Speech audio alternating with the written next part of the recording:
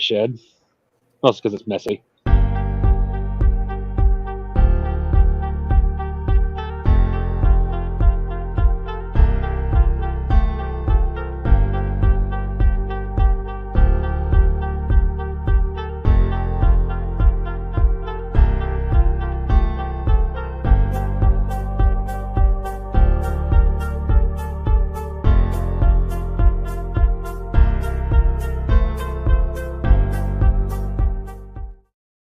Hello, everybody, and welcome to episode 55 of A Girl, a Guy, and a Movie. Tonight, we have a special guest with us who offered us a little bit of incentive to watch the Family Guy Star Wars trilogy. And with me is our co-host, our lovely co-host, Mrs. Only Janet. She is Janet from Other Planet. And our financier for the evening, the Crafting Gamer. Hello, sir. How are you? I'm good. Fantastic.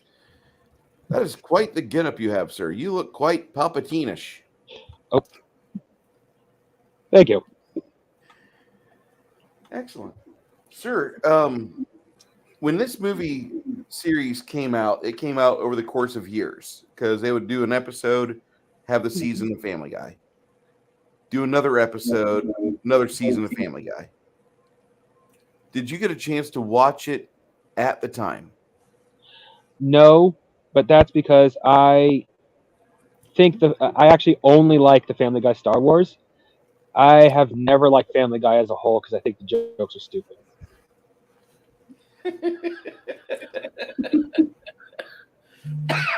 Oh God!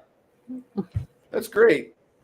I kind of like the Family Guy. It's not my top tier like animated show. My top tier animated American show would be Venture Brothers, but I really liked it, and thank you very much for offering this viewing. Janet had never seen this.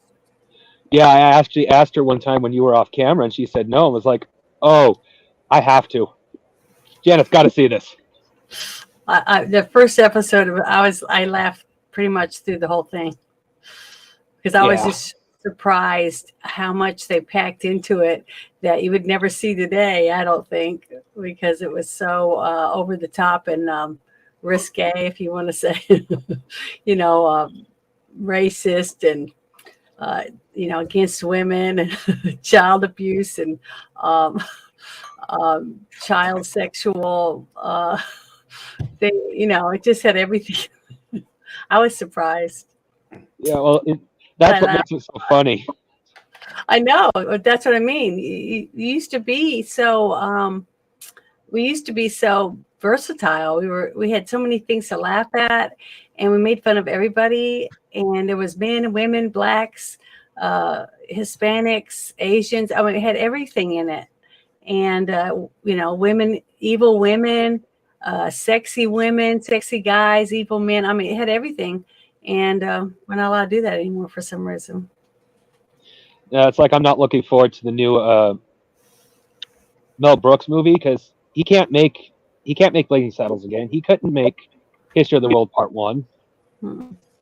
So as much as I love Mel Brooks, I'm not looking forward to that movie. It's not on my horizon. It's not on my view scope. My Viewmaster.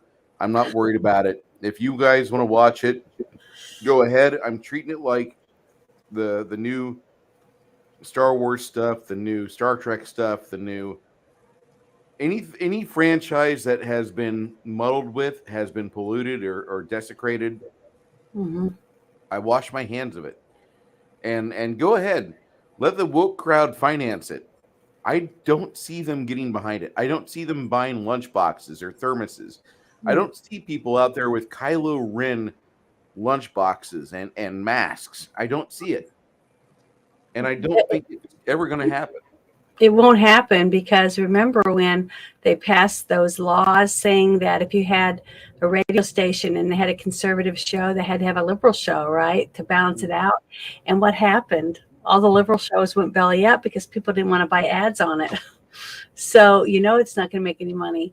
Liberals don't spend their own money. No, they don't. They spend everyone else's. For us. So they don't buy stuff like that, you know. But they will. They'll spend it for a VIP dinner to make them look good, or to put something on their resume. You know, a certain organization. But has anybody had a Bud Light in the last 3 months? I think they've lost a shit ton of money on that whole thing. 28%. 28% market share flushed down the drain thanks to a poorly thought out executive member. And what was the person? I don't care what their name is. I don't. They were in the bathtub with Bud Light and they had some annoying music on. So, I mean, like the entire situation was, oh, I can tune this out. I can exit out of this. Mm-hmm. And I hate to say that I'm such a person that will do that, but if I don't find the vibe that great, if I don't find the humor, if I don't find it to be entertaining or empowering, if there's no value behind it, I have no need for it. And I think every one of us is like that. Not that everyone has my opinions on things, but I don't see you guys watching an episode of Black Mirror that absolutely wants to showcase the plights and struggles of trans people in current modern America. I don't see it. It won't happen. Well, I mean, you got trans people now in the Miss America pageant. I mean, why don't they start like their own pageant? I mean, they did the Miss Black America pageant, you know, even though Black women are in Miss America pageant. So they could start Miss Trans America, you know, and do stuff like that and start trans football and trans basketball or hockey or whatever it is that they are, swim teams with trans, and let them, you know, do their own thing. I don't see why us women have to hand over all our hard-earned work through the years because they have a fake vajayjay, but their DNA says they're still male, which means they're physically stronger, muscular-wise. And I just think it's wrong. You know, all that stuff's wrong, but they want to cram it. And I'm just supposed to bend over and take it. Well, fuck them. Sorry for saying it. Oh, you're good. It pisses me off. You're quite good, hon. But yeah, it was nice, though. It was very refreshing to get to watch this. And I laughed. And I sent Bruce a message, said, "Should I turn off my mic?" Because I could stop laughing. I had tears running down my face because I couldn't believe how refreshing it was to be able to actually laugh at stuff. And you know what? What was sad is I felt guilty about some of the things I laughed about because it's been so barren, you know, in the last 5 years. You haven't been able to laugh at anything. You know, you've taken pretty much everything away. And if you laugh, then you're a racist or you're a Nazi or you know, a homophobe or any, you know, they put labels on you for laughing at things, even at women. I mean, when Lois got punched in the face by her husband for that one scene, I laughed. I thought it was funny. I don't know. I just don't understand it. And I think it's sad that we can't be entertained by this type of stuff, you know, anymore. I hope it comes acting like I showed you Blazing Saddles or something. I don't know. Well, Blazing Saddles is funny too. No, the first episode was so funny. I missed so much. I'll have to go back and watch it again because I couldn't help laugh. You know, I was laughing a lot. It is probably the best Family Guy I've ever seen. It was great. Yeah, it was the best one I've ever seen. I mean, I've seen lots of episodes. Not, you know, I wasn't a regular like I was, but it was the best episode of Family Guy I've ever seen. The very first one that we got to watch, for sure. So I'll shut up for a bit so Flaney can get a word in edgewise. His name is the Crafting Gamer. Oh, the Crafting Gamer. Sorry, I saw Flaney's. Flaney was last week. Was 2 weeks ago. Yeah, I'm sorry. You're good. That's okay. Go ahead, Crafting Gamer. Oh man, there's just I miss comedy being the great equalizer it used to be. I really do. That was one of the things that made comedy so great. Everybody was fair game. Didn't matter who you were. Yep. I actually used to be real sensitive about fat jokes till I realized comedy is comedy. Yes, I am the emperor. I'm a bad guy.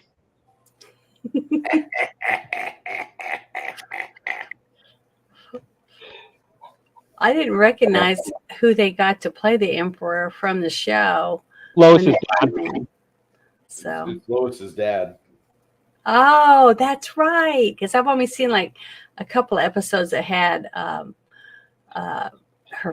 father in it, and he did good for that part.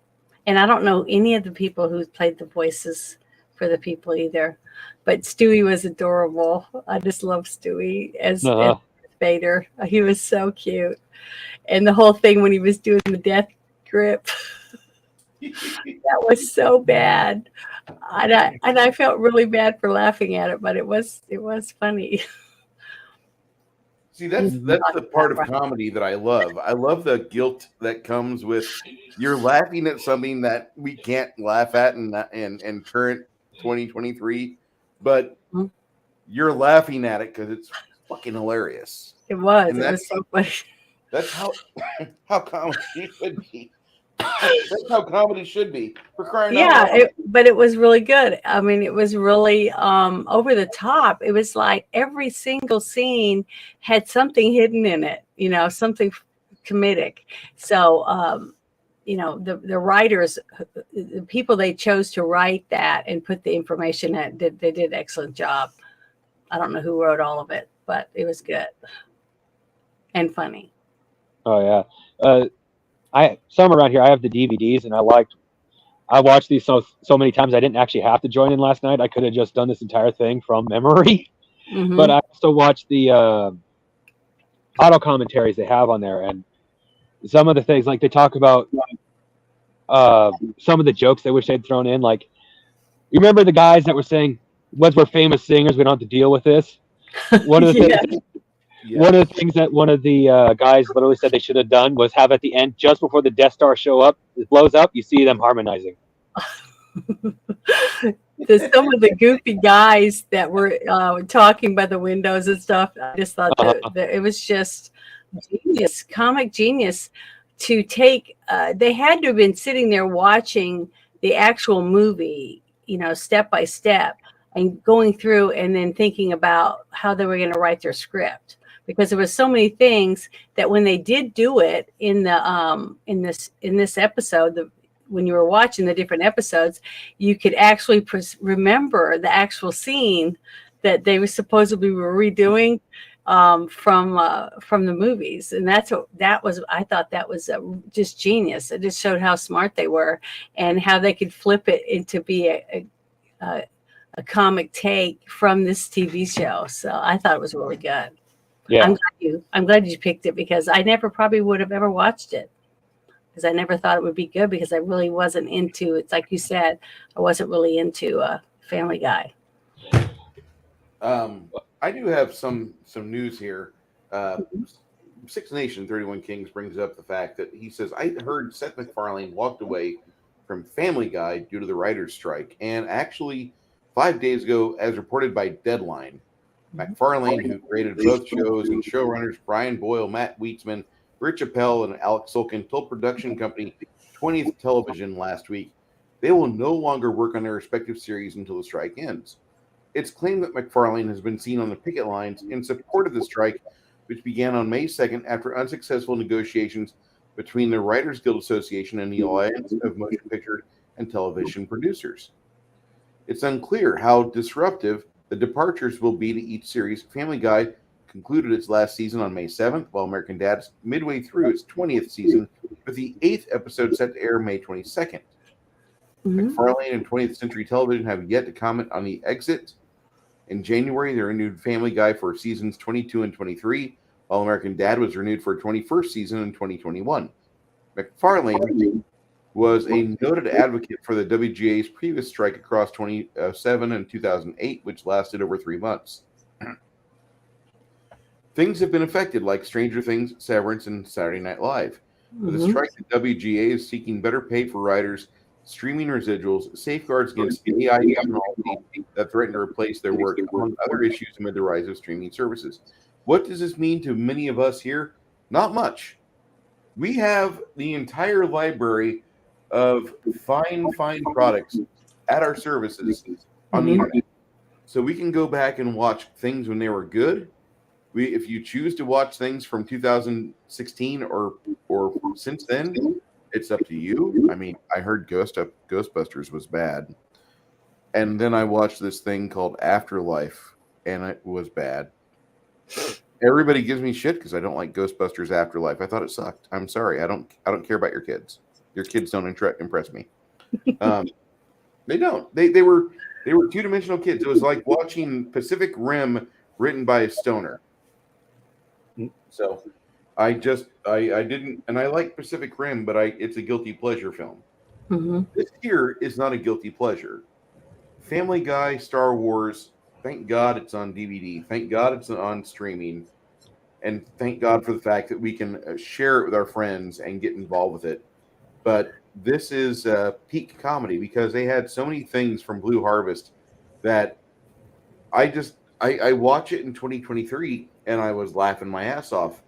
And you know, you go back to Luke's supposed place of his raising, Oko Owen, Aunt Beru, and then all of a sudden John Williams and the entire band is dead. Fuck, well now we have to listen to Danny Elfman. And that when they showed off Danny Elfman, I thought that was just a classic bit of comedy. And that to me was funnier than the previous 5 minutes, which were mostly funny. This is a peak comedy show. Yeah, and the fact that they killed, so many of them were killed off with you know, their heads being chopped off or something bad happening to them. You know, the whole scene where they did the stare downs and stuff. I mean, who thinks of stuff like that? I mean, good writing should be rewarded. I know I'm a member of the Writers Guild, and I write, and I'm all behind them all.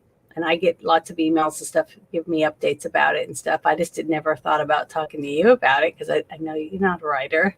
So, but the thing is, I'm proud of every actor that will step down and stand by the writers because, you know, if you don't have good stories, it's shit.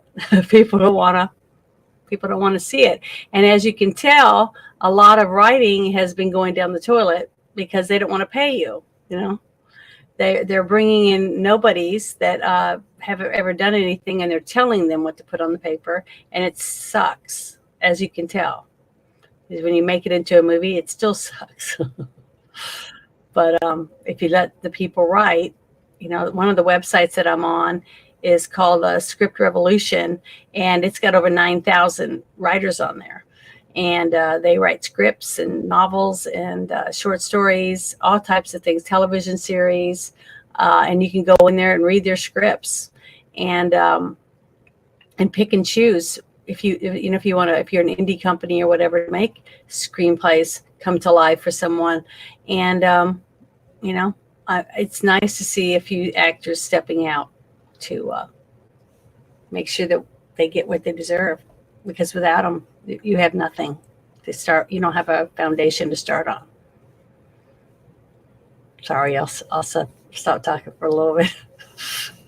You're fine. You're fine. Go ahead, sir. Yeah. Oh, I was just going to agree with Bruce, but sometimes this stuff needs to be said, Janet. Mm-hmm. So I was just listening to a good rant, for lack of a better term. Okay. But I'll admit I've wanted to be a writer. That's part of the reason why I'm doing a game book, is because I didn't know where to start. Mm-hmm. And when I heard a couple of people, Bruce included, was starting a book, or doing a game book, I'm like, it might not be the easiest type of writing, but I figured I'd still enjoy it. So, well, the thing is you write down what you want. Okay, write down what's in your imagination and what's in your heart, and you put it down on paper. And once you do that, you'll go back and you read and say, well, you know, I need to fix this area or to fix that. And plus you can read up, get online and research what type of style you want, and think about it. And then there's programs that you can order and put on your computer. that will help you stylize whatever it is, type of writing that you want to do to help you. But then when you take it to someone to be published and they read it and they love it, they will help you because they want, a chunk of that money for your story. So the thing is that trying to get it from here and put it on paper and have other people be able to read it and envision what's in there, that's the hardest part. But once you get it, that's why you can read such a great book, and then when they make it to a movie, it's just not quite the par, because it's impossible to feel exactly what's in your mind. But when you see that they've made a good effort, like Game of Thrones, they did a phenomenal job. It's just that they had so much stuff they left out of it. There was so much more. They could have made 2 more seasons with the things they took out, I think. But he just seems like he's petered out, and his story's been told, and he doesn't want to finish writing it so he can finish reading it. You know what I mean? So that's sad. But I wish everyone could just sit down and just have a journal and write down things that happen to them every day, and things like that, because you may not think it's interesting, but one day your great-grandchild might, think it's interesting about what kind of things you lived through in your life. So I just think it's important. I wish everybody could write something, whether it's a poem or a song or just your daily routine, things that you're doing. Yeah. Not to, sorry. Go ahead. Not to bring sympathy on me, but I actually also have a reading disorder. So if it wasn't for technology, I wouldn't be doing this at all. Mm-hmm. But there's so many programs now to help people. Oh, yeah. So that's good. There's literally no excuse for me to not at least try. That's right. Just try. You might really find out, wow, I love this. Even if you don't do anything with it, it might make you feel good about yourself. And I'm always telling people to do that, to be yourself and to express yourself and not let other people push their point of view on you enough to where it changes who you are. Because, it's who you are is what makes you you. Mm-hmm. So be you. And more people will be appreciative of that, because when 2 people meet and they fall in love with something, and then they spend their whole relationship trying to change each other. And then you're like, what happened to the person I was in love with, And I tell people, just, do your own thing, have your own habits, have your own joys and your own friends, and be yourself and be able to go do things as your individuality, and then times when you're with your partner and be couples, and you'll be happier and you'll stay together longer, I think. Yeah, my grandpa's sorry, Bruce, we're keeping talking over you. Oh, no, you're good. I'm going to do a shill for a moment for a friend of ours, man, that I don't know well enough, but he's very great at making entertaining videos and making you think. And his name is Wes, and he is the man behind Whatever Cast. Oh, hi, Wes. I see him in there now. Sorry. I'm going to post his link in the chat because he's criminally undersubbed. He does a really good conspiracy-minded series. Mm-hmm. And you can find him usually streaming on Wednesday nights, and he talks a lot. He's a very good instigator. When I say instigator, I mean he makes you question things. Mm-hmm. And I would recommend him to be listened to by anybody that I know that just wants to have a couple answers.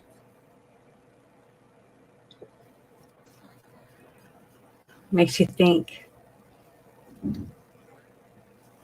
I see him in here every once in a while, and I was like, damn it. In another forum, I would be more than happy to throw him a link and be like, get up here, get in the panel, let's talk. But he's like, dude, Monday night's probably not the best.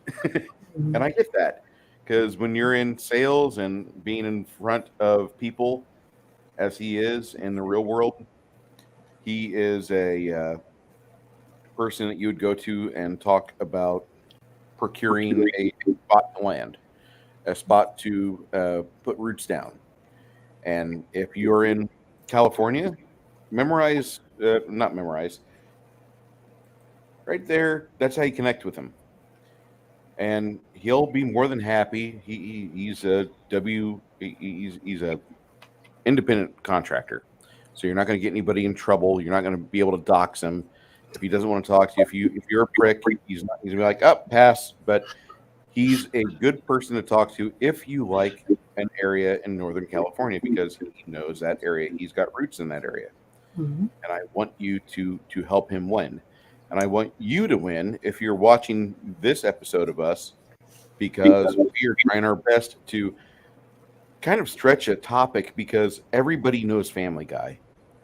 Mm-hmm. I hope you do. I really do. If you don't know Family Guy, oh, you've got some joyful watching. You really do. And even if one of my guests here doesn't really enjoy Family Guy, and I'm sorry, Crafting Gamer, I do like a lot of the episodes. They're not the top of the comedy heap, but whenever they went and batted for the bleachers, they went and tried sinking every incoming pitch back in the deep outfield, maybe over the fence. They did a good job with the trilogy of Star Wars films.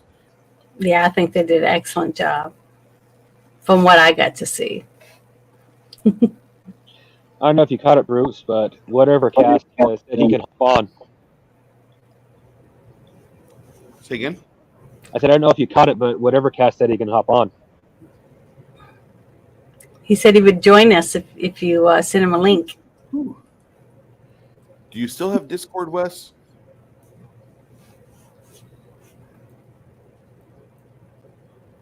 I'll be more than happy to bring him on here. He's entertaining as all hell. Discord. There he is. Yeah, the one thing I always questioned about the Family Guy show, and I did it even more watching the 3 movies or the 3 episodes, was the fact that why Lois is even with him. You know, I just think he's a horrible person. He reminds me of George Costanza. He's just horrible. He just treats her like shit. You know, at least what was that other show? The Simpsons. At least the dad on The Simpsons tried to treat his wife good. You know, he was nice to her. He might have been mean to Bart because Bart was a brat, but that's one thing I just didn't like Peter. He's just gross. And I know real people that act just like him. So that might be one reason why I just don't like him. I like the show because I just don't like him. I don't like his character. Can you guys see this? This is one of my favorite memes that Wes has sent me. Huge penis? Is there any pages actually in there? How to Live with a Huge Penis by Michelle Obama. Oh, who wrote it? That's terrible. This is great.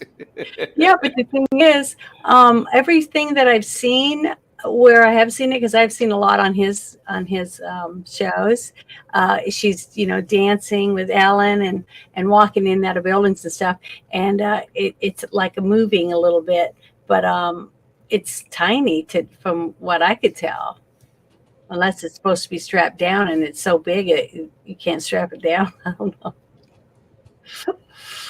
It's terrible, but yeah, you could definitely see there's something there. But I've seen a couple videos with Lady Gaga, and I saw something there too when she was getting off this motorcycle on the stage. Oh no! And there's something there for sure. She's not wearing any underwear, so it's pretty spooky. Yeah, the JP. Do what? The JP says, I can't see how any parodies could be made from Disney, not Star Wars movies. The Disney movies aren't really parodyable because they're terrible. They would be improved. Yeah. They were spoiled. They haven't even matured. It's like somebody made some bad wine and expects it to turn out great, and it's not going to turn out great. Did Disney already own it? Own it yet when they No. made Trilogy? I don't think they No. did. No, that That's was why it was good. 2012. See, Disney had nothing to do with it. That's why this was actually entertaining. No, from my understand, I don't know if it's true or not, but I've heard Disney actually tried to get those particular episodes removed from print and sales. Don't quote me on that, but that's what I heard. Well, heard they the same. haven't been successful, so I think it's great. But it's because it's actually entertaining. You know, I laughed. I mean, I laughed a lot. I couldn't believe all the stuff that was in that.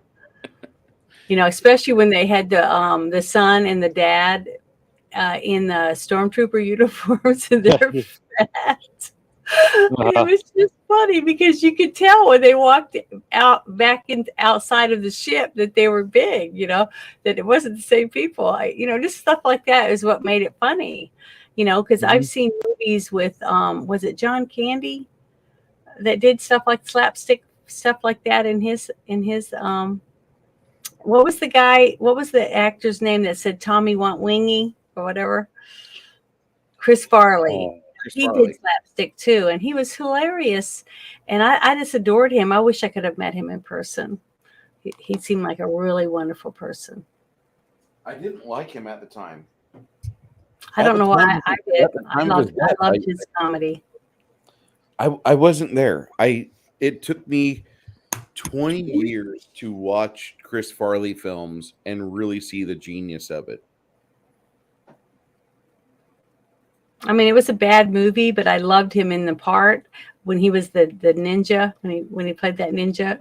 It was such a bad movie, but he was adorable. I just absolutely loved him in that movie. Now, see, I loved Jim Carrey too when he was in Ace Ventura: Pet Detective, but I hated him in the other Pet Detectives.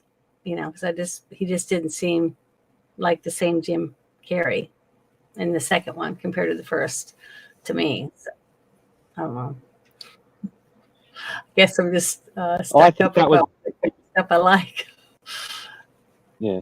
Well, actually, I agree with you about the second Ace Ventura movie. And I think that was partially writing because he was supposed to have gone through a life-changing event. Therefore, he wasn't supposed to be the same Ace Ventura from the first movie, which kind of defeats the purpose. Yeah. Which was dumb. It just wasn't good. He wasn't at his top of his game in that. I just didn't think he was very good, but I thought he was so good to see him ad-lib and stuff in the first one, and that's what made it so funny. So, you know, you got to let a comedian be a comedian. When Robin Williams, you know, ad-libbed and he was himself, like in the Birdcage, he was a genius.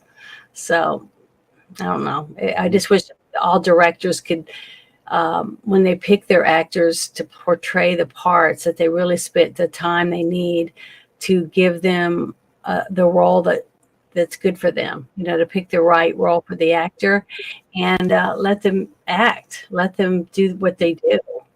And you can tell a big difference when you watch a movie or anything, even this, if you have the right voice for the cartoon, it makes it even more entertaining, whether it's Batman or Superman or, you know, a Wicked Witch or a mermaid, you know, it comes across even though it's a cartoon. Mm-hmm.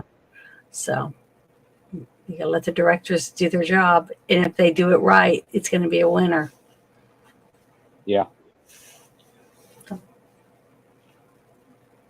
I have nothing else to add to that. Sorry. I go into a lot of these things, do that. Yeah.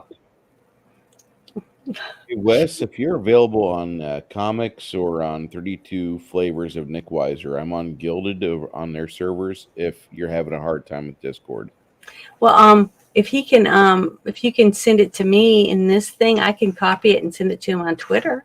Would that work? Janet, just copy the address bar on our ScreenYard. Oh, that's right. I forget. Sorry. I'm still learning. You're good. Yeah, I'm going to copy it and I'll send it to him on Twitter. That'll work. Okay. Be right back. Because I can't do two things at once. You're good. I'm not talented either. I'm very like low tier. I'm on the functioning. There are high functioning retards that do a better job at this than I do. Yeah, if I want to do anything technical, I have to look it up.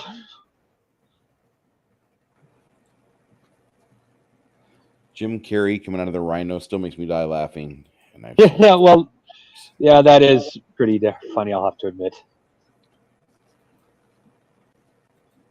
Hold on there, whatever cast. We're getting to you through Twitter.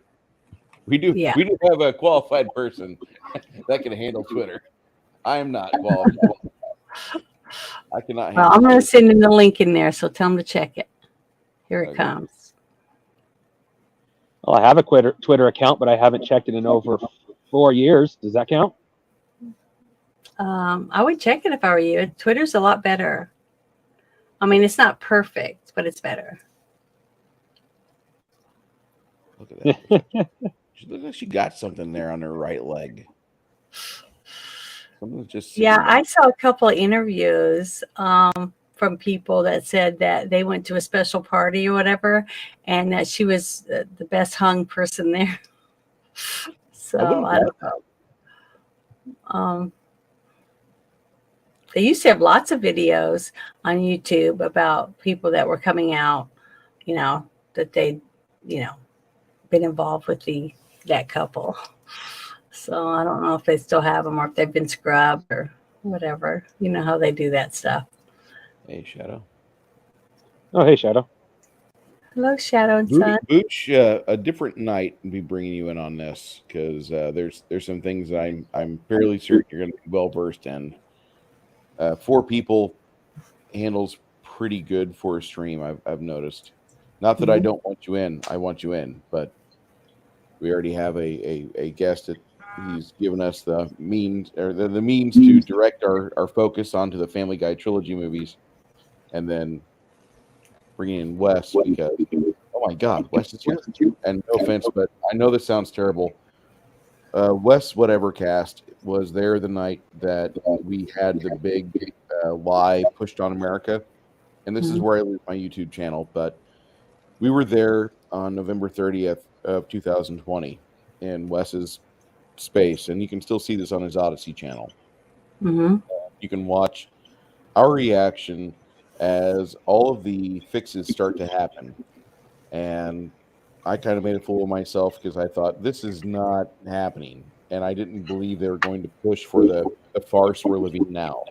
And I mean farce, I mean the bullshit that Joe Biden would be quote-unquote elected president, most popular president ever with 81 million people.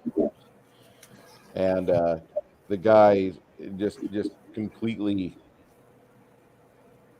I don't know, he bamboozled somebody because somebody said, yeah, I'll vote for you. And he didn't really have that happen. It was all engineered. If you know how fake votes are made, if you know how fake ballots are tallied, we watched it on Wes's channel. I was up till 3 at night. They stayed up later on and they watched fans start getting tallies in and starting seeing numbers appear. But Wes is one of the people that basically is a truth-inspired individual. And I want him to be on this channel at least a couple times because I'm worried about him, for one. And two, he's got a lot of good perspective. And I think whenever it comes to comedy, like what we have with the Family Guy Star Wars trilogy, he would be actually fantastic. Yeah. Audits were called fascists. How dare you? Yeah, that was terrible. It's very depressing. And Wes isn't here as of yet. You sent him the link in Discord or in Twitter. He's going to be popping in, I'm pretty certain. Okay. Well, hope so. But some of the things that like stuck out were the whole thing about him arguing the little Stewie as Darth Vader, getting in that argument. I think it was over real estate or something. And I'm gonna give you a death grip or whatever, and he's like, well, I could still breathe. And he goes, yeah. And then all of a sudden you see his eyes get big because he's grabbing him somewhere else. And then the whole thing with the grandpa and the son, the child molester guy. It was like I just can't believe they were the perv. That Herbert is now part of Americana. Yeah, but the thing is, the fact that they put all that in there, and I'll always be with you and all this stuff, it was just really gross. But I laughed, and I felt bad for it. But I don't know. It was just, I couldn't believe some of the stuff. I went back and I was trying to write down stuff, and I was like, oh yeah, I remember that. It was really, obscene, but it was funny as shit. And then the scenes with Brian, as Chewie, the dog, and he's chasing that woman, and they're telling him, don't go there, because it's a trap. Because her mother comes walking out of the woods. See, I'm laughing thinking about it right now. But God, it was funny. I mean, it was really funny stuff. So I just loved it. I was having a hard time with getting the second part to this to view, and so we went from the first part to It's a Trap, which is the parody of Return of the Jedi. Unfortunately for me, I saw that and the Robot Chicken Return of the Jedi at the same time, and so I was misinterpreting which one had which parts in it, and so I'm going to need to force Janet to watch more stuff, which probably she's going to feel like one of the poor scientists trapped on the satellite of love for Mystery Science. I thought it was great. I mean, I'll tell you if I think it was pretty bad, like that meat train or whatever. Oh, that was bad, but it still wasn't as bad as that Roadhouse movie. That so far, that one was just been the worst one, and we hadn't even done that one. That was just one I happened to watch or try to watch because other people wanted to watch it, and I was like, this is terrible. It was horrid. But the other one was really good. The fight scene in that, I just still love it. I think that was awesome. But I love that type of, combat and stuff, kung fu stuff. I just love. So. Wait! I'm getting to the good part. So what was some of those? What were some of the scenes that you guys liked the most that were shouldn't have been that you wouldn't be able to see today? Is what I mean. So what things that were you laughing at that you knew you shouldn't? Bush McFadden's like, Bruce, she hates Roadhouse.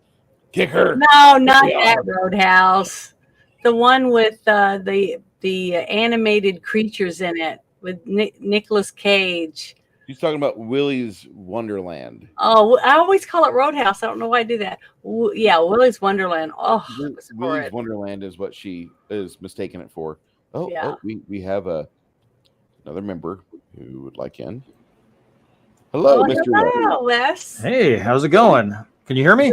Yep, I hear you. Can you hear us? Yeah.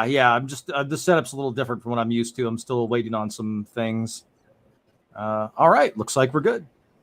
Yeah, we were just talking about some of the obscene things that we laughed at, but you wouldn't be able to laugh at it today because they wouldn't put it in the movie.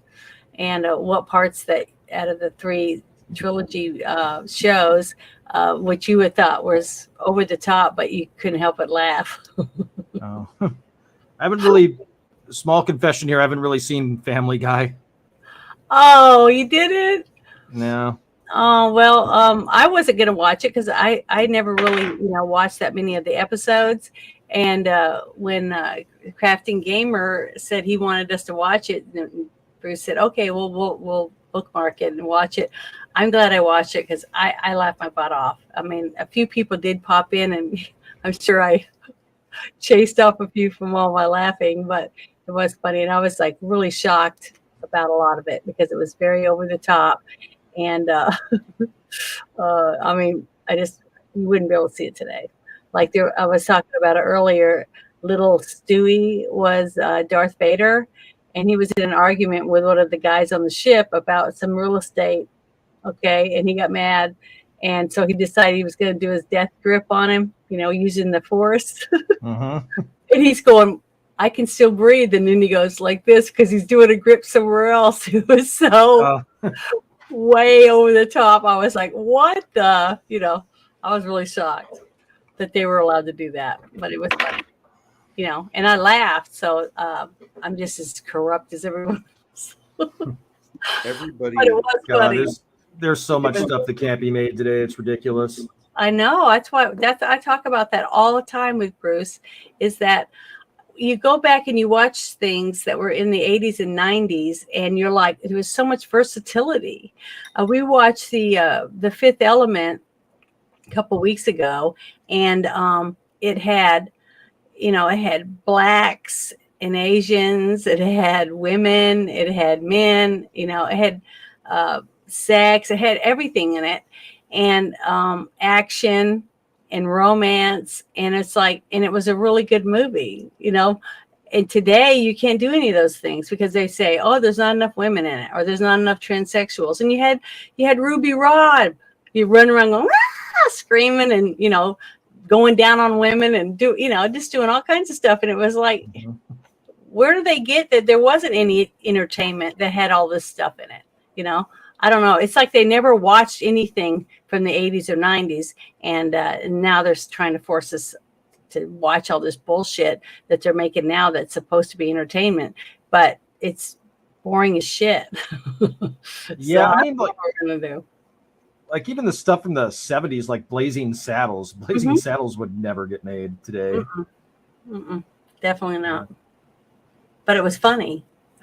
It was hilarious. It was great, and it was a hit, and everyone that watched it loved it. So see, that's what I'm saying.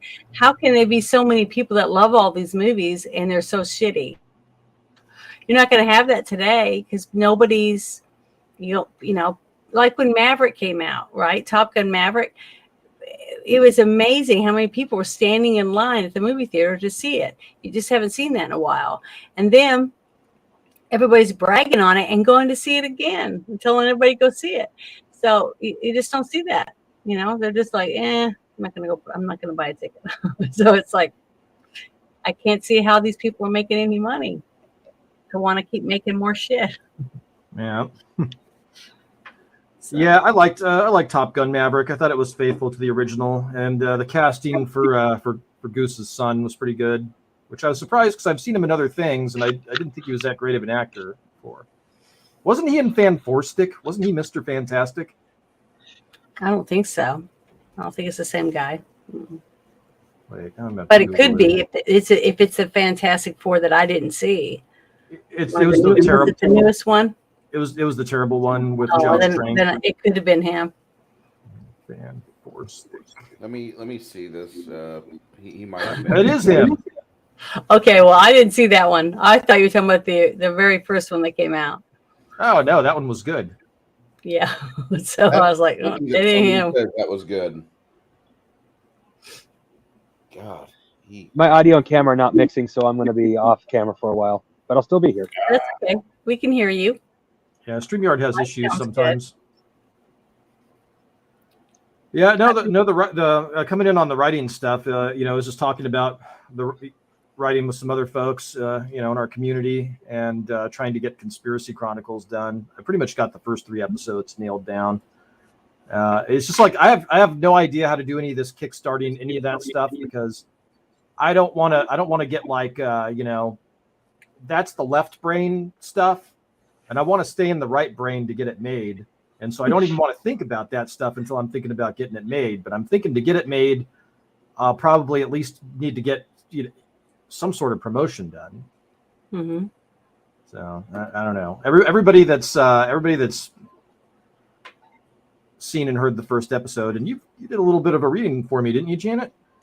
Yeah, I haven't got to see it yet. Yeah, I know we haven't gotten there yet. I will read for way more for you. I'm happy to do that. Yeah, you were perfect. Agreed, Shadow. Sorry, I had to agree with him. But but the thing is, you need to get your your concept art and stuff out about what you want, and then you use that and you make a promo with that, and that's what you take to people to market. Well, I can help you with any of that stuff if you want. Oh, okay. Yeah, I mean, I've got some of the voice work for our antagonist. I've got some of that done. I made a little bit of something for the patrons, but I don't know if you guys have seen it or not. Maybe I can show you that. I don't know. Let me see. If you go ahead and present it, I can share it. Why the hell did they change that from share to present? It's more options.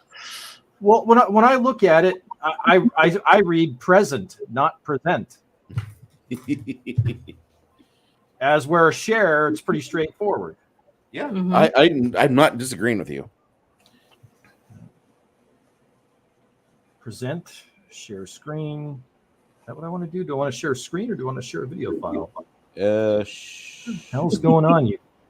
What do you have it on another tab or do you have it on a file? Yeah, it's on a file. Let's see. I think you might have it now. Right here. Oh, okay. So, well, this will be the voice work, I guess, and kind of the sound the soundtrack that'll be in the bar when he's recounting his story. I grabbed the wrong file, though.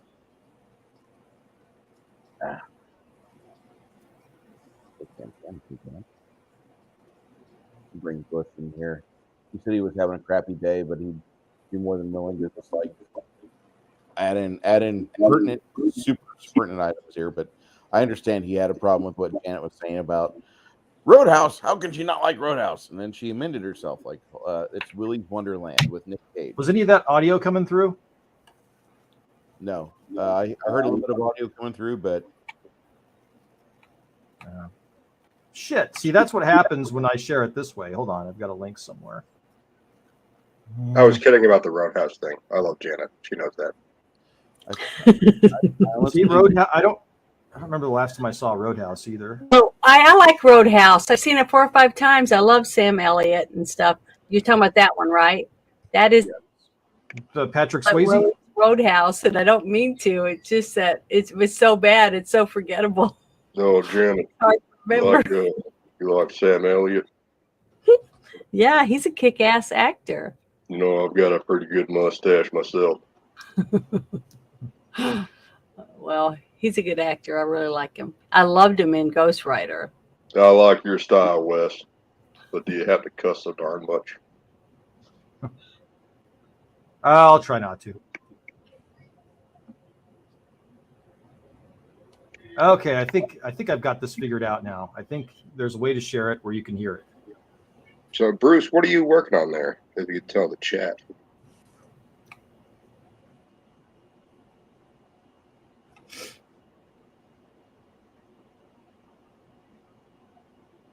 Are you muted?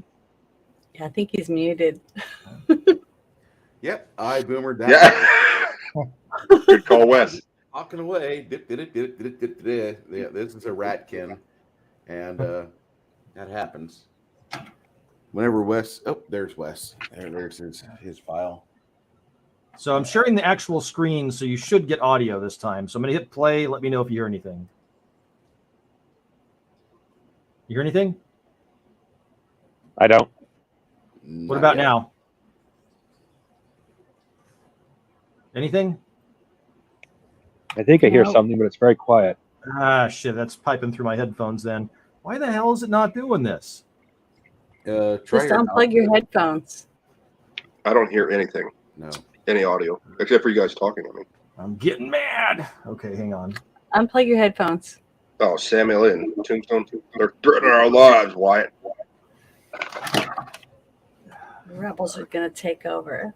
I don't understand why this shit isn't working. I will say that on watching streams on Odyssey, he doesn't have these moments here where he's kind of fumbling. But we are using an API that he is not used to. He used to use it 2 years ago. Now he uses something that's superior to it, and I have not advanced. Well, I don't know if I have anything superior to it, but I'd like to say hi to Cam Cam. Welcome to the chat. Yeah, Cam Cam's been a infrequent, but whenever he's here, he does the thing. He likes the stream. He shares it. Appreciate that. You didn't have to do it, but appreciate it. Yeah, I said hi to him in the chat. Yeah. Cronus like, Janet's got a gun. okay. So let's see here. All right. Maybe now it'll come through. So we're gonna try it real quick this way. Okay. Hold on. You hear anything? Yes. Yes. There we go. Yep.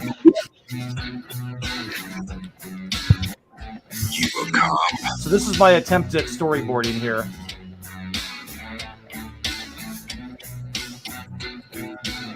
Speaking of Sam Elliott, I'll be watching you. Try that again. I'll be watching you. tell you, Loki nailed it on that voice. Let's go, boys. That's too, I think that was too early. Hold on. But this is the song I'm going to use for this scene. Let's Feels go. appropriate. Boys. A little more power to that. In fact, I think this might be the head biker's theme. Is that Loki trying to be Sam Elliott? Garvin Darby. Man, what a punk. Let's go, boys. Garvin Darby. Man, what a punk. I think I like that take the best. But yeah, I'm probably going to have them look more like Paul Tuttle Sr. than Sam Elliott. Oh, yeah. How are you doing? How are you doing the graphics? Are you using computer generated graphics, or are you drawing them yourself with the computer?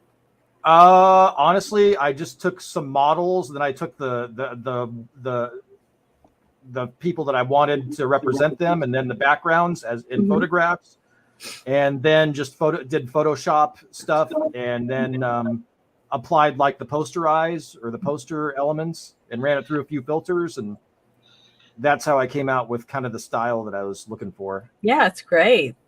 Oh, thank you. It's weird. The dude with the handlebar mustache was in some like highbrow, millennial Zoomer ad for something. And I chopped his head off and put it on a biker body, and it worked. Yeah, it's very Sin City looking. Oh, thank you. Comic book, backslash type thing. I'd have never known you Photoshop that. That guy looks perfectly a part of that body. Mm-hmm. Looks Yeah, good. Mm-hmm. Thank you. Yeah. You wouldn't think that if you would have seen the original artwork that came from, you'd never think that belonged on a biker body. But I was looking for a dude with a handlebar mustache. That was a biker, but still kind of handsome-ish. Mm-hmm. So both of them are handsome.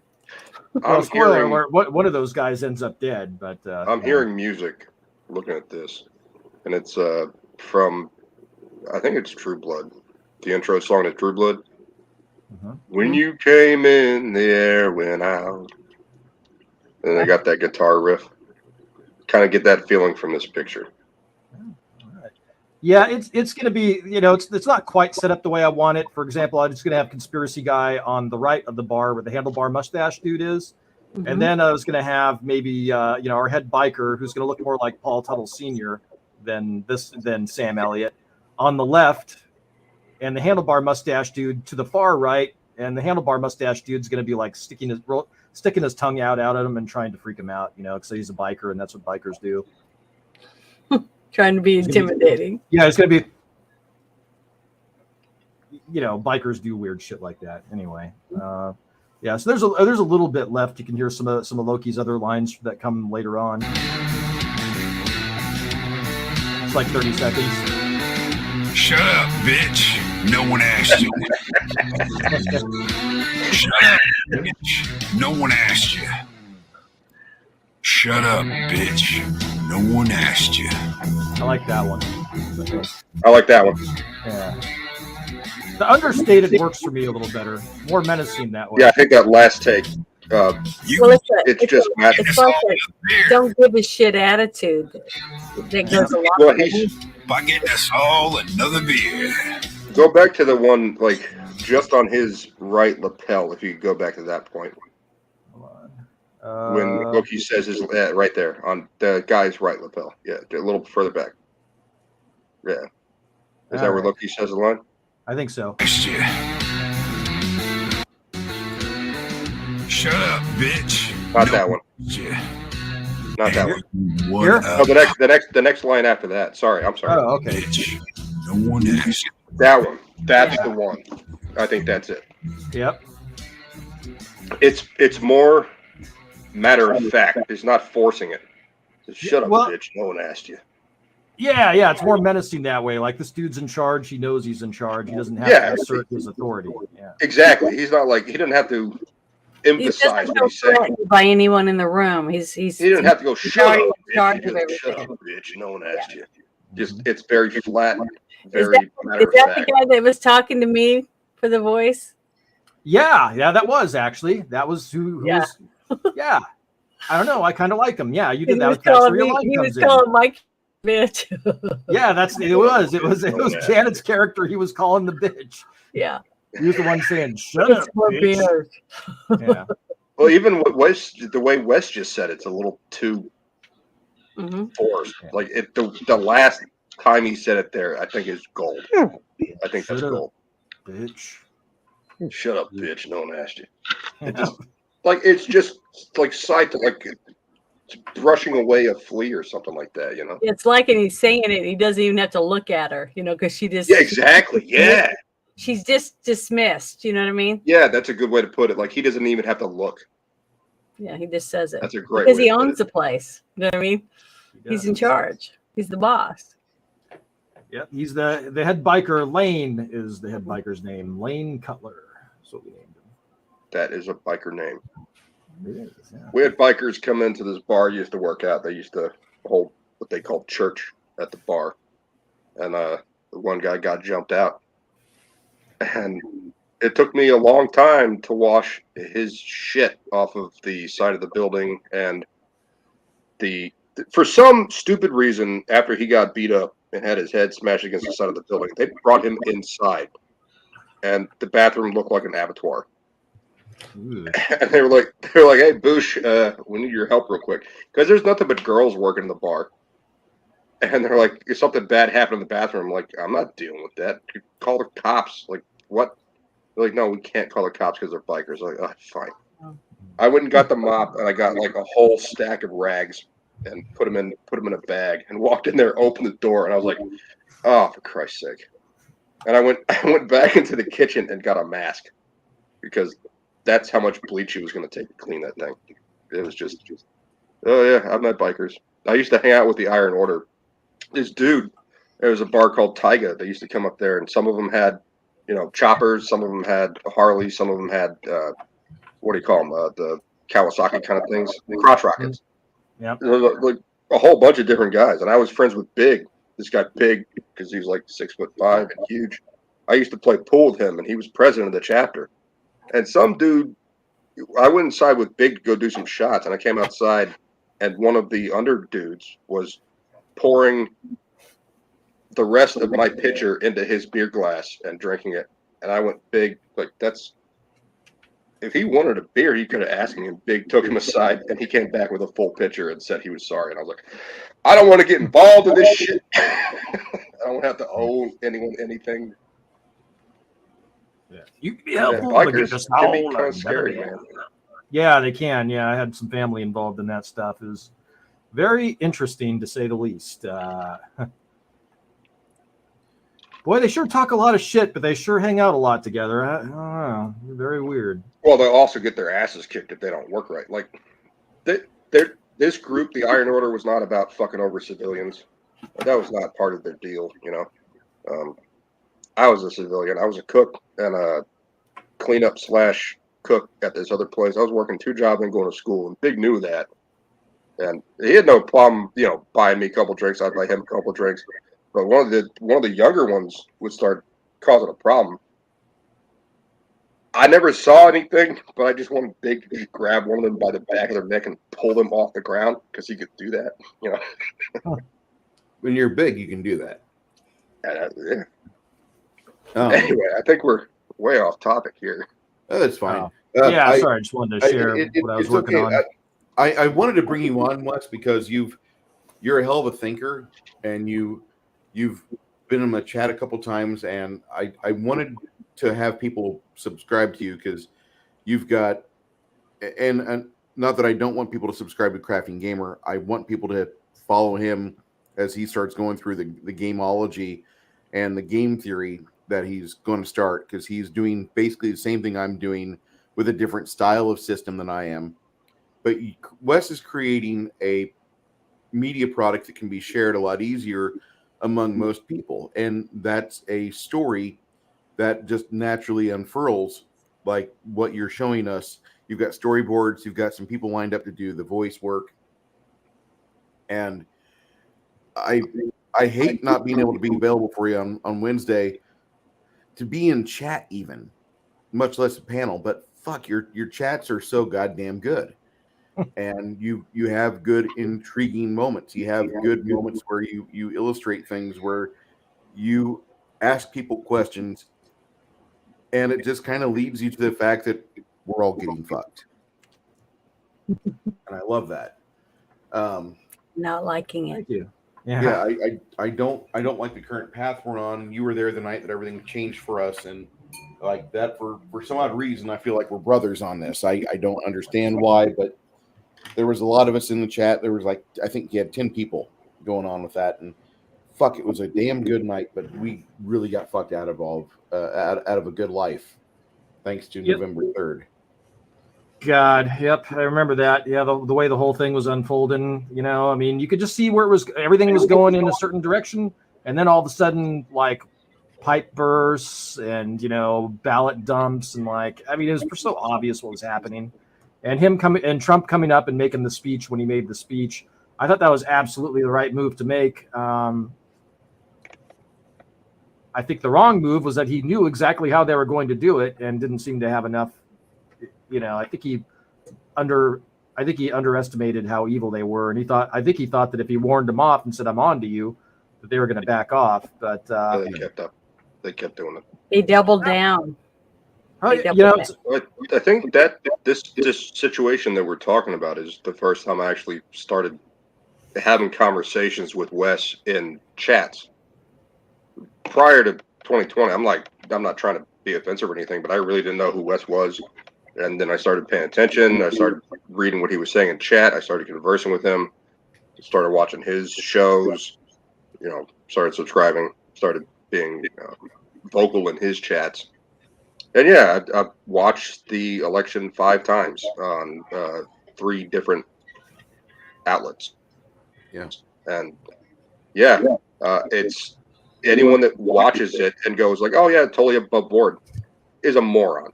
Anyone who says, "Yeah, there was no fraud whatsoever," is a liar. So if they can pick whichever choice they want, they're either extremely stupid or they're a liar. I don't care which, but if you believe that it's totally above board, nothing happened, you're one of the two. I think I could actually. I was going to say, did you see the video of when Hillary conceded? Did you guys see that? When Podesta goes up and tells her that she lost, and the look on her face, because she didn't even push herself in a lot of states because she thought that it was in the bag. So they had already had all this planned before, and I'm sure they used it. They just didn't put enough into it. And that's why Trump won. And when the look on Hillary's face was like, what? How could I possibly have lost? You know what I mean? The look on her face. Yeah, it's worth $1 billion. What she actually looks like. Yeah. What we see but in the interviews thing is, this and on time, camera, it's not who they were going to make sure that wasn't going to happen this time. They were going to double down and make sure they had to do anything. They didn't care. They had mail-in ballots. That's why the whole thing was set up. The whole state of Oregon has mail-in ballots. Okay. But Hillary's face when it was announced that she lost, Janet is absolutely correct. It was not like she was anger. shocked. It was pure. It was not shock. It was pure anger. fury. Yeah. She was she wanted someone ridiculously angry, and that's who Hillary is, because she didn't know she was on camera when that was happening. Someone came over, because she's sitting there smiling and she's waving to all the people, and she's and putting her hands in the air. We did it. We did it. We did it. And then someone comes over and tells her, and her face just changes. That fake facade that she puts out to everyone just changes completely. This is one of the things I've been saying for years, is that Donald Trump is Donald Trump. When you see him on stage, or when you see him in an interview, or you see him giving a speech, or whatever, when he's doing a rally, or whatever it is, when he's doing a press conference, That's who Donald Trump is. Behind the scenes, that's who he is. When you see Hillary Clinton get up there and she's got that goofy grin on her face and her eyes are wide and she looks like the Joker half the time, that's not who Hillary Clinton is. We got a really good shot of what she is like when she was told that she lost. Just her face just goes like. Does anybody believe that she actually puts hot sauce in her purse? I mean, that anybody? No. What? So She was interviewing, like, what was it, Charlemagne the God or something? Oh, that thing. Yeah, no. Yeah. Oh, she was trying to be when she's like, I'm down with the black people. No, bitch, you're Yep. not. Like the only black person's hand she's ever shaken was Barack Obama, and that was one time. During She Clinton, doesn't like black people when at he all. was first running for president, I remember in the state of Arkansas, everybody was talking about how they're trying to fix it to where he wasn't golfing at the same place anymore because where he golfed was an all-white golf course. So they were trying to get all that, cleaned up and get black people, to sign up and whatever else for this one golf course, so he wouldn't look like a racist. Who's this now? Nobody wanted to hear about it. Nobody What wanted is to this? hear about it. This was in Arkansas When? 1992. before Clinton 92. Okay, ran yeah. for president. Yep. And then the whole thing, the Whitewater case and all that Hillary was involved in, her fingerprints were all over it. And she swore under oath to the Supreme Court of Arkansas that she didn't touch a single document. And then as soon as they're in the White House, they find all these fingerprints all over it. Nothing. Yeah. So, She's had her grubby, greasy mitts over everything. they're disgusting. They're disgusting pigs. They are. The Clintons. They are. They really are. I'm so proud to have been able to vote for our new governor Donald now. Trump, the best president we've ever had.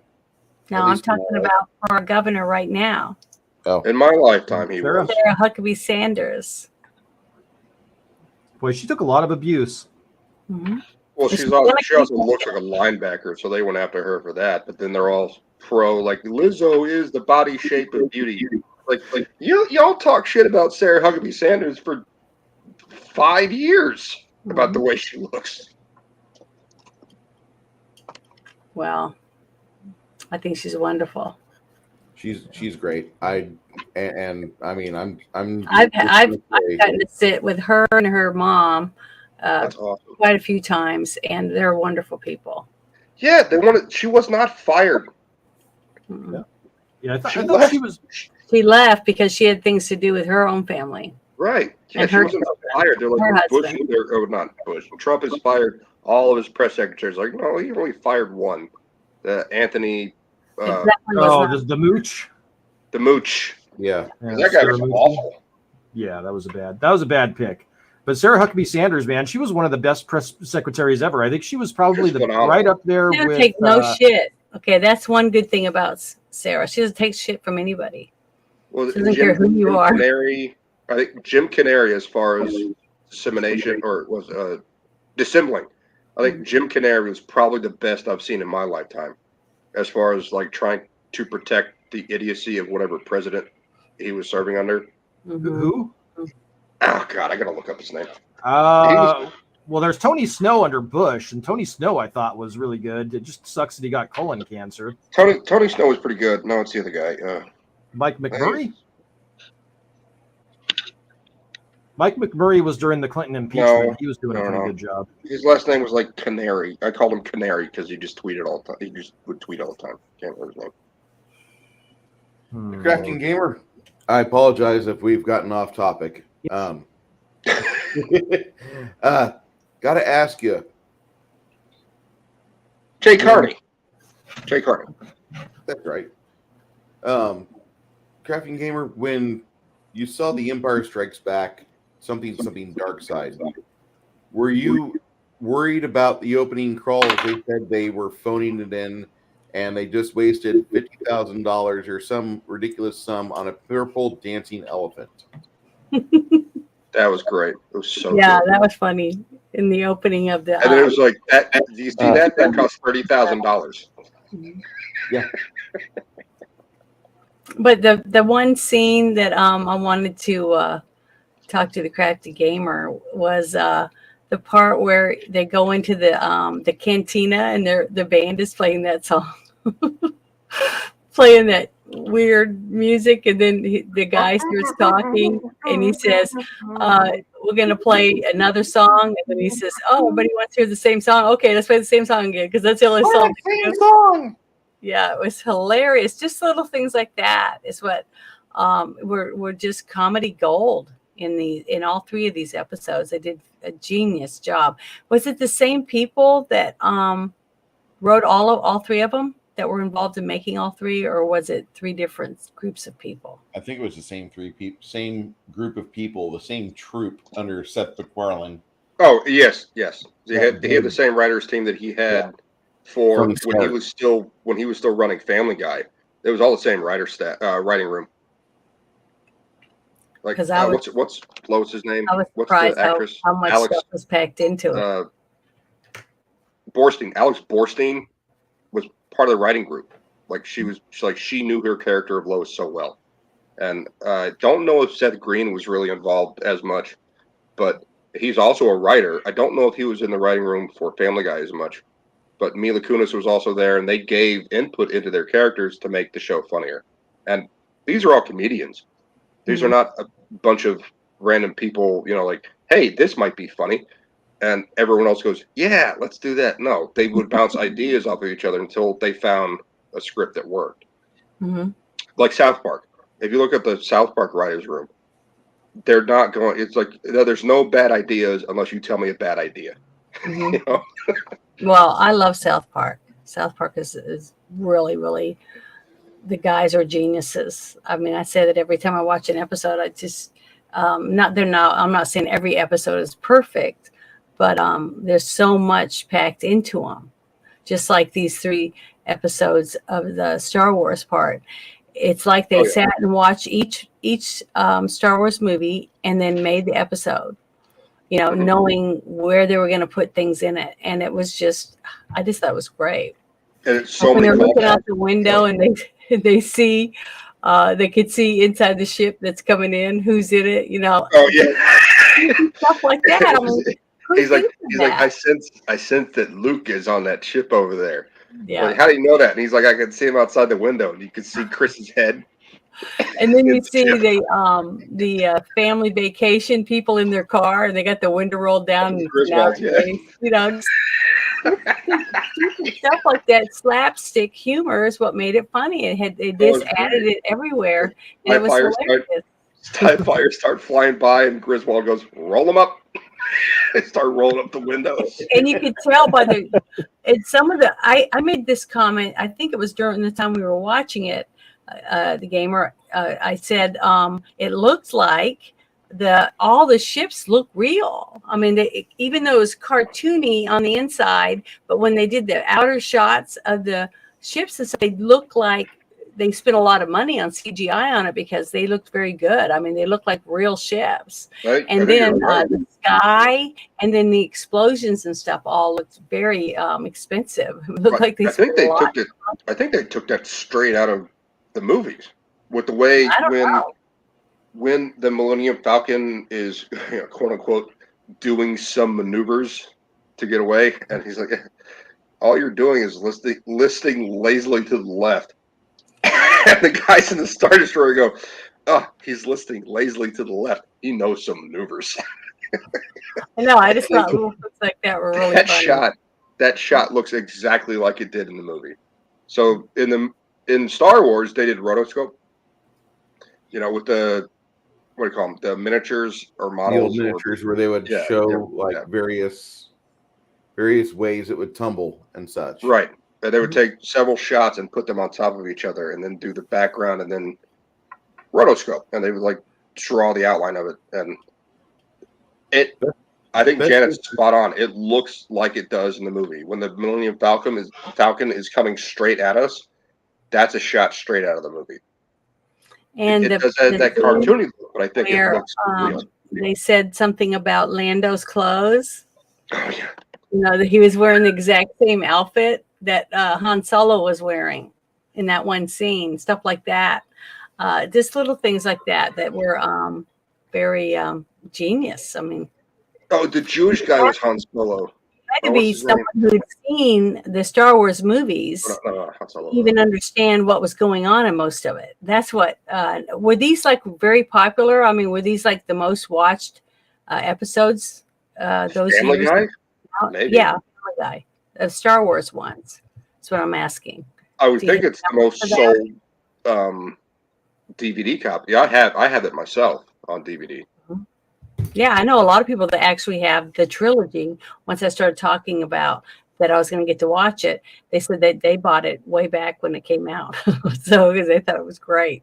So because they love Star Wars, though, just like Crafting Gamer said, he loves Star Wars, so that's why he wanted to watch it. But I'm a big Trekkie, so if it had been something with Trek, I probably would have watched it right away. But because it was Star Wars, I do have Star Wars collectibles and things, but I just wasn't ever into Star Wars. I didn't buy it for myself when it came out. Here, turn it. Do that real quick. I didn't buy it for myself. Oh, it's too reflective. I didn't buy it for myself. I bought it for my brother, and because my dad started. Oh, there we go. Oh, you froze up. At least on my side. That one. Yeah. The one I got for my brother doesn't have the gloss on it. It's not the shiny version. So I got it, and I swear to God, I'm not making this up. I'm not that clever. I bought it for my brother that Christmas. My brother bought it for my father that Christmas, and my father got me this copy. You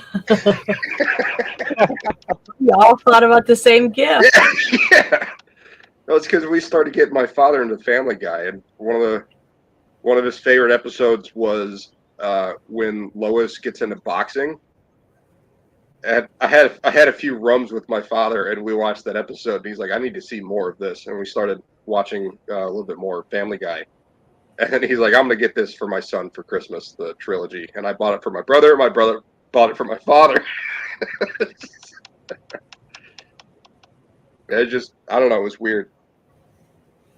But it's probably the best-selling Family Guy DVDs out there. I think I would agree with you on that, Janet. Yeah, I think if you looked it up, it's probably the most selling episodes. I really do. But I could be wrong. But the whole way that they set it up to where the power went out, and he was reading them or telling them a story to keep everybody happy while there was no power because they couldn't watch. Let's start with episode 4.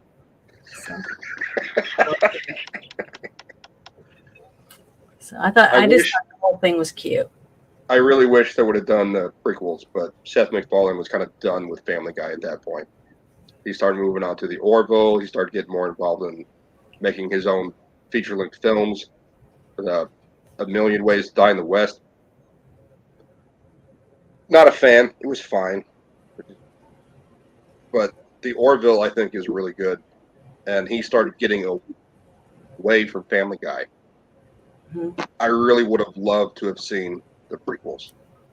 The Family Guy version of the prequels. I think that would have been hilarious. Yeah, the Orville, the last season they did, was that season 3? Is that what that was? They did 3 seasons on Fox, and then they switched to Hulu. Okay, so New Horizons. 2 seasons on Fox, maybe. I don't know. I gotta look it up. Yeah, I didn't like the latest season they did very much. I'm sorry to say. I have not seen the newest one. Whatever the newest one is, I haven't seen that.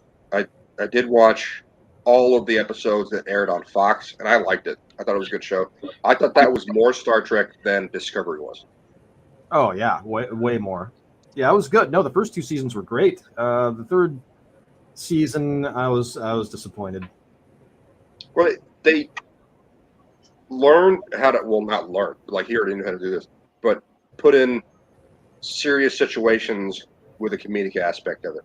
The only issues I really had with it were Seth MacFarlane himself as the captain trying to force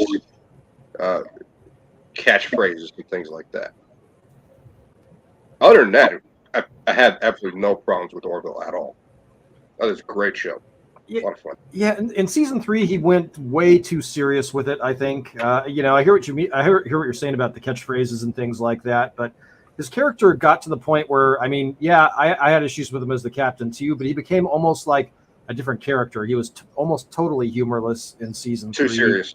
Well, Yeah. what happens, what tends to happen that I've seen is when a person is in comedy, okay, they lean more towards comedic type writing, and over time they start to get upset because they don't feel like people take them serious enough. Okay, so they start to add more serious content into their writing, and it ends up ruining their careers.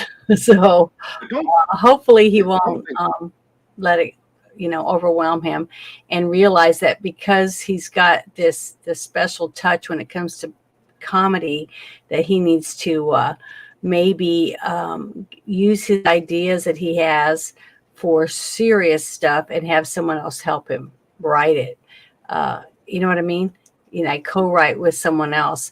I think he'll be more successful if he does it that way instead of trying to do it himself, because it just doesn't come out the same way when you're a comedian and you're writing serious stuff. It's very rare that you're able to write both. So. What if they accept spec scripts? I think he said he didn't, right? Do what? Wait, am I still here? Yeah, I can hear you. I can hear you. Oh, okay. Well, I can't find the StreamYard link. Where the hell did it go? Oh, that's disturbing. Well, anyway, if you guys in your Twitter, your Twitter messages. Well, I mean, I think see his the link, goal but was- you still see me, and I don't see me. So where the hell did it go? I don't think his goal was ever to make the series more serious. I think that was studio influence, because that didn't start happening until he left Fox. When he started moving to Hulu is where his character became kind of like Wes was saying, a lot more serious. There's not as much a comedic aspect to his character. Why did he leave Fox? Did he leave because they were wanting him to stay comedy, or he was pushing it more, that he wanted more to be more believable instead of the laughing stock, of Star Trek? I don't know. What I'm trying to say is that happens to a lot of comedic writers, because they just want to be taken more seriously, and it's hard for them to adjust to staying in comedy. Yeah, he did not. He left Fox because he wanted certain aspects of the show to be taken more seriously, like you were talking about. And Fox was pretty much letting him go loosey-goosey. Fox, but Fox also wanted to have the comedic aspect to it, and he was trying to have a more serious tone. So he moved to Hulu because there was more money, and I think Hulu had more studio control over what he was doing. So it ruined his character. I don't think they had. You want to be more I don't serious. think they had any more control than he had already with where he was before. He had complete creative control he had complete creative control. Yeah. So he wanted a certain direction that where he was before, I didn't see that the same way as he did. So that's why he left, and Hulu was willing to pay him more money. So he went there, and I think hopefully he'll turn back to be more. Katrakis, you're wrong. You don't know how to spell the word. It's not faith of the heart. It's faith of the heart. But we'll see. 'Cause I got that Season the heart. Will let us know. God, that song is so cheeseball. Never gonna make. It's the worst Star Trek song ever. All of the other I haven't ones. watched any of Discovery at all, so and I don't. And I haven't watched any of Picard, so I'm not going to. I saw the first 2 episodes of Picard. Pass. I saw the entire first season of Discovery, and they took the best character they had, and they gave him this amazing plot twist for her. Let's not spoil it for all the people out there that want to watch Disco. And then they made him into the stupidest character in the show. It's just like, wait a minute. We watched 10 episodes of this guy being a smart, intelligent, very manipulative, extremely intelligent badass. And then all of a sudden, like, oh, he's like the stupidest character in the entire show. Yep. Yeah, I hear exactly what you're saying. Yeah, he was my favorite for sure. He was stealing the show. He was the gravity of the show was going towards him. Jason Isaacs. I mean, for Christ's sake, like Shakespearean actor. He was the bad guy in The Patriot. For Christ's sake, like he's a phenomenal actor. Yeah, I would have done whatever it would have taken to keep him on the show, and you can see the brain drain is evident when they switched showrunners from who was it? They were trying to get the guy that did God damn it, who did Hannibal. What was his name? Anthony Hopkins? Or are you talking about the director? The showrunner. The younger actor or the. No, he's talking about showrunner. Hold on, yeah. Who was that? Was the showrunner on that? Didn't he? He did a movie. Was it Brian Fuller? Is that who I'm thinking of? Oh, okay, yeah, Brian. Yeah, that makes sense. Yeah. Okay, Brian Fuller was the original showrunner and came up with, the parts that were somewhat decent with Jason Isaacs. Lorca.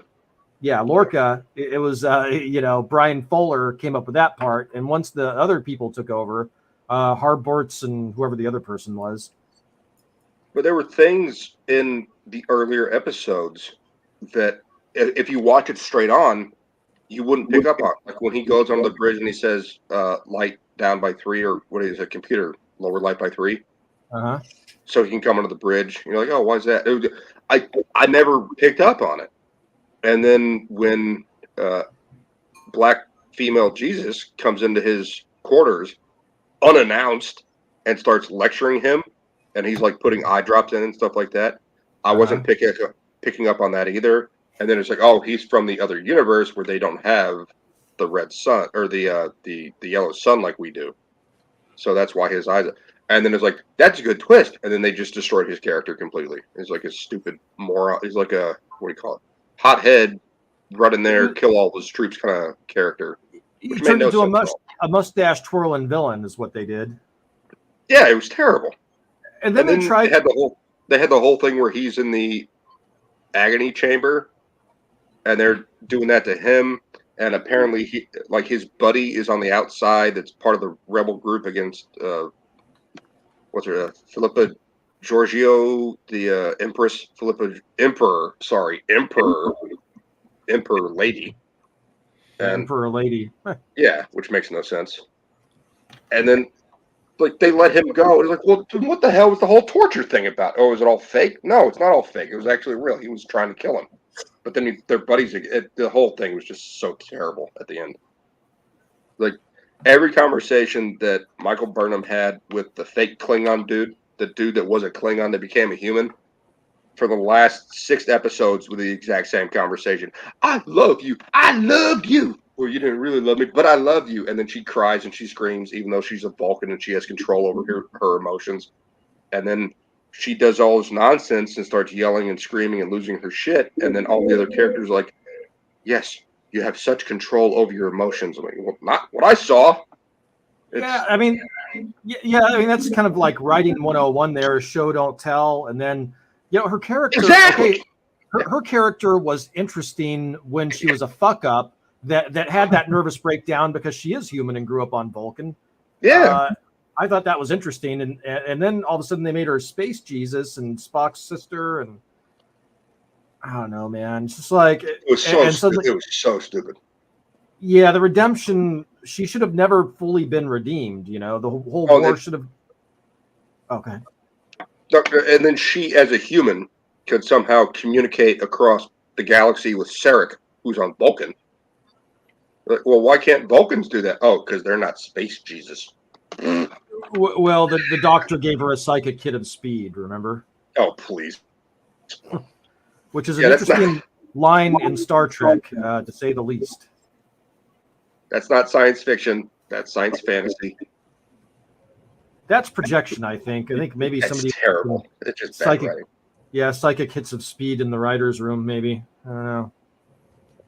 No, I guarantee they were all sober. And if someone said something, everyone else went, "That's a good idea. Let's put that in the script." Because there's no bad ideas here, right? Kronos, you're absolutely correct. We're not really talking about Family Guy. This is my fault and Wes's fault. Actually, it's Bruce's fault for having the both of us on the stream talking about Discovery. It's just a bad show, man. Like, my mom, I went over to my mom's and she was like, I have Discovery. My mom loves Star Trek. She saw the original run. She liked The Next Generation. She got me involved in that. We watched DS9 together for years. And my mother loves Star Trek. We watched Discovery and she's like, this is not a good show, is it? Like she's asking me for confirmation, you know? Well, I'm glad I haven't watched it. I don't You think don't I've have to. seen anything. There's nothing there. Don't watch it. I mean, the Jason Isaac stuff is I'm having really good. bad audio issues. I'm going to hop out and pop back in. Okay. All right, Crafting. Yeah, that was a really good story, and they ruined it. They really did. I thought a lot of the stuff that happened on was it the Shinzu, the first ship that Michael Burnham was on?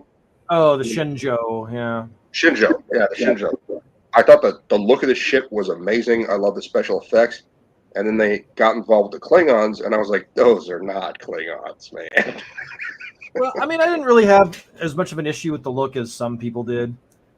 You know, just the writing, again, if the writing would have established, hey, these are from somewhere else in the Empire, you know, a specific religious sect in the Empire, and then you had normal-looking Klingons, I probably would have been okay with it. But it retcons. Yeah. It retcons everything. I didn't like the way their mouths looked. I didn't like the way their faces looked. They just went.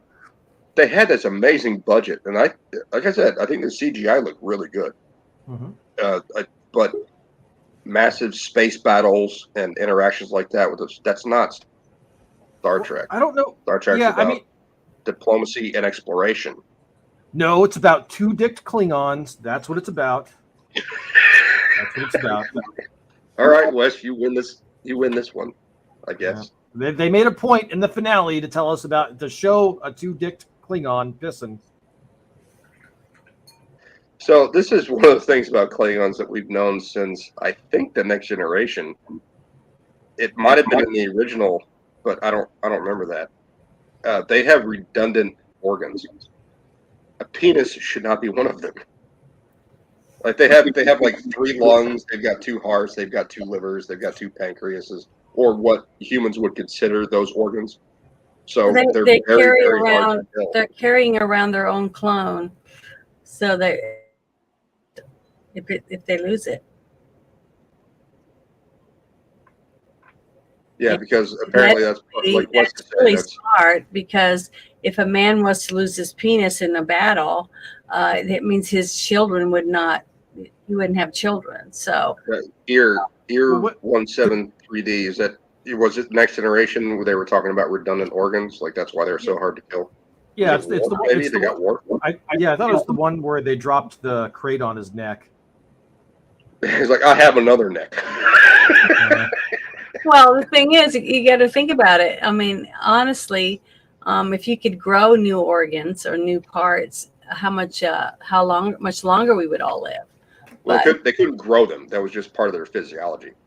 I remember when a young guy saw that movie with Arnold Schwarzenegger on Mars and the woman with the 3 breasts. And I remember all the guys saying, I wish all women had 3 boobs, stuff like that. So I don't know. Hey, she was in TNG, that actress. She played Ensign Sonia Gomez. Mm-hmm. The fact that you remember that off the top of your head amazes me. Bruce, she had 3 boobs. Wes knows. Okay. I thought that was interesting. Well, you know what? Here's a funny story about that. So I was going. Okay. I was driving on my way to give somebody keys, right? And there's this place in Sacramento Watt Avenue, and it's known as being Connection. like the red light district. Mhm. And I was like, that looks like the little girl from Total Recall, but she wouldn't be out here doing that. She was in Total Recall. And it turns out it probably was her. She lived in Northern California, by my hometown of Sacramento, I think Davis, where she grew up. And that she apparently had developed a drug problem and was like being a prostitute on White Avenue. And then she died. One of my very best friends What a nice story. when I was in 10th grade was a dwarf. So. Yeah, what's her name? The one from Voyager, Kess. She got in some trouble for doing lots and lots of drugs and doing bad things with kids outside of Comic-Con or the TrekCon or some stuff. Yeah, didn't she try and expose something to somebody? Oh no, not trying. She She did. did, yes. She was like, "Yeah, I want to see my titties," and just ripped open her shirt. Which actress are you talking about? I don't remember the actress's name, but it was Kess Jennifer from Voyager. Lean? You know the woman that was in the real bad car accident and burnt up, and they had her trying to put her in the ambulance, and she sat up. She was in pain. Can't remember what her name is. Probably the same one. She was like, "Yeah, I want to see myself on fire." Well, she was going to people's door, going to their homes. That's not the one I'm talking about. The one I'm talking about is just died recently, like last year or the year before. And Anne Heche or something, I think is what her name was. Anne Heche? She's not dead, is she? Yeah, isn't she dead? Didn't she die in a crash? I mean, I know she got some bruises on her face from going down on what's her name? DeGeneres. Well, she had breakdowns and was going to people's. No, she is dead. Holy shit! There's a video of her being put out of the car, and she is really bad burned up. And they had her on the gurney, and they were putting her into the back of the ambulance. And Jesus Christ! Oh yeah, Anne Heche. Yeah, somebody. J.P. Kroticus. Yeah, and but she was having some kind of breakdowns and stuff because she would be half naked or whatever and just show up at people's house. Oh yeah, knock on their door and stuff. She's had a history of being having some kind of breakdown, which was really sad. Like she was like back in the '90s, she was gay, then she was straight, then she was gay, then she was straight, then she met Ellen DeGeneres, and then she killed herself in a vehicle accident in 2022. Well, she was supposedly doing some research on the child thing and stuff in Hollywood, and a lot of people think that she was taken out because of things that she's supposed to be coming out with in this documentary that hasn't been released yet. Well, I don't know because she's always been kind of loopy. Yeah, just because you're goofy doesn't mean you're not factual or can't tell the truth. Well, she had experienced some abuse by pizza party going family members from what I read about her. So yeah. I can see why since we're talking about this subject, supposedly Courtney Love is one of those that was groomed to be like a CIA asset in a way. Yeah. Yeah, there's a lot of weird stuff you look into her. She's got kind of a body list too, doesn't she? Courtney Love. Yeah, she does. Yes. So I'm just saying. I don't know if anybody can hear me, but I'm up to bounce. My connection has gone to complete shit. Oh, we can hear you. But you're robot. We can hear you. Can you hear us? Thank you for. Hey, robot. How are Just you doing? barely. Thank you for picking this wonderful series. Hanging out. I loved watching it, and I appreciate you choosing it for us to watch. Thank you so much. Crafting Gamer, keep a Sunday night open because we're going to go on Rumble and talk about more sci-fi over there. You've earned that, and I apologize about tonight because not that this is a bad night, but when we start talking about Family Guy Star Wars and trying to analyze it, it's like, God damn it, that conversation falls apart fast. And like we could talk about like roadkill, or we could talk about like various like things that happened to us in grade school, or oh shit, like there's people in our chat, and I like the people in our chat more than I like talking about the things that happened to me in grade school. But I owe you I owe you a night where we hang out on Rumble and we talk about various things in either gaming, politics, or what have you. Roadkill is You're good. muted. Crafting Gamer, you're And I muted. thank you for having me, Bruce. We will do this again, sir. You've earned it, and I want to hear more about the game you want to create. And before you leave, on behalf of myself, I would like to say I'm sorry. This is all Wes's fault. Everything's my fault. I accept full responsibility. Oh, come on. Just kidding. It is both of our faults. But thank you for joining us tonight. Yeah, thanks for hanging out. We're gonna bring him in again at some point. Okay. I mean,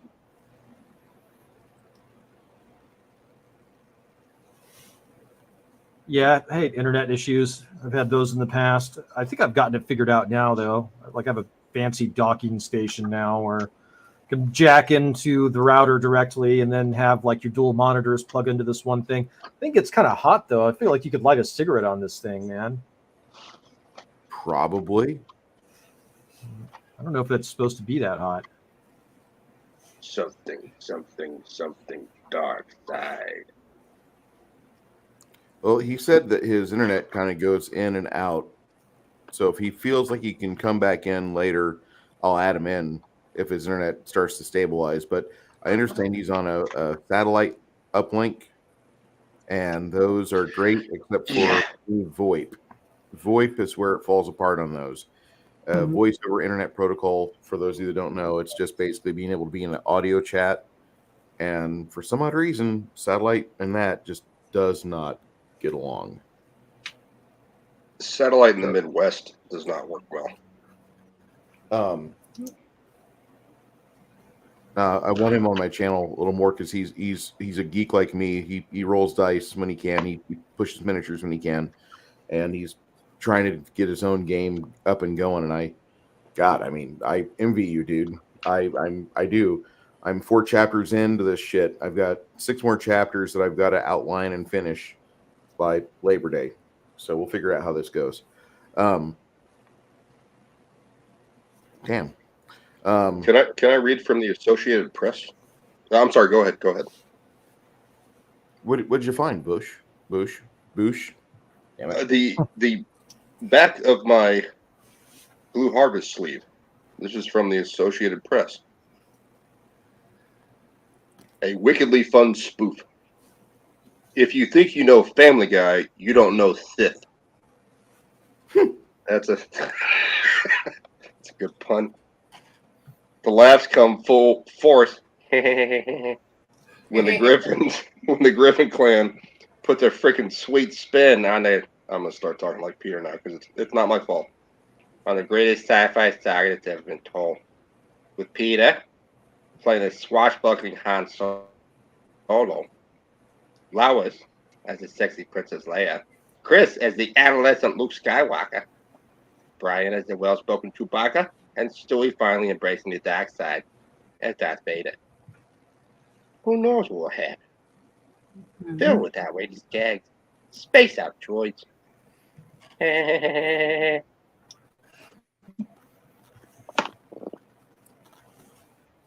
Special features. I have special features. Audio commentary by Family Guy creator Seth MacFarlane with Blue Harvest director, producers, and writers and editors. A conversation with Star Wars creator George Lucas is on this DVD. Once in a lifetime, the making of Blue Harvest featurette, animatic version of Blue Harvest, and the Family Guy Star Wars clip show. Uncensored audio track. Uncensored audio track. You like popsicles? I got some popsicles in my basement. Get your fast back here. Now I had the time of my life. All right, I creeped myself out there. That's bad. The scene that he's referring to, for those of you that haven't seen it, Herbert as Obi-Wan decides he's going to have a dirty dancing moment with Chris who's having a Luke Skywalker incident throughout this Use entire. your finger, Chris. Sorry, Bruce. Oh, you're good, man. Try not to laugh. I don't know how they did that whistling stuff too. You just gotta use your teeth a little bit. Use your tongue a little bit too, sweetie. Herbert is absolutely a treasure of comedy. And unlike the people that they got canceled off The Simpsons, like Apu, you can't really cancel Herbert.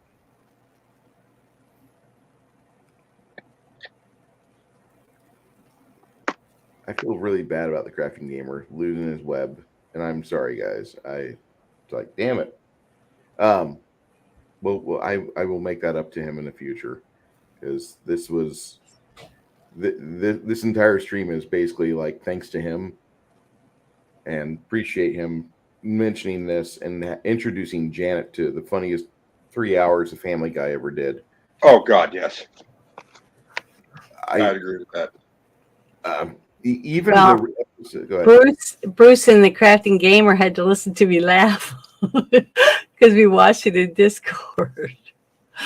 And I was shocked. I was so shocked by some of the stuff. Like when Peter punched his wife in the face, told her to shut up. You know? And then Our word. he was Our like, word. yeah. And he's like, I need peace and quiet or whatever it was. It was just shocking because you just don't see that kind of stuff. But that's one of the reasons why they won't ever make anything like that again, because it's just not PC anymore. And I hope they can get back to it. You're my nerf herder. You're my nerf herder. So it was just funny. But the whole thing, the scene that I wanted to talk about while he was still here,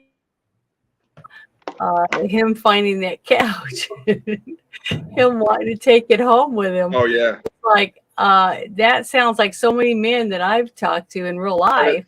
They see a couch on the side of the road or a chair, and they're like, "I'm going to come back and get that." So it's like, you know what? you got to carry it up 6 flights of stairs, and you're trying to turn it and do all this stuff to get it to go inside. And it's just all for something they got for free. You know what I mean? It's just like it wasn't worth it. So, and he said, I just thought it was hilarious. Every college student says, which is, this is easier than we're making it look. Trying to get a couch in a door frame that the couch isn't going to fit. I've been there.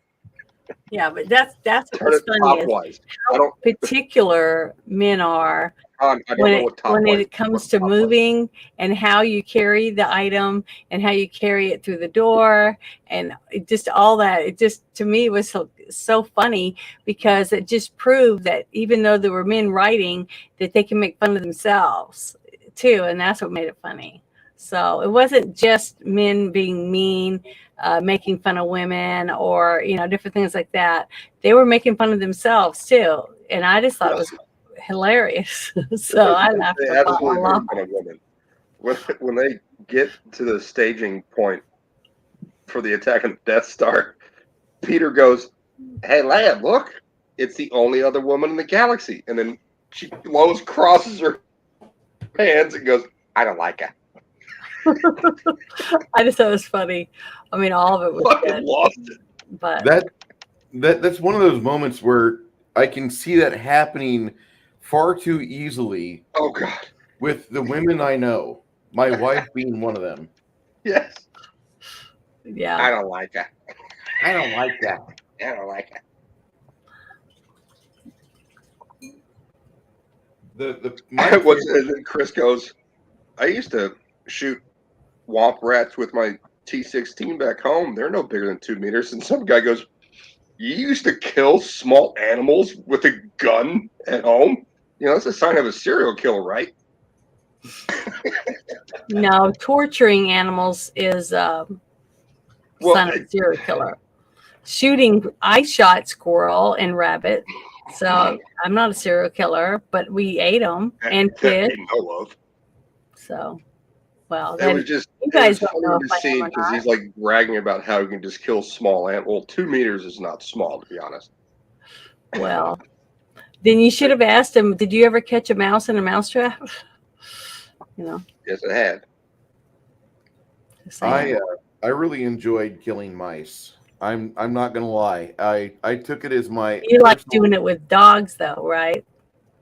Yes, I have a dog that kills rats. I love ratters. Those are my favorite animals of all. That just if you get a good Schnauzer or Australian I Terrier, have a Schnauzer. and they just rip up, they'll grab it and shake it 3 times, and its neck just breaks. It shatters. Yeah, my Chihuahua used to kill rats all the time. But one of the scenes that you guys made me remember was the one where Peter was put in the machine and made him into that metal or whatever it was. He was molded into that thing with his ass sticking out. Oh, the Carbonite. carbonite. Yeah, and then they sort of thawed him out, and you hear the spark just going on and on and on. You know, just went on. And then, I'm sorry. I've been holding that.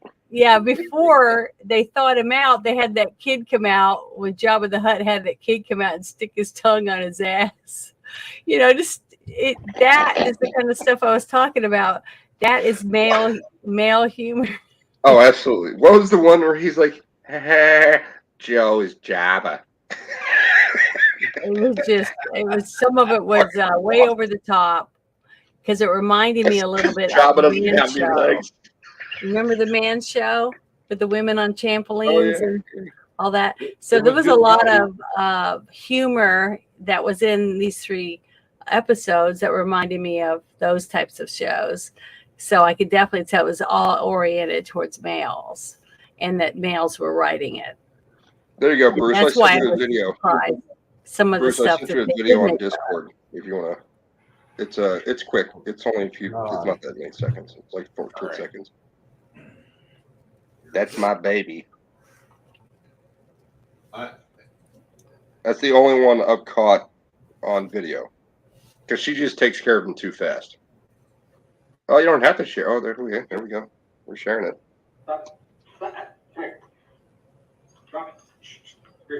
Good dog. Good dog. You got him good, didn't you? No, good girl. Stop it. I didn't want her to go back at it because she'll start biting deeper, and I don't want to have to pay for shots. I used to make money with dogs doing that at the grain elevator about 3 blocks from where I grew up, and yeah, we would walk over there. Like the first 2 times we kind of did it. We did it for free, and then didn't realize there was money involved. Like you can make money off the grain elevator operator, and they'll be like, "We'll give you $5 per dead rat if you can keep the rat." I'm like, sure, get it out of the dog's mouth quick enough. And Yeah, that's terriers. Like you had to pay them in treats to drop the rats. I spent $20 in 1993 to have them on a weekday, on a weekend, not eat the rats. Like, no, here, have a milk bone. Here, have this glazed milk bone. Here. Yeah. Like $20. Because I went through the entire fucking thing. We had over 200 dead rats after 6 hours with 2 untrained terriers. It's just inborn. They're amazing. Inborn tactics on a dog and killing rodents are Schnauzer's not a terrier. It's actually a pinscher. Yeah, he's more of a pincher, but they still classify him as a terrier, which I don't understand that. No, but there's only one group that classifies them as terriers, and it's the American Kennel Club. And the only reason they do that is because they don't have enough Schnauzers in enter. So they put the Schnauzers into the terrier group. And that's one of the things you always hear if you watch the American Kennel Club, like a world's best dog or whatever competition they have. They always say, and here comes the Schnauzer. They always say the Schnauzer. Yeah, I got a Schnauzer. She's actually a Doberman Pinscher, but they bred them out about 500 years ago to be smaller and to be rat dogs. A Doberman can't get into the areas a smaller dog can. But it's the same lineage as a Doberman Pinscher. Yeah, back 500, 600 years ago, it is. Yeah, 500. Yeah. No, And yes. it is impossible for me to stop her prey instinct. I No. can walk her off leash. Like, she could see other dogs. She could go up and she can smell the dog. She could see a deer, and she'd be like, "Hey, look, Daddy, there's a deer."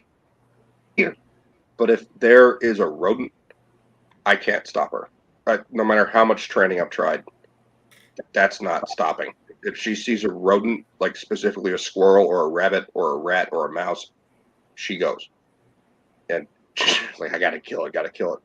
I got her one time, I was walking her off leash at broad daylight, and there was a rabbit over by this azalea bush, and the dog just bolted and went over and got the rabbit around the neck and held her down with her paws, and the rabbit stopped moving. And then just on the other side of the bush, 3 smaller rabbits bolted and went. And then this other rabbit kicked her in the face and then ran off after the smaller bunnies. What I figure happened was that was the doe, and she was willing to let herself be killed so that her babies could get away. Like, she gave up. She's like, oh, yeah, fine, take me. And Gracie let loose of her neck. Like, once the doe stopped moving, Gracie's my dog, my schnauzer, let go. And then that rabbit kicked her square in the fucking face and then ran off. Gracie was like, arr, arr, arr. Yeah, terriers are my favorite breed. I had Australian terriers growing up as a boy, and after I turned 30, I switched over to schnauzers. I've had 3 generations of them, and I love that dog. I've not had a standard. I've not had a giant. I've had mini schnauzers, but they're fucking great dogs. If you're bored, just take a mini schnauzer out for a walk and just like let the dog go ape shit. Like, there's a squirrel out here. I want to kill the squirrel. I want to kill the squirrel. That's the entire mindset behind the schnauzer. Oh, she could play by herself too. Like, we could do fetch, but when she's done bringing it back to me, she'll take her toy and she'll throw it up in the air by herself and catch it. Yeah. And I'm like, well, what the hell am I doing here? I'm going to go sit down and have a drink. Yeah, my boy Harry would do that with his. There was a puppet he liked, and you would put your hand in the sheep's head and fuck with the dog, and the dog would rip the puppet off your hand and viciously shake the shit out of it. And that was like his favorite thing to do. And then he'd wait for me to put my hand back in the sheep's head and fuck with it. And like then after about 4 times, he would just grab it and he'd throw it up to himself, and he would play by himself for minutes on end. He like 10, 15 minutes, not like 2 or 3. No, for 15 minutes, this dog would entertain himself by throwing a puppet in the air and then trying to snap its neck. It was joy to watch. Yeah, and Gottro right there is correct. Yeah, Dachshunds, Rottweilers, and Dobies are all the same kind of stock. They're all German stock. Yeah. I had a wire-haired fox terrier growing up that was untrainable. I spent 2 years. Well, I spent like 6 months before I got the dog. I spent 6 months researching stuff like, what am I allowed to feed it? What can I feed it? What can't she be involved with? Because I garden, so that was like, can she be around rosemary? Will that piss off the dog, or will it hurt her in any way? I started researching all this nonsense. They're like, oh yeah, she can have all of this other stuff except this mountain of other stuff you don't want to feed a dog, like grapes and almonds and no onions. Nothing out of the leek family at all. No onions, garlic, nothing like that. They can't have any of that. And like, my cousin's like, oh, well, my pit bull could eat like an onion and stuff. I'm like, good. That's your dog. There's a chance that if you gave that to your dog, the dog will die. And he's like, yeah, but she was fine. I'm like, yeah, don't feed my dog any onions. How about that? No chocolate. Yeah, no chocolate. Well, I mean, like, if they eat a Hershey Kiss off the floor, they're not going to die. That's some nonsense. But if they eat too much, yes, they can go into shock, or it'll mess up their stomach, or they're going to have diarrhea. But it's not like arsenic to them, the chocolate. Yeah. Just don't feed them processed I remember, food. Just don't feed them processed food. I think we're good. Yeah, my mom and my stepdad had this dog that was, they got it from Lab Rescue, but I'm fairly certain it was a Rhodesian Ridgeback and not a lab. Oh, roadies are good, man. Yeah, this dog was great. It was very protective of my mommy, which I really, and his mommy, which is my mom, which I was very appreciative of. And that dog, man, he would get into everything. Yeah, because he was a Ridgeback, he kind of looked like a lab, but he was more hound-like and a lot taller. And hounds tend to be smarter dogs. And he would figure out a way. He loved Nutella, and if there was any Nutella in the house, even if it had never been opened, he would somehow figure out a way. They would put it in the top shelf, and he would still find a way to get to that top shelf. And like, we're talking Costco-sized Nutella too. Oh, they're smart as hell too, roadies. Like they pack real hard.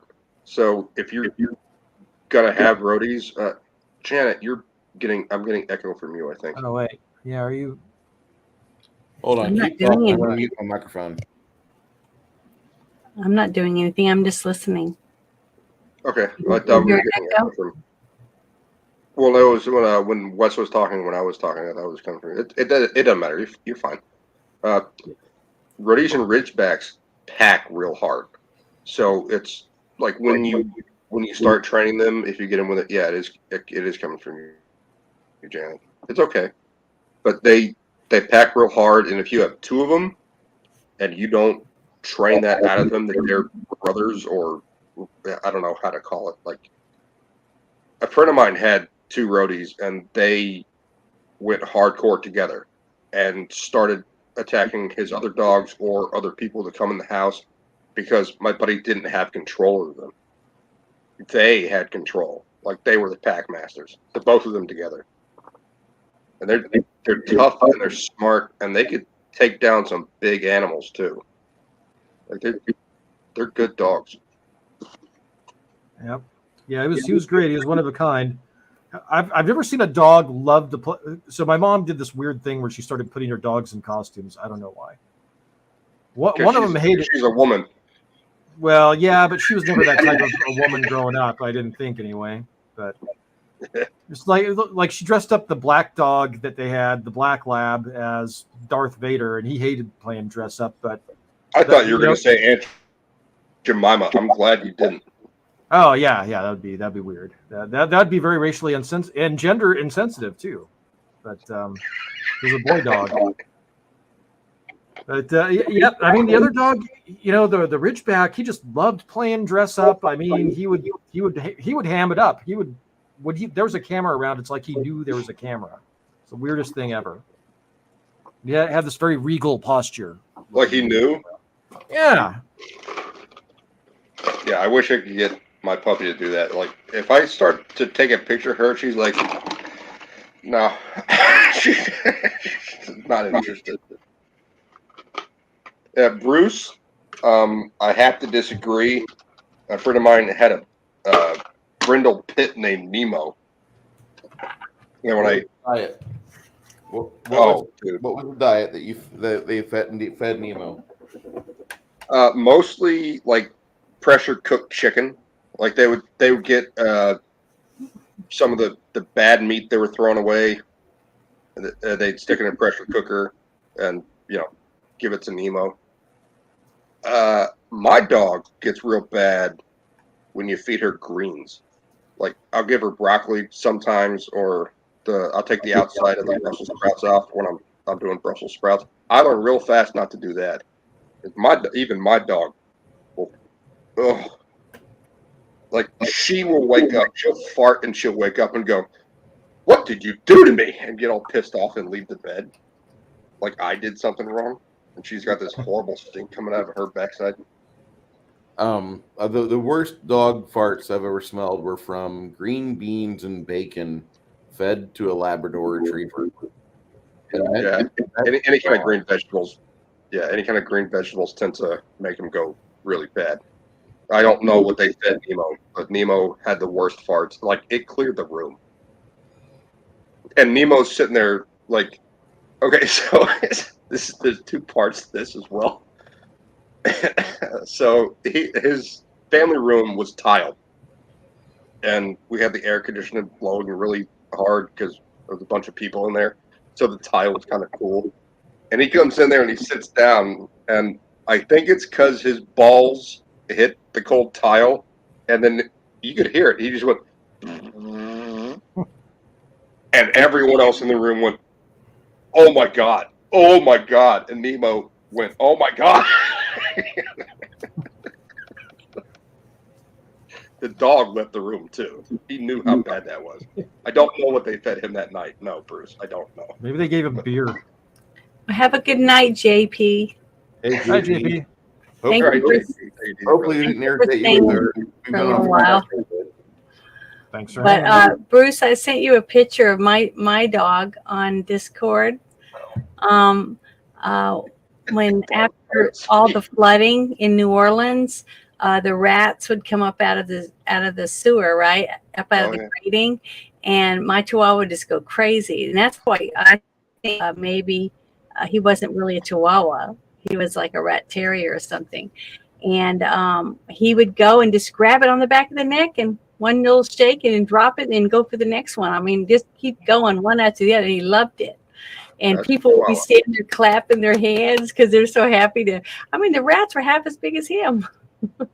Yeah, but he just he has loved it. muscle. And he did it by himself. You know, I didn't train him or nothing. He just would go.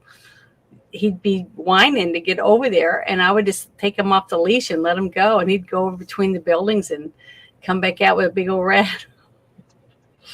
So I missed him. You saw the one in my video. I mean, that thing was like from tip to butt. It was about 6 inches. I mean, I had like not including the tail. It was like from nose to butt. I had pet rats when I was little. And my dad was jungle survival, so they had a lot of snakes and stuff. And we'd raise rats, and we'd take the babies and they'd feed them to the snakes. Oh, like my Gracie found. Well, I can't really blame her because the rats decided that the best place to put their warren was in my backyard. So they made a little nest, and Gracie found the nest, and she pulled one out and mauled it. I didn't know what she was doing. I was out there gardening, and then she comes over to the patio, and she's got one in her mouth, and she starts pumping it with her nose, and it makes the exact same noise that every single squeak toy that a dog has makes. That's why the squeak toys make that noise. I completely agree, but I didn't know that until that point. And then Have any of you ever had a dog that would actually kill and eat a mole or a cat? I've never seen an animal eat a mole. Have you guys? I've had a cat that would go after squirrels, though. She wasn't interested in rats or mice, and she would just go after squirrels. I was leaving for work one day, and I didn't even think cats did that. I thought squirrels were way too big for them. Oh no! And I saw her pounce on something. I'm like, oh, isn't that cute? And then she ran around from the back of the tree as I was leaving. This huge, gigantic ass squirrel in her mouth, and then she went like this. She tweaked her neck a little bit and bit down and cracked its neck and killed the squirrel right there. It's like, well done, Smoke. It's like all natural. You know, they know exactly what to do. My family up in Boston had a cat named Lady, and she was like 15 years old at this point too. She killed a raccoon.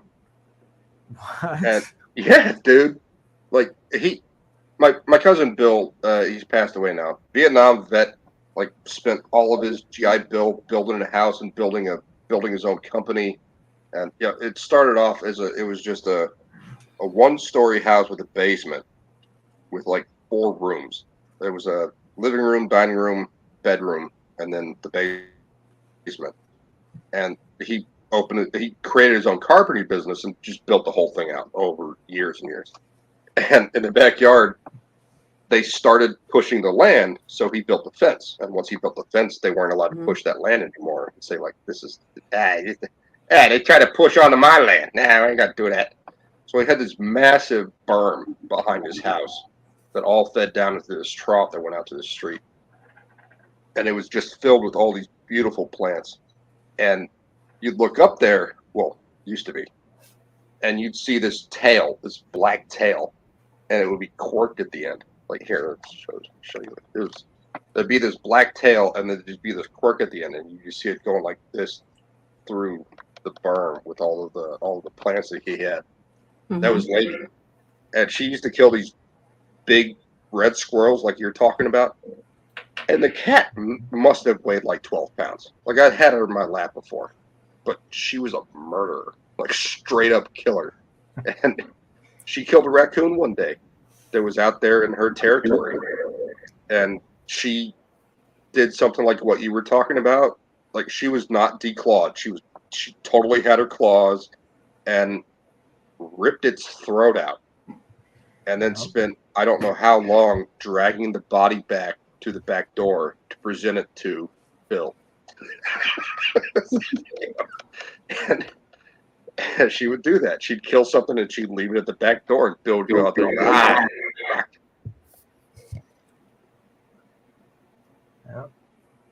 Yeah, cats are something else.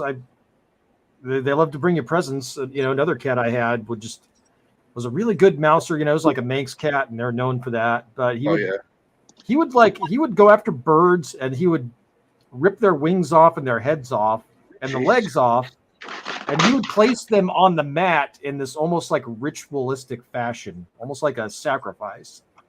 Because like the head would be at the top of the mat, the wings would be to the either side of the mat, and then the legs would be at the bottom of the mat. Like he was making art or something. It was weird. Maybe he was making art.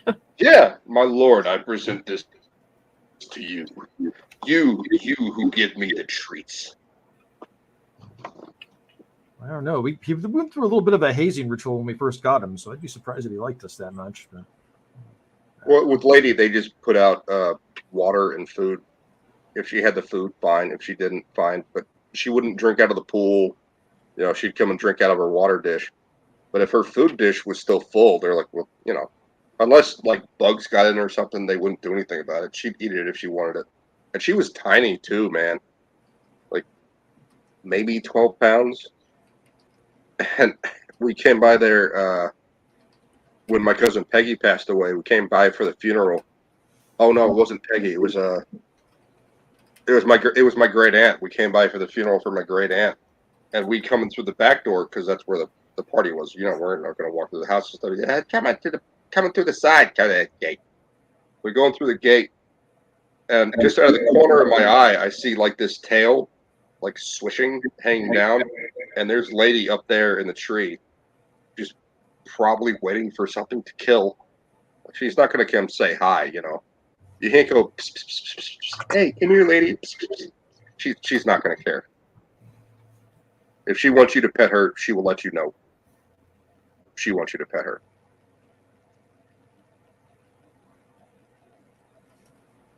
I'm a fan of cats outside because of my allergies. I'm not a big fan of cats indoors. I'm sorry about that. That's also why I like the schnauzers and the poodles and the hypoallergenic style dogs, because dander, for some odd reason, I love animals, but like the dander kills me. Yeah, I'm my dog allergic doesn't to cats. shit. Cats as well, so they have to be outdoor cats. Although if it's cold outside, I will bring them inside. I've never had skunk. I think we did a critter cooking on one of our whatever Wednesdays where we watched them make skunk. I like that. Critter cooking. Yeah, boy, they make some. This was like even before Eat Z Bugs was really like a thing. We were watching that.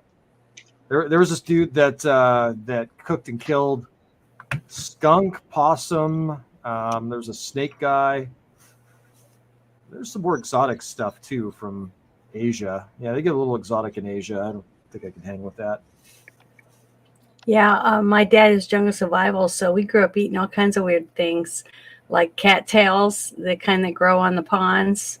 You pick them when they're green and you can eat them. And then fiddleheads, which were little baby ferns coming out of the ground. We ate dandelion greens. A couple times we ate like different kinds of bugs. So your father was cheap. Well, no, he would just want I'm us kidding. to eat them for dinner. He would just get them and we'd make things out of it, and he'd show us Wes, to survive on it. Wes, So, I don't know if you saw Friday Night Shit Show, but we learned a lot about Janet and Sandy's father. Oh. Yeah, he was a preacher's son, the youngest son of a preacher, and he was a wild man. That's why he had 5 daughters, because God does little things like that. He was a military man. He was a preacher, and he. No, he apparently wasn't a hang around. preacher. He was a son of a preacher. No, son of a preacher. Mhm. Had a massive dick. No, he didn't. I never saw How it. do you know? I never saw it, but he was very happy with ladies. Prolific. No, the ladies are very happy. He's on his 4th wife right now. Okay, then I think I've found the preacher's kids to be some of the most interesting people I've come across in life. Very interesting stories I've heard over the years. Yep. Don't doubt it. Visiting, come along. Yeah. Father was a son of a. Isn't that a song? Father was a son of a preacher. I'll see Springfield. Yeah, I've heard When that. the other rats started talking, cousin Billy would take me walking through the backwoods. We go talking. Then he look into my eyes. Lord knows my surprise.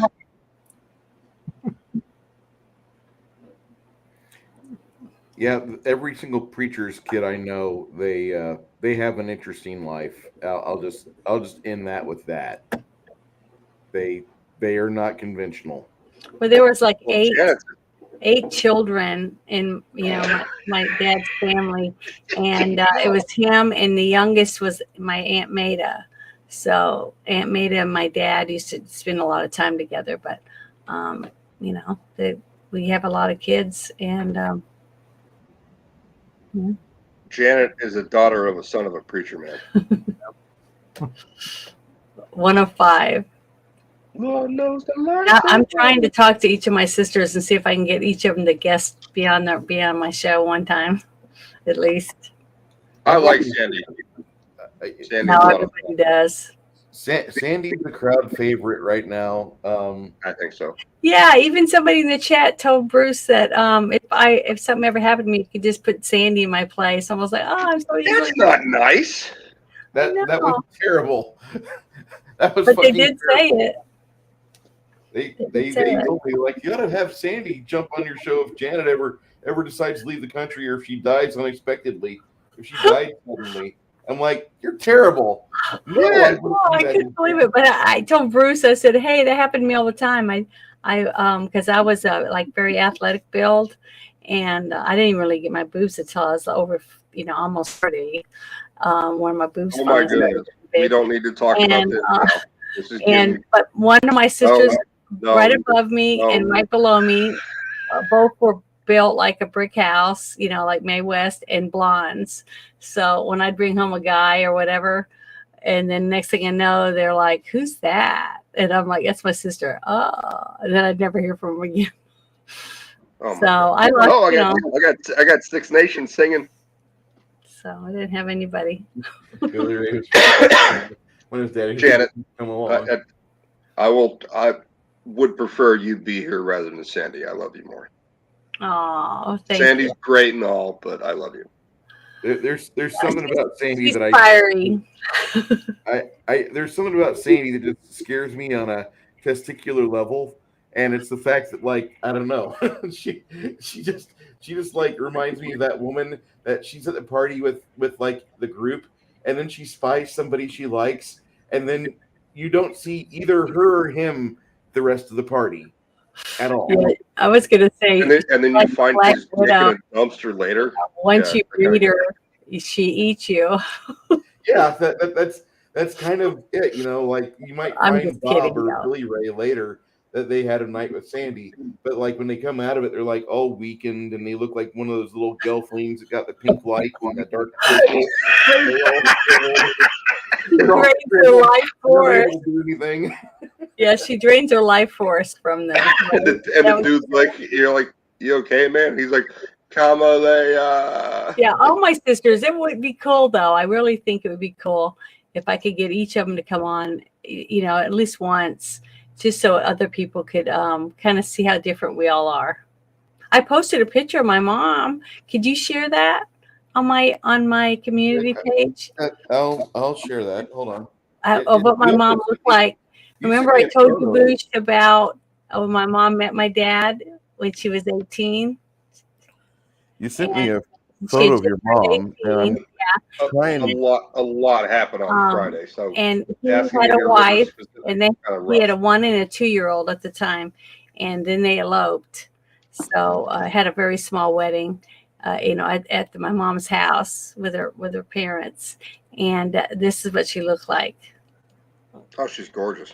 That's all I could think of. Like, wow, I'm so happy she made 5 daughters. Mm-hmm. Look at that smile, man. That's priceless. That is happiness right there. That is a great smile. Is it? And Janet smile like that. Janet just smile like that. Now she won't. There it is. That's my mama.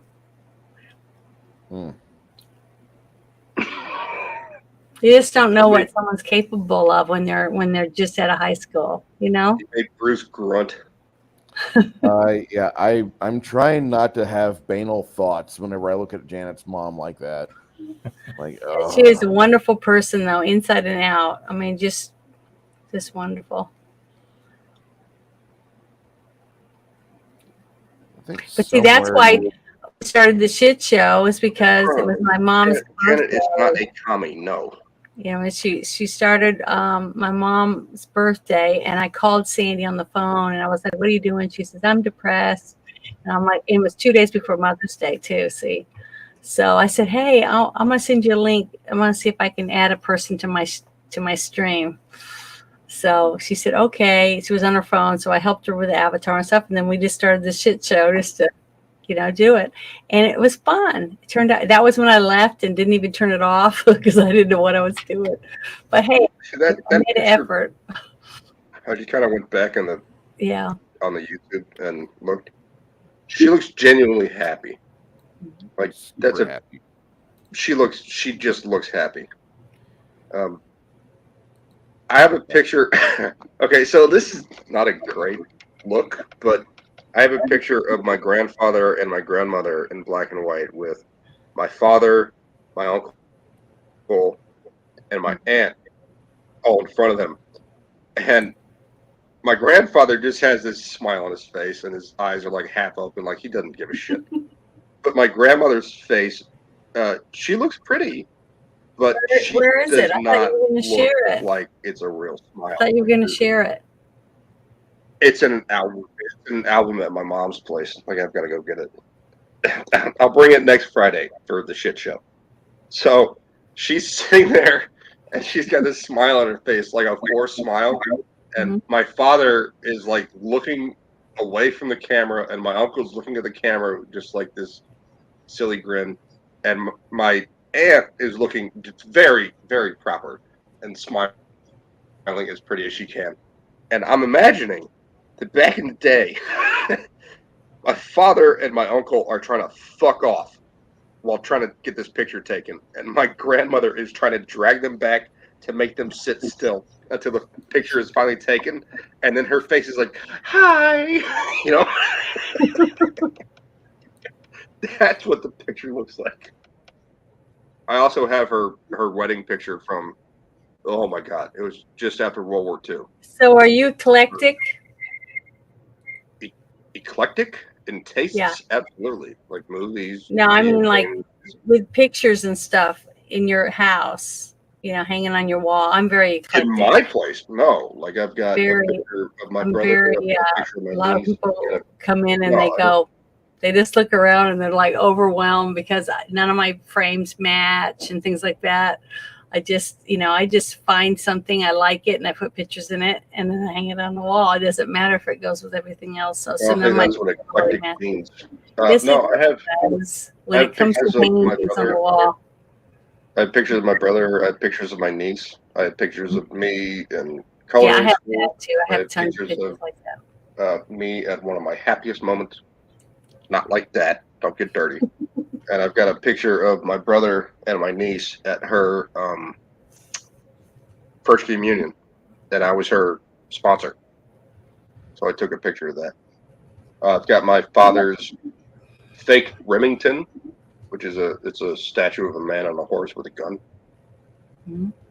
It's not a Remington, but it is close, and that sucker cost about $5,000 right now. I'm just hanging on to it. And I've got a bunch of stuff I got from my uncle, awards that he won for his service. Mm-hmm. He was not military. He was CIA. So I've got a bunch of his stuff. He was also a Mason, so I've got his medals for being a Mason. Not medals, medallions. He has medallions for being a Mason. I also have a Russian hat. I got into an argument with someone at the bar years ago. They were like, oh, well, you saw the people in the rebel flags and MAGA hats at January 6th. And I went, and they went, oh, that means this a certain way. And I went, I have a CCP hat. I actually have a picture of it. Does that mean I'm CCP? Or CCCP? Does that mean I'm USSR? How dare you? Sure, my phone. Yeah, and they're like, oh, well, that means you're this way. If you look like that, I don't think so. There it is. Let me show that there.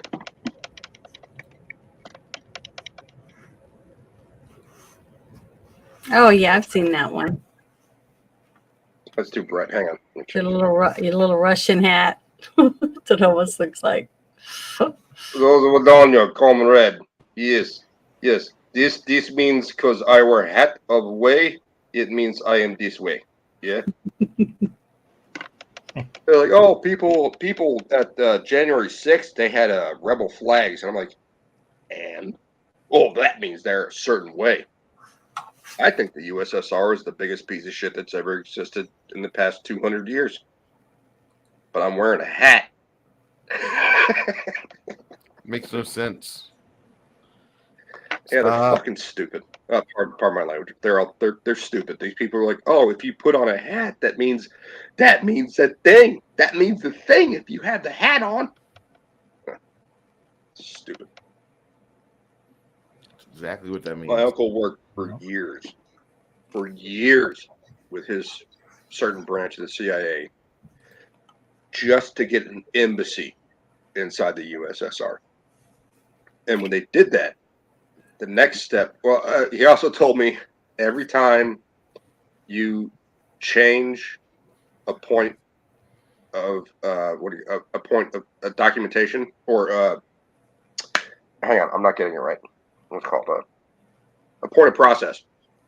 So you talk about certain things with the Russians. You go, well, there's these things that we want to go over, and what is your response to that? And they go, this is our response to that. Prost! And everyone at the table takes a shot of vodka. And my uncle's like, oh shit, I haven't drank in a while.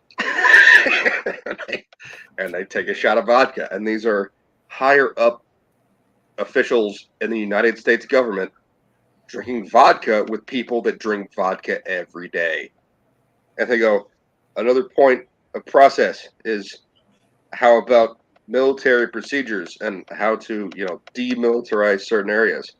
And they figure out the whole thing and they go, Prost! And you take a shot of vodka. And this goes on for hours. And by the end of this, my uncle says, I was so shit-faced, I pooped in the ladies' room. And I went, that's probably not the worst thing that could have happened. Well, at least he pooped on the toilet. That's a good thing. We don't know that. But Bruce, I see another picture. We don't know that.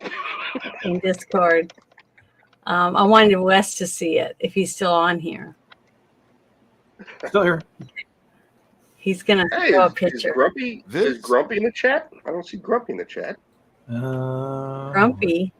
Yeah, Grumpy old. Yeah, I see Grumpy Grumpy. old Ninja. I love Grumpy old Ninja. Hey, Grumpy. I see Grumpy. I don't see him in the chat. What is going on?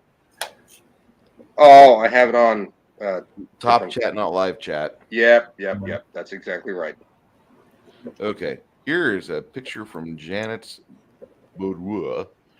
I got my it's a little display so I could put one of my outfits on it. But look behind it. See the pictures, some of my autographed pictures. That's what my house looks like. Oh, Janet, did you see my comment on that one? But yeah, it's a nice uniform. My tricorder bag. When she posted it, I said, I don't think you can fit into that Batman outfit. No. But I had Superman too. I have another a Superman on my desk. That's over on my record player. It actually has I can play albums and things on. But yeah, see, it's a lot of stuff like that around my house. So it's irritating to some people, but I love it. There, grumpy old Ninja Kintaro.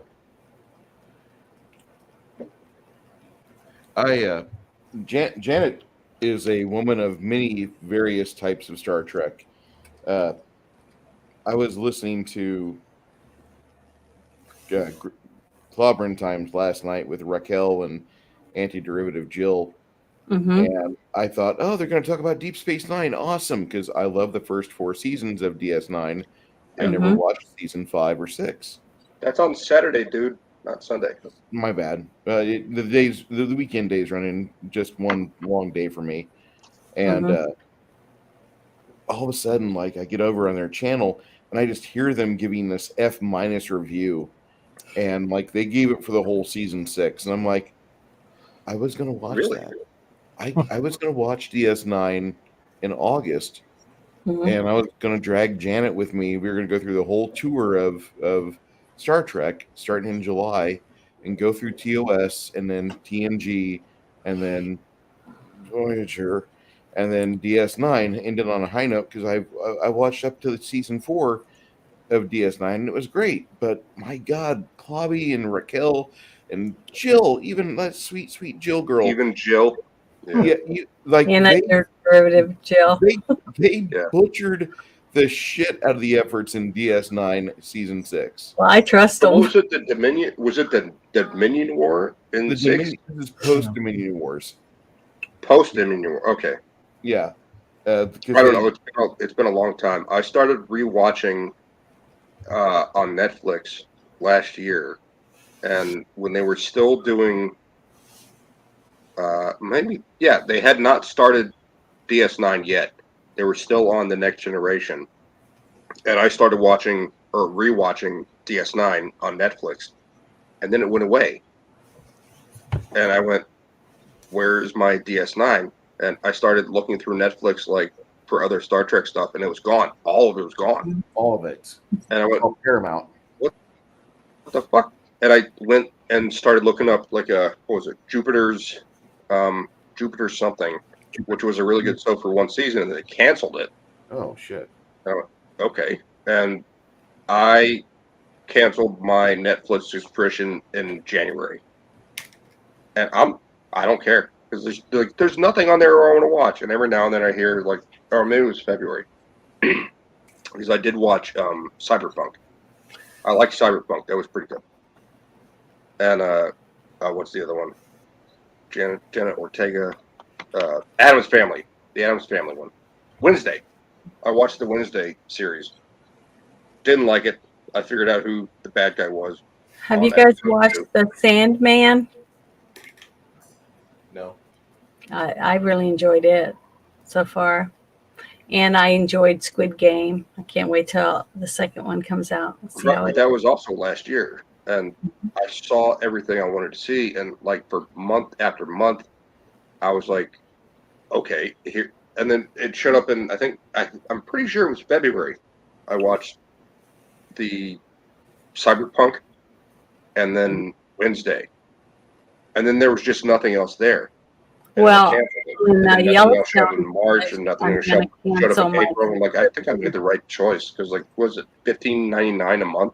I don't think there's going to be anything good on, so I'll probably get rid of it. Yeah, I was kind of disappointed when DS9 went away because I was gearing up to be able to watch DS9 before Kloppy was doing DS9 on his Saturday show. So I could be part of the chat and, get my ratings and get an actual review. Yeah, I need to get a hold of Klopp because he wants me to go on the show and we're going to talk about certain comic books. So that'd be fun. I really love them. Janet, Wes, and Bruce, who's your favorite character from DS9? I'm going I to be. think. Go ahead. Oh, go ahead. Go ahead, Wes. I was No, jumping everyone the at gun the same time. Let's make it weird. Yeah, okay. I think Garrick is the most interesting character by far for me. That's the correct answer. Yes. Bruce? For me, it's Captain Cisco because he's the captain that I felt was most take charge out of all the Trek captains. And not a captain. Not a captain. He was a commander. Yeah, he's commander, but I like Cisco. Sure. If the captain's a ship, then he's a captain. He was an honorary captain after season 4, I think. He was made an honorary captain because of the Dominion War when he had to captain the Defiant. Mm-hmm.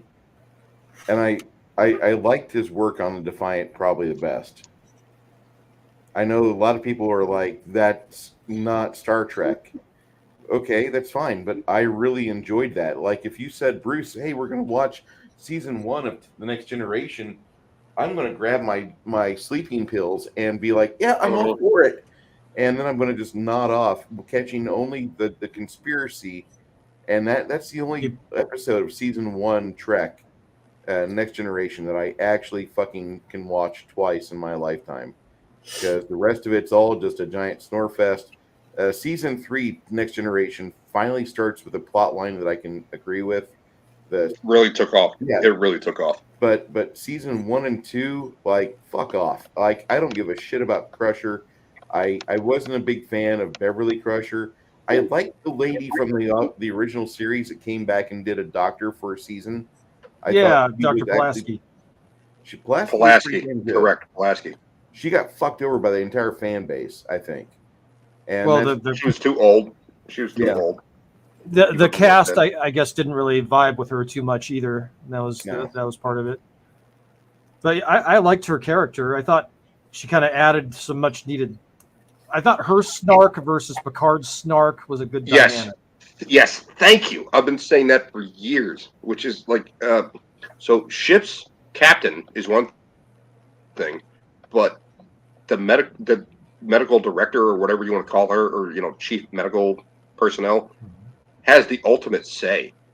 As far as like you're sick, you have to go to quarters. Yeah, Quark was my favorite.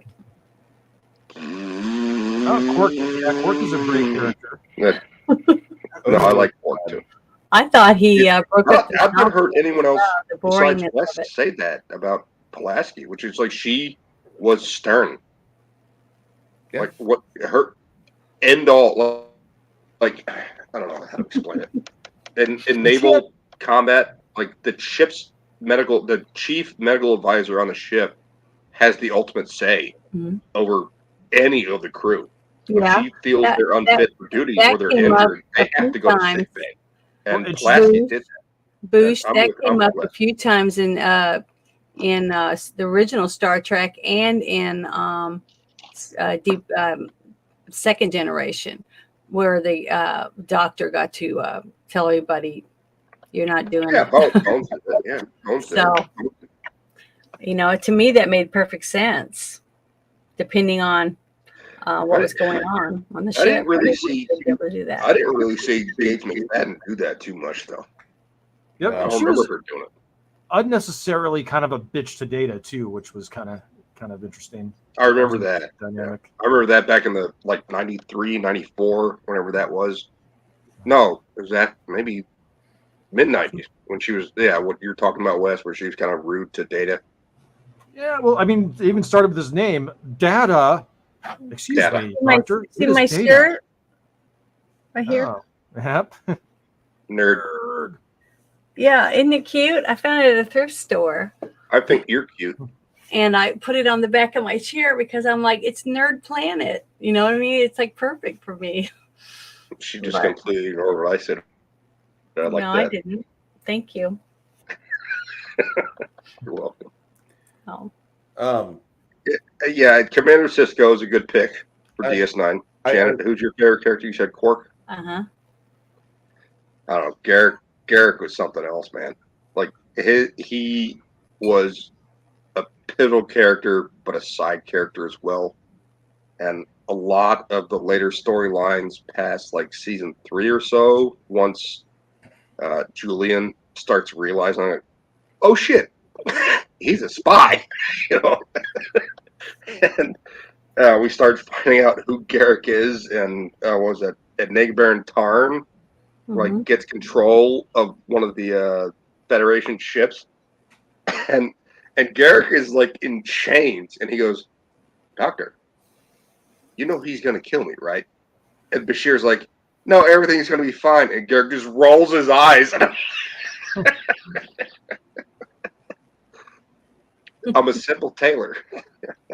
Now for me, Tane, on thank you, Voyager- Tane, not Tarn. Not Tane. Tane, yeah. Yeah. Yeah.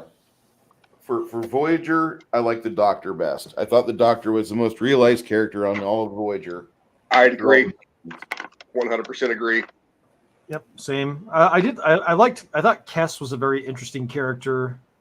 And Jennifer Lean had a lot of range too.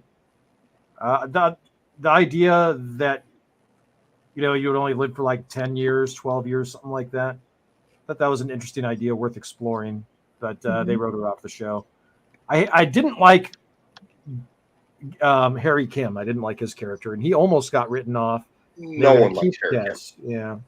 Harry Kim is one of the worst. Do you think it was because of his character or the actor that they chose It's to not play the him? actor at all. It was a very poorly written character. And of all of the That other really characters sucks that we when you're a interfaced with, good actor and Voyager, you're given a part that's really shit. Harry Kim never advanced, and he was the cause of, I want to say, 30% of their problem was Harry Kim being a fucking idiot. It was one after that. Like, he did something like, I'm going to change it's like the harmonics of the transporter. You know, just to see that what happens, movie and Lost in Space, the doctor that was in the movie. I mean, he was just That was an Gary Oldman. asshole. It was Gary And Oldman. no one would want to be that person. I mean, he hates life. He hates people. He just in general is just hateful. Well, So but Gary Oldman's character as even the the doctor, character, on the Wilson? series is the same way. it was Dr. So Smith. you're given a part that no one's going to like. So that's a really hard. That's why I loved the character that played Snipe on darn it, Harry Potter, because you Snape. get to where, Snape, that's it. The actor that was in Galaxy Quest, which I loved him in Galaxy Quest. God, he was so good in that. I loved him in that. But the thing is that when you play a horrible character that everybody thinks is horrid, and then he redeems himself and people realize he was really working for the good side, you know. No, that's not Harry Kim. I'm sorry, Janet. I have to disagree. Harry Kim was just a horribly written character. No, I'm not talking about him. I'm talking about the actor that got to play that part, that people didn't like the character because he was supposed to be mean, but then he gets redeemed later on. And that was that never gets redeemed. Made it a good. Harry Kim like is just awarded a ship at the end of the series. The last 2 episodes of the series, they have to go back in time, and like Harry Kim is a captain of a ship and one of the most advanced ships ever. And Janeway just like, how? And she starts remembering everything from when they killed the Board Queen before, and they have to go back and like knock out the entire, was it the Central something Board Matrix? Wes, help me out here. Transwarp Hub, I think. Something like that, yeah. And they have to go back and do that. And Janeway goes, who has no rank, goes up to Harry Kim and says, "Let's do this." And Harry Kim breaks protocol and goes, "Okay." No, he's a terrible character. He's a poorly written character. He was the worst ever. Like, out of all Star Trek characters, I mean, before Marco Burnham and all that crap. Well, wait, he's not even the real Harry Kim either, right? Didn't he get swapped with the other one that died? And like season It's 2, possible. Who knows? I don't know. They hit the reset button so much. But most of the stuff, because I rewatched Voyager before I rewatched DS9. Like I saw the whole series on Netflix before they removed it. And I'm like, Harry Kim's a piece of shit, dude. Like they met up with a random freighter, and Neelix had to communicate with them because they have some kind of weird gesture system. So the only way they can, get whatever dilithium, I don't even think it's dilithium. It's something they need to help their ship with this freighter they find. And Neelix has to do this thing. And Harry Kim's like, oh, she's kind of hot. Let's have sex with her. Blows the whole mission. And then there's another one where he gets implanted with a virus of some kind and feels he needs to go to this planet. They should have left him on that planet and went away. Yep. And other times, like he's a communications officer and goes, they're hailing us. What do we do, Captain? And she says, well, open a channel. And he goes, I failed to open a channel. And she's like, well, do it. Harry Kim was a horribly written character, and there's a reason that he's the only main character on Voyager that we saw that did not advance in rank. He was an ensign when he started. He was an ensign when the series ended. I do think they made him a lieutenant at some point, but I don't know. I don't even remember. It's Voyager. I mean, there were only a few episodes of Voyager that I really thought were okay. I liked, I think was it Waltz or Duet? It was the one where they were hiding the shapeshifters or the telepaths. Is that what it was? Oh, it was a telepath. Yeah, not we didn't have shapeshifters in Voyager. Yeah. The telepaths. Is it Waltz? Is it Duet? Which one is it? Counterpoint. They're on the bridge and like mentally hiding themselves. That's the ones you're talking about? No, it's the one where they're going through some authoritarian regime, and they were like hiding the telepaths in the transporter buffers. And yes. And they kind of have, there's tension between the two, romantic tension.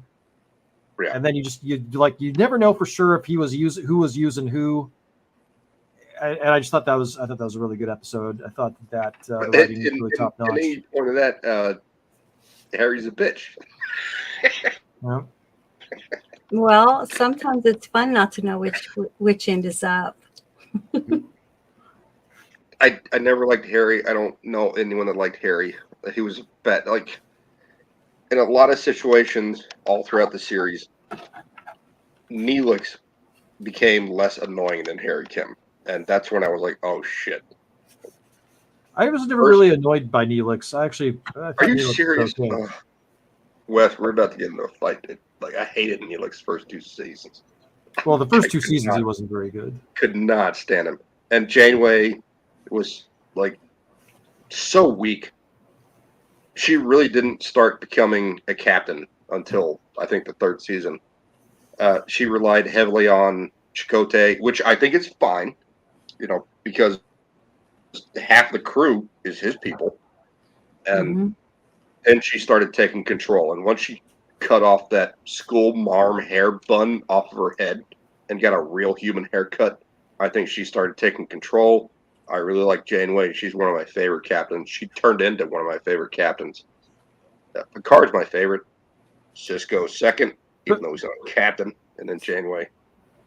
I know everyone loves Kirk, but... Well, but Picard was my favorite until Star Trek Picard. I don't know. Can we even link those two because they're so different? I mean, it's not really him. It's a robot. I don't know. That's so stupid. It's so stupid. What do you do? I really like Break it out like Growler. too, but I'm not going to watch any of that stuff because I'm not going to ruin what I already have in my mind.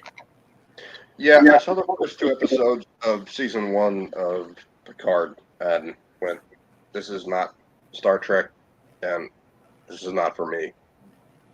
And I stopped watching. And they're like, oh, yeah, Star Trek Picard season 3 gets back to what Star Trek is. No. It's my lights, apparently. the way my lights are set up in here.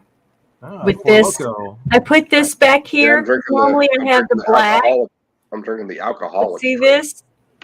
If I have this not, I put these up before I started because you wouldn't be able to see all the work I did on my hair because it's We dark. love the work you did on your hair, Janet. I know, but you wouldn't be able to see it. So I put this up and see how it changes the color in my room. Hey, Bruce, can you put a poll in the chat? Who likes Janet's hair? Who doesn't like Janet's hair? I bet it'd be 100%. How do I do a poll, by the way? I don't know. I don't know. Don't ask me. West knows how to do a poll in the chat. You have to click the little plus button, and don't hit Q&A. That's something different. Okay. Then you get an Ask Me Anything, and I don't know, things get weird. Good explanation. I think we have this under wraps. Sweet. So I guess the question is, Janet's hair looks nice? Yes or no? Just do it. Yes and no. Janet. Hey, how's that? Is that better?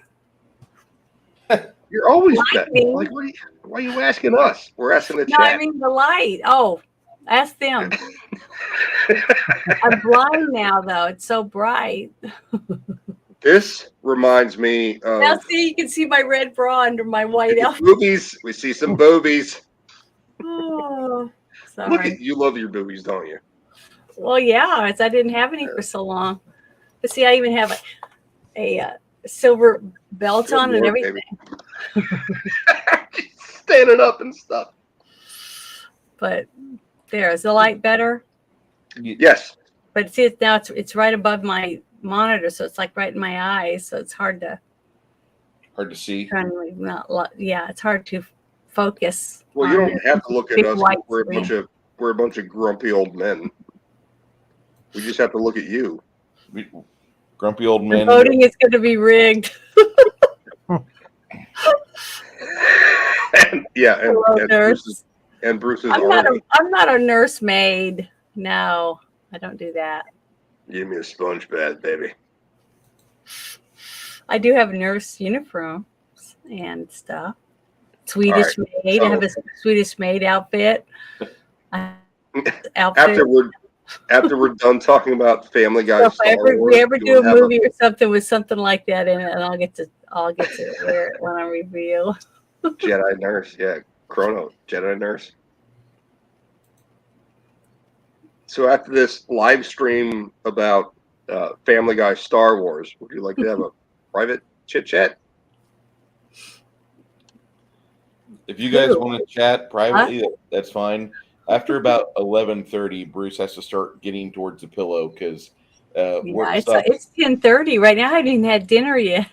Are you haven't eaten yet? Oh, you don't need to eat, baby. You look good.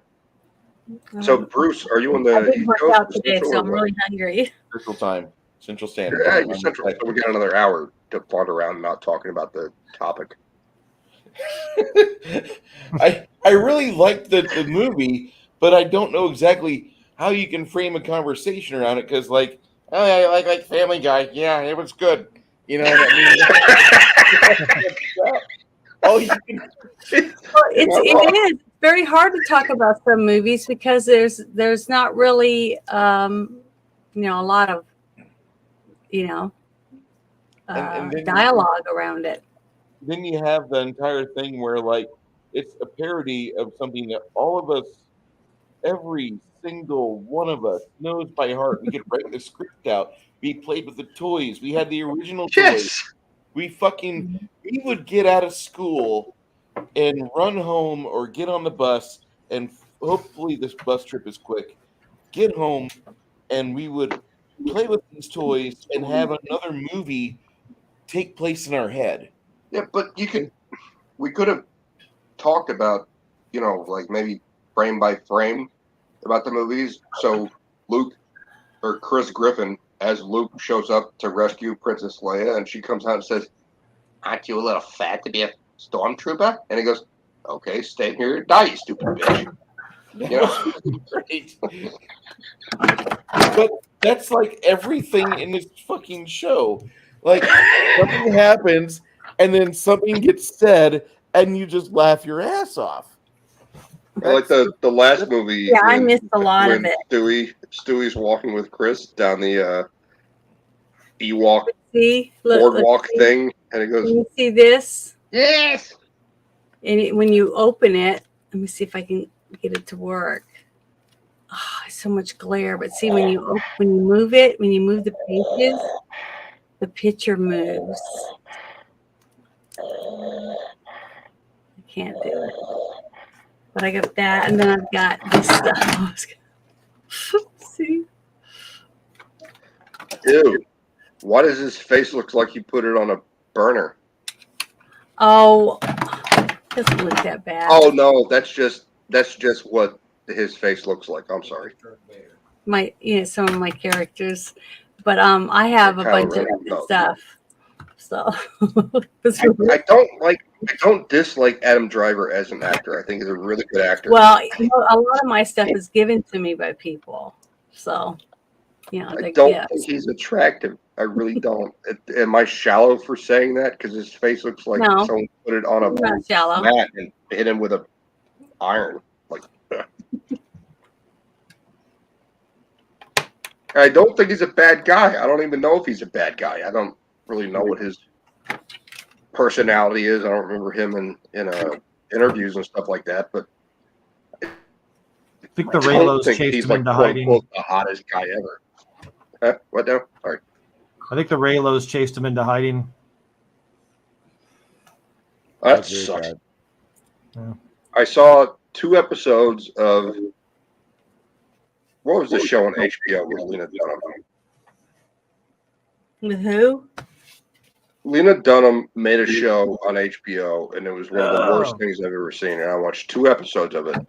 And Adam Driver was her boyfriend. And one of the episodes I saw was they go to a house party, and someone sneaks this girl LSD, and she freaks out. And like the guy that's like attracted to her chases her down the street, and she starts ripping her clothes off. You underestimate my powers. Perhaps Leader Snoke should consider using a clone army. It's not really his voice, is it? Yeah, it sounds like it to me. Trying to find the button. So the other episode I saw was Lena Dunham. Sorry, I'm impressed. See, that's his voice. Oh, we're trying to do Kylo? Oh, I'm sorry. That was he talks. Oh, okay. I thought that was Wes. Power of the darkness. Sorry. I'm going to put them back up on the shelf. But So the other episode I saw was Adam Driver is like doing sit-ups, and Lena Dunham is supposed to be his girlfriend, and he has a role that he's trying out for some role. I think they're in New York. I don't remember. I don't care. And she sits down in a beanbag chair and starts talking to him, and he's like, why don't you show me your tits? And she's like, ugh, fine. And like she pulls her shirt up, and he just starts masturbating on the bed, and I was like, what is happening? What is this show? Like, what the? And I never saw another episode. Oh, in that same episode, she goes to Mike Birbiglia to get a job. And he was talking about the school that she went to. And she says, oh, you went there in this year. I heard there were a lot of rapes in that year that you went there. And he went, what? And she goes, oh, but since you left, like, rapes went down. He goes, okay. And he closes the folder and puts it aside and goes, jokes about rape and sexuality are not allowed in our office. Do you understand that? And she goes, oh, I was just making a joke. And he goes, mm-hmm. And then that's the end of the scene. And I'm like, what the fuck is this show? Girls. That was it. It was called Girls. Ah, okay. Yeah, Girls. That's what it was called. It was terrible. Yeah. Lena Dunham is like fat, weird activist chick, and she's got this weird tattoo on her arm. And she hates men, and she hates women, and she hates America. Well, she gave an interview where she talked about doing something bad to her sister. So, like a pizza party going activity. Yeah, she's a bad person. I wouldn't. My socks. Mr. Spock. It's Spock on a sock. Mr. Socks. It's got ears that stick out. Mr. Socks. This was a gift to me. I get all kinds of stuff like that. It's really cool. You made Wes wheeze, or was that Bruce? I don't know who that was. It was Bruce that laughed. Yeah, I think that was Bruce that laughed. I make him laugh a lot. Janet does funny things. Wes doesn't have a sense of humor. We have to invite that into the chat. I do have a sense of humor. It's a very dry sense of humor, though. I know your sense of humor. What? I have a dry sense of humor? You think Janet I have a dry sense of humor? Sometimes. That's all I'm going to say. I'm funny sometimes. Yeah, look at this. Gross. The hell? Isn't it pretty? Gorgeous. Spider-Man. Spider-Man snow globe? Isn't it beautiful? Right. I got it as a gift. It's Waltzing Matilda? Where's it playing? Itsy Bitsy Spider. Yeah. Oh, I didn't hear that at all.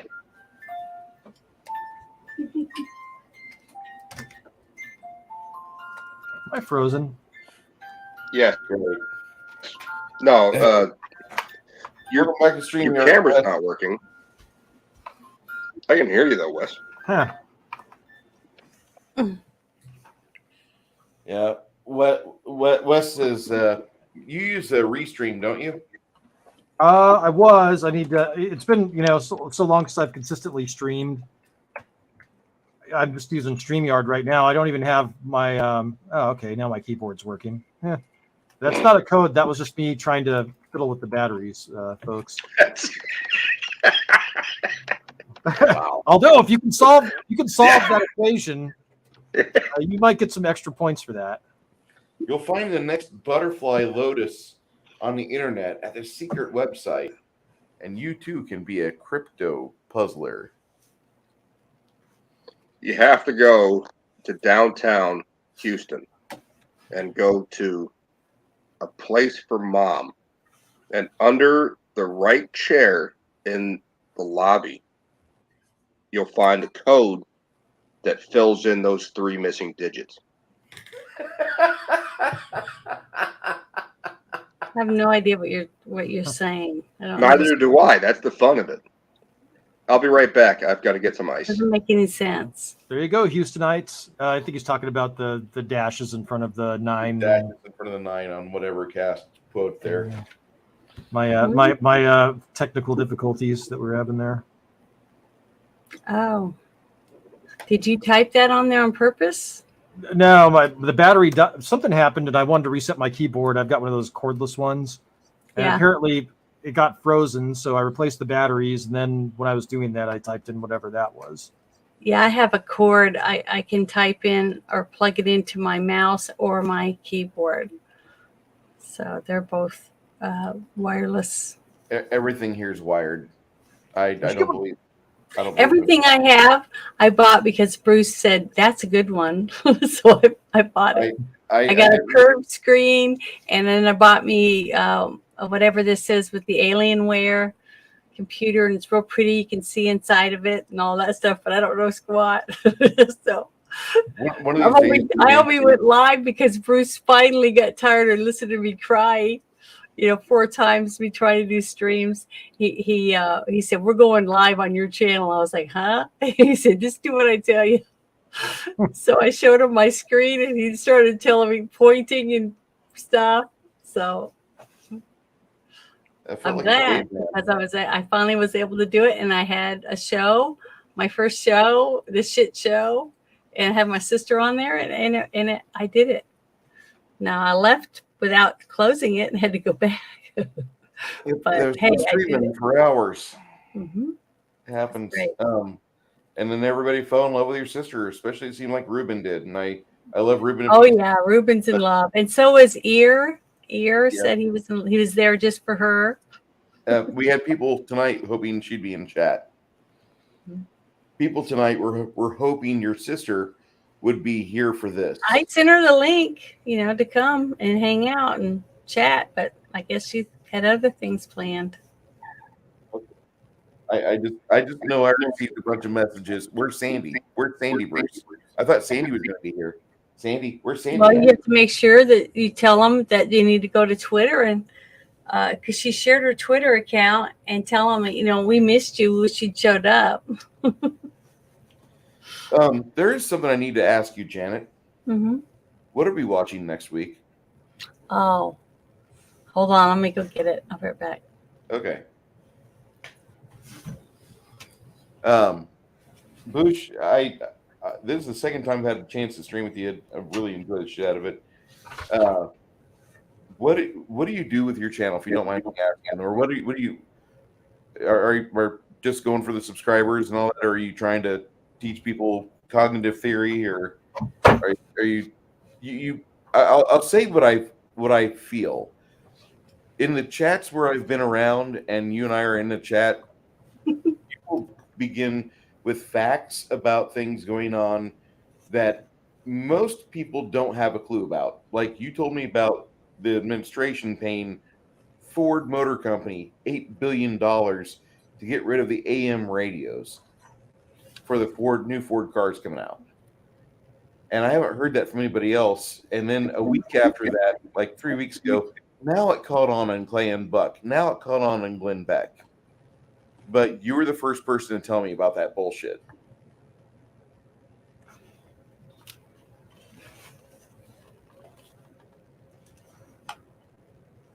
And Bush is gone. Darn, I was waiting for the rest of the story. No, I mean, Bush told me that he was informed about all this stuff that we're getting into, where the AM radios are not going to be in new cars, at least from Ford Motor Company. And this administration paid $8 billion to Ford to not do that, not put them in. 8.6 billion. Shit. Here you go, Bruce. So the crazy thing about that whole situation is it happened last year. It happened last year. I like that movie. This is the one I want to watch. I hate that movie, but I love it. Next week. Now, only thing is, I have it on DVD, so I can't put DVDs in my computer. So I think I can find that stream of it.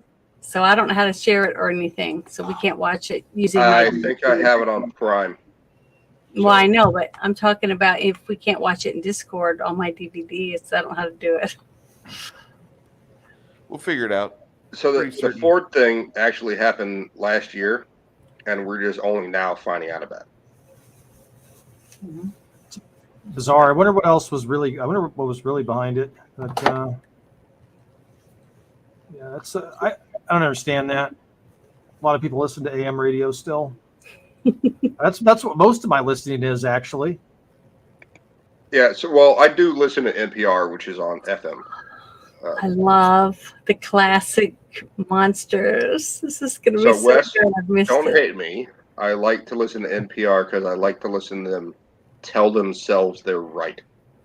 And then I go listen to what they say, and then I go look it up. And they're totally wrong all the time. Well, NPR, actually, my mother listens to that. They go pretty deep into the weeds on some stuff, and you actually get a lot of insights into it. Like, was it NPR? Oh, wait, no, that was PBS. Well, there was a situation I heard last year about an ex-Guantanamo Bay guy who went to NPR with his story and said, like, oh, the CIA did all these horrible things to him, the United States government did all these horrible things to him, and, they tortured him, and they wanted him to give up information. I heard, and that's from years ago.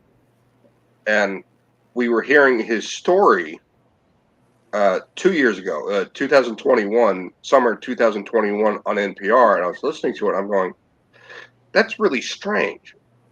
that all of this happened to him, but it didn't happen to anyone else. And then he's going, oh, but it happened to everyone that was at Guantanamo Bay. And I'm like, no, it didn't. And he was released because of the things he was saying. And then he went and killed some people last year. So that's why I like listening to NPR, because they're like, oh, the CIA and the right-wing American government are such terrible, horrible people. And we like to listen to someone that escaped Guantanamo Bay. Good night. And Oh, listen to did their he already story. leave? And Is he already was gone? Good he was night, given a- Shadow. Yeah, good night. He was given a book deal by Simon & Schuster to release all of his private information about his time in Guantanamo Bay. And I'm like, he was given a book deal. He'll say whatever the fuck they tell him to. Are you kidding me? And then, yeah, it turns out he's not such a nice guy, and he started killing people and got locked up. So that's why I listen to NPR, because I love their stories. 6 months or a year later, all the stuff they say on NPR turns out to be complete garbage. I love it. Because I remember stuff. Well, isn't NPR supposed to be news? No. Oh. No. I don't think they've ever called themselves news. So what does NPR stand for then? National Public Radio. Oh. Okay. Yeah, Kronos. That's one of my favorite things. Is they go, oh, well, this woman is accusing Brett Kavanaugh of rape, and you go, well, why would she do that? And you go, oh, she has a $200,000 book deal with Simon & Schuster. If she says what they're telling her to say, that's kind of weird. Mm-hmm. So did Kavanaugh do this stuff? And then she was discounted. She was ultimately discounted for her testimony in front of the Supreme Court of the United States of America. She should be in jail. Well, yeah, that woman that accused the 5 lacrosse players or whatever for raping her when she was and there. She's on video coming out of the frat house with a smile on her face. Yeah, but the thing is, it was proven that she lied, okay? All the facts came out and she lied, and nothing happened to her, but they all got kicked out of school. It ruined their lives. They lost their scholarships. They lost their scholarships. And that was a long time ago. So it's just sad that we can't get, I don't know, because to me that's wrong. I know people who were raped. I know people who were molested and by their own family members. And but that's the American media. I know, but it's sad that a woman, a real woman would say something like that for whatever reason, because she's hurting people who have real things that happen to them. Because money. I'm gonna believe them. Because money, Janet. Because money. That's how they got the woman to talk against Kavanaugh. Was they said, "We'll give you $200,000." $200,000 isn't story in a book. I mean, I wouldn't even take $1 million to move to California and say that this is well, what happened. I guess I don't know about money. $200,000. Sure. Okay, so Janet, perspective. I know you're a better person. Wes. If someone came to you and said, I'll give you $200,000 to say that Bush tried to kiss you on the mouth at a meetup, what would you do? I would say no. Oh, you would say no. If someone would you do it? Hang on. Let me try again. Would you take $200,000 to say that you kissed him on the mouth? I'm not a very good liar, so if someone told you if someone said they'd give you $200,000 to say that I tried to kiss you on the mouth at a meetup, and then you came to me with that proposal and said, I'll give you half of it, would you still do it? Well, I mean, if I'm helping out a friend, I might if it was like $1 million, we each get a $500,000. $1 million, absolutely, yeah. I'll take 500. $1,000, you take $500,000. I'd fucking do it. Yeah, but that's I'd be like, yes. a prank. I'd be like, yes. I tried to But kiss the mess on the mouth. But you wouldn't take it. Yes, would you be on board with wouldn't that? take money. Would you just be say okay? that somebody raped you? Would you? Would you take money for that? No, That's a little different. There was a guy in Las Vegas actually that got breast implants. They made him a bet that he wouldn't do it and that he would get $1 million. Yeah, $1 million. Let me see if I can find it. He kept him in for a year, and then I think they doubled down and said keep. No, they got 5 fucking years. infected. They got fucking infected. Did they? Yeah. Hold on. I didn't realize that's what happened. Wow. Well, that should be his fault. Yes, but the cost of that surgery, they covered the cost of the surgery. To get them removed was basically the amount that he got the bet. It doesn't cost $1 million to get your boobs taken out. You have no idea the surgery involved. It's just a cut, and they pop them out. No, baby. I think it's a little different with a man. On TV, I've seen people get it done on that mismatched cosma surgery or whatever it's called, where people get bad surgery and they get it taken out. Didn't go well. I have my own boobs, so I didn't have to have surgery. So yeah, Chronos says the breast dude from Vegas. Yep. I never heard that story before, but that's what I said. I've said it before that I don't like watching. It was like, what was it? The one Jackass or whatever, where they glued that little dwarf to that guy's chest and dumb stuff like that, because people will do it. Real people will do it. Okay, those are stuntmen.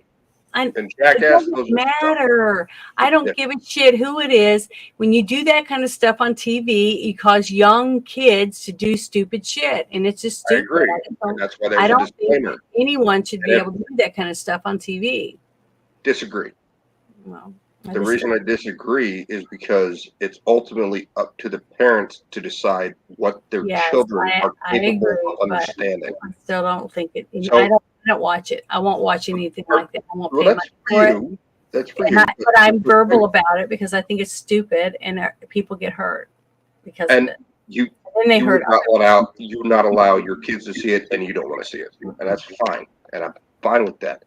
But I'm one of them. You cannot tell other people that their children are not capable of understanding that, right? Well, they do it now, and there's nothing I can do about it. Okay, so perspective. I was 8 years old. My brother was 9 years old. My father showed us Alfred Hitchcock films. You okay with that? I saw Psycho, and when I'm not okay with that. I think it comes down the stairs, and he's wearing the wig and the dress, and he's got a knife in his hand, ready to kill the cop. It was scary. It was scary as shit. Yeah. But my father knew that his sons could handle watching something like that. Oh. Adversely, my father started to show us Alien, the first one from, was it 78? I could handle it, and my brother could not. And I watched Aliens, the second one, in 86 with my father, and I was fine. My brother couldn't handle it. And I saw Alien 3. Don't recommend anyone see Alien 3 ever. Stop at Aliens. And we saw it in the theater, and I was fine with the gore and the situations, things like that. And we came out of the theater, and I was still young, but my father said, "They fucking killed Ripley." And I said, "Yes, Dad." And he went, "I can't believe they fucking killed Ripley." My dad never really cursed. My brother and my mother went and saw Far and Away in the same theater. My father and I went and saw Alien 3. Far and Away with Tom Cruise and Nicole Kidman? Correct. Ugh. We should have gone and seen Far and Away. Wow. It's not a bad movie. I kind of like it. I really do. But another good example, I would not have shown Psycho Alfred Hitchcock to my niece when she was 12 years old. I don't think she would have been able to handle it. My father knew that I'd be able to handle movies like that, and my brother wouldn't be able to. You understand?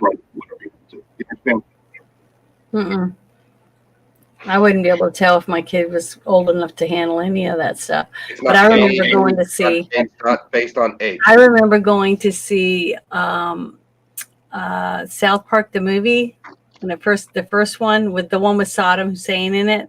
Yeah, I saw it in the theater with my cousin Eric and my brother. I remember standing in line, and there was a couple of couples in front of me, and they had small kids, like 5, 6 years old, and I just went, "What the hell's wrong with you people?" It's a cartoon. It doesn't matter. We saw people parts where the penises, are in there, and that's when I found out that one of the guys, I think it was Trey, but I'm not 100%. They were told when they were making it they couldn't use cut out penises because of a copyright. These people left way before that. So I remember it. I remember it take a very picture of well. their own penis and use it in the four rows in front of us on the right. Older people got up and took their grandkids out of the theater. Is that the guy with the boobs? Yep, that's the boobs. They don't look real. They're not, baby. No, they're not real. They don't even look like implants. They look like a thing that you wear on the front of your chest. That's it.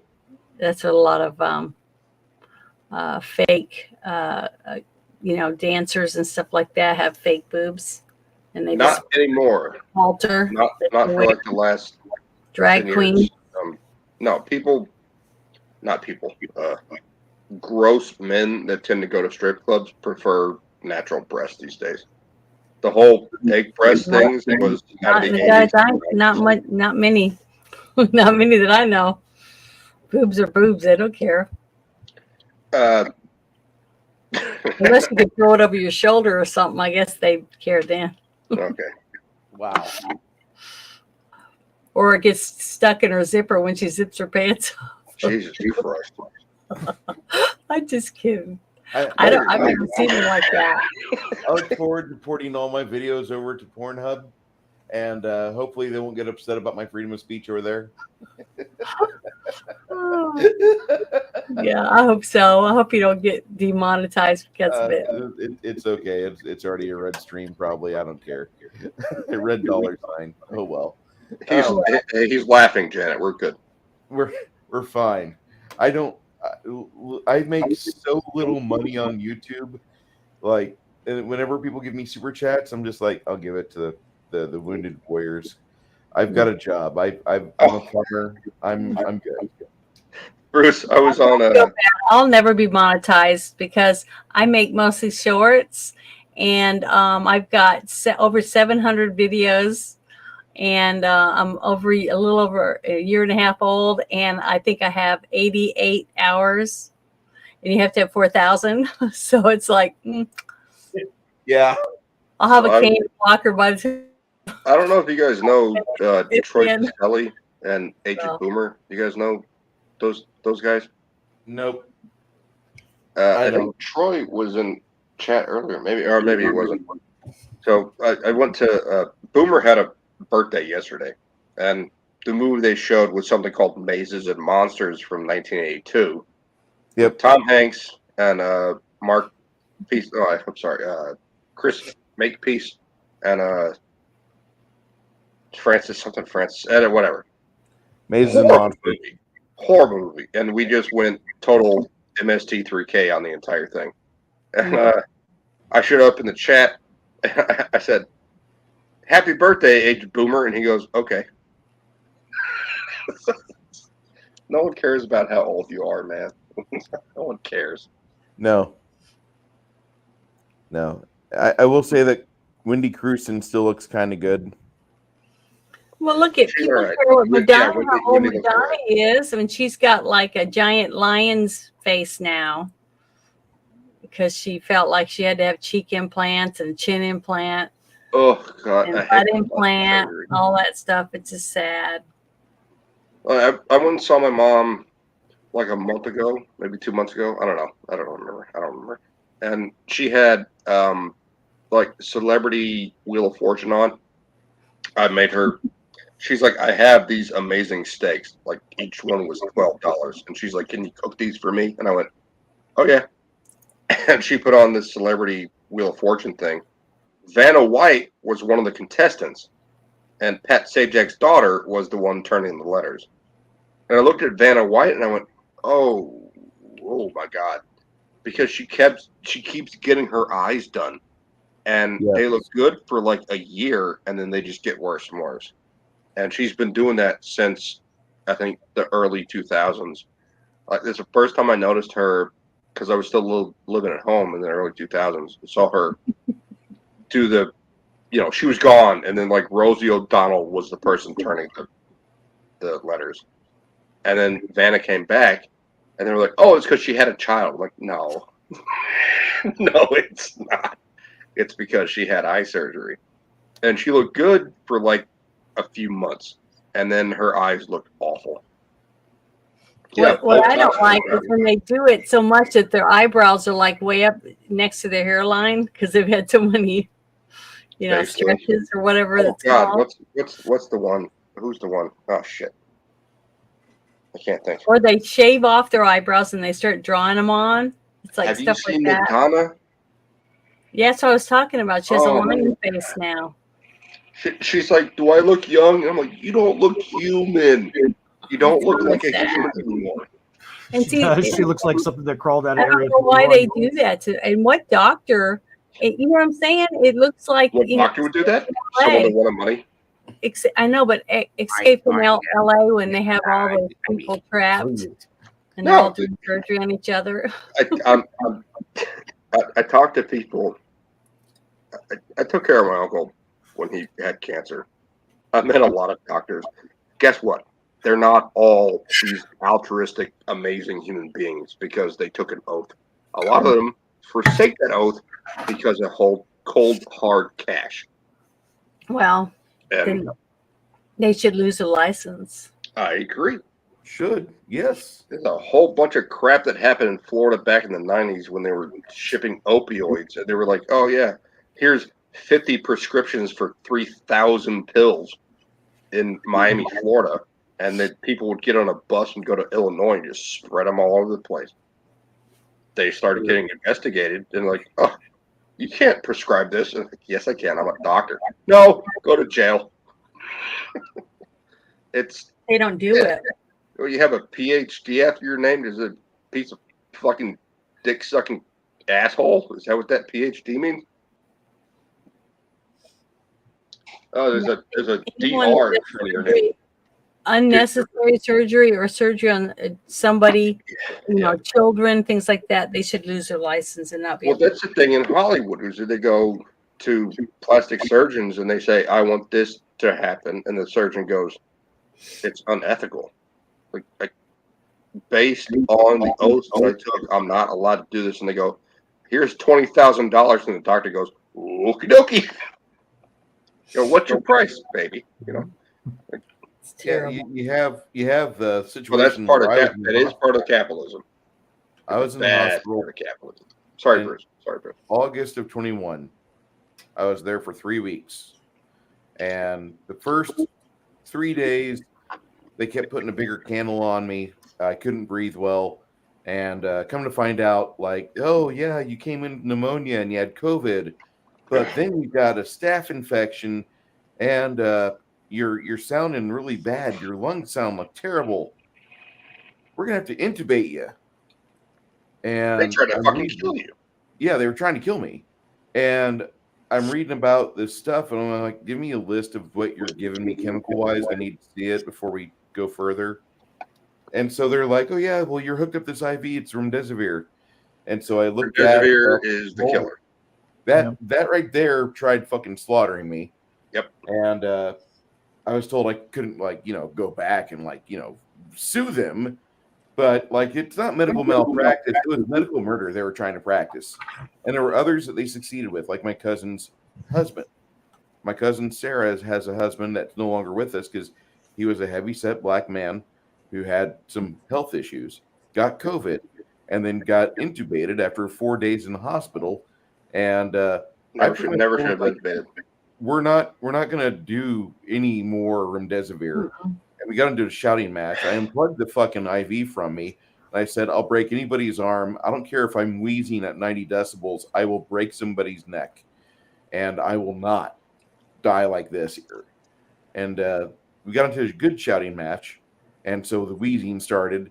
But I stuck to my guns. And I wouldn't let them go any further with that. And then the doctors were like, well, what can we do for you? I'm like, get the fuck out of my face. Yeah, get out of my face. Somebody give me some untampered with Sunny Delight in here, because nobody's going to fuck with Sunny Delight. You know, give me the sealed fucking jug. It's going to sit here for half a day. I'll kill it within 6 hours, and I'm going to do that to 2 jugs of Sunny Delight every day until I get better. They gave me 1 jug of Sunny Delight a day for a week and a half, and I finally started getting to where I could walk, because my lungs had tried to collapse on me. Holy fuck, that was scary. And then when I got home, I'm still stuck with this fucking oxygen tank, you know, that I've got to ling around with me. You had pneumonia?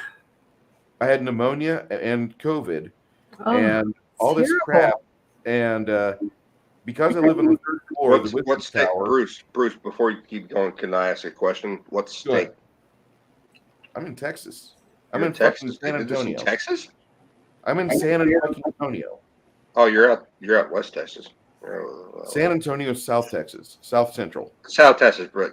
You're right. And the place I went to was Audie Murphy fucking VA hospital. I know Audie Murphy. Fucking. I'm in Houston. By the way. Okay.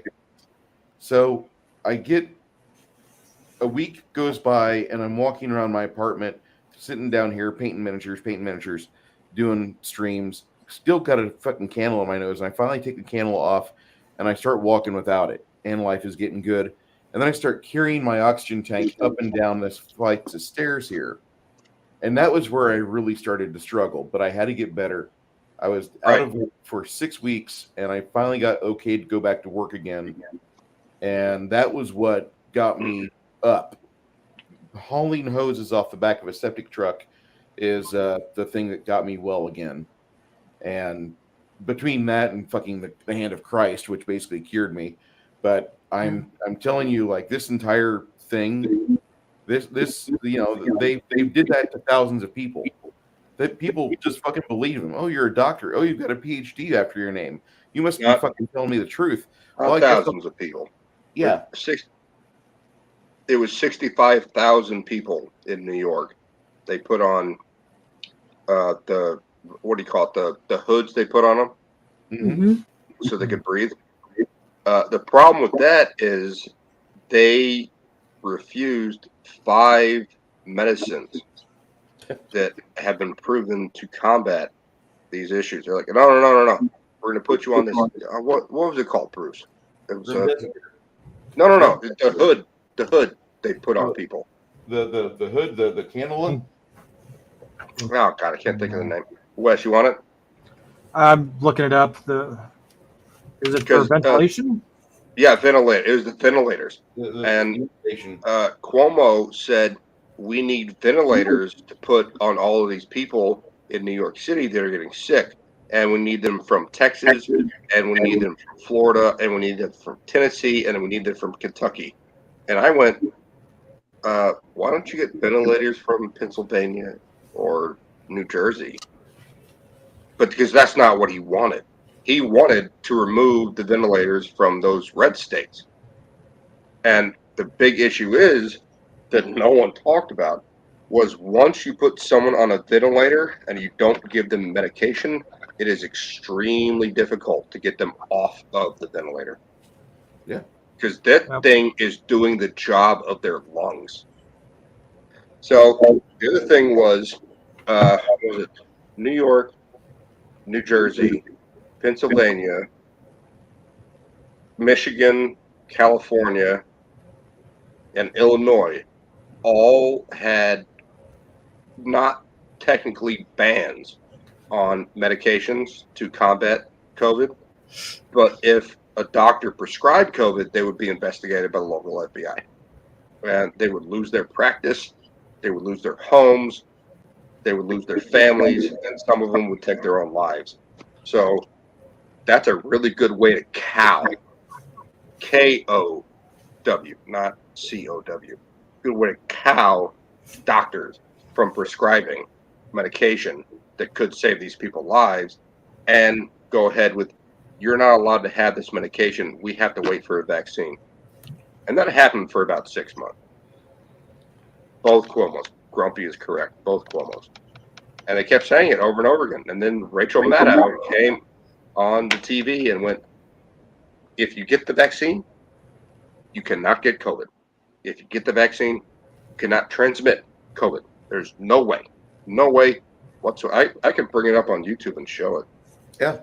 And I remember that. people got the vaccine and got COVID. People got the vaccine and transmitted COVID. Meanwhile, there's 6 drugs. Was it? Can I say it, Bruce? Am I allowed to say them? Yeah. Ivermectin. It was Regeneron, Refesnor, and 2 others that start with S. They were not banned by these states. But if a doctor prescribed them to patients in these states, they'd be investigated by the local FBI, and they'd lose everything. It's not a ban, quote unquote. So 65,000 people in New York died in 2 months because they were not given, or denied. I'm sorry, they weren't given. They were denied life-saving drugs. Well, they had to deny, because if they didn't, if there was drugs available to help heal people, then they couldn't get the permission to be able to legally make the vaccination, because it had to be a way around it, and that's what they did. No, it's the government trying to boost the death rate. Yep. Well, not So just if you look at Florida, not just that, they knew that would happen, but that's why they wanted the vaccine, so they could give you a shot of whatever it is that they wanted to give you. Janet, let's go back. So Florida didn't refuse patients those drugs. And there's a stretch, I have to look it up. I can look it up if you want me to, but every time someone asks me to look it up and says I'm a liar, I say, I'll bet you $1,000 I'm right. And then they start backing down. A stretch from Jacksonville to Tampa, Orlando to Tampa, which is the I-4 corridor in Tampa. 12 hospitals had a 100% infection rate for COVID. And the reason for that is because if a hospital had a infection of COVID, they were given a certain amount of money from the federal government. In Brandon, Florida, Tampa, it's just outside Tampa, local regional hospital was getting $3,650 for every single positive COVID patient from the federal government. That's just a podunk place outside Tampa. And along the I-4 corridor, all the way up to Orlando, 12 hospitals had a 100% COVID infection rate. And DeSantis went, hang on a minute. That's not fucking possible, because the rest of the planet has about a 25% COVID infection rate. How do all of these places have 100%? He started investigating, made the state government start investigating, and all of these hospitals went, oh, you're right, it was a clerical error. They never gave the money back. That's fraud. Yeah.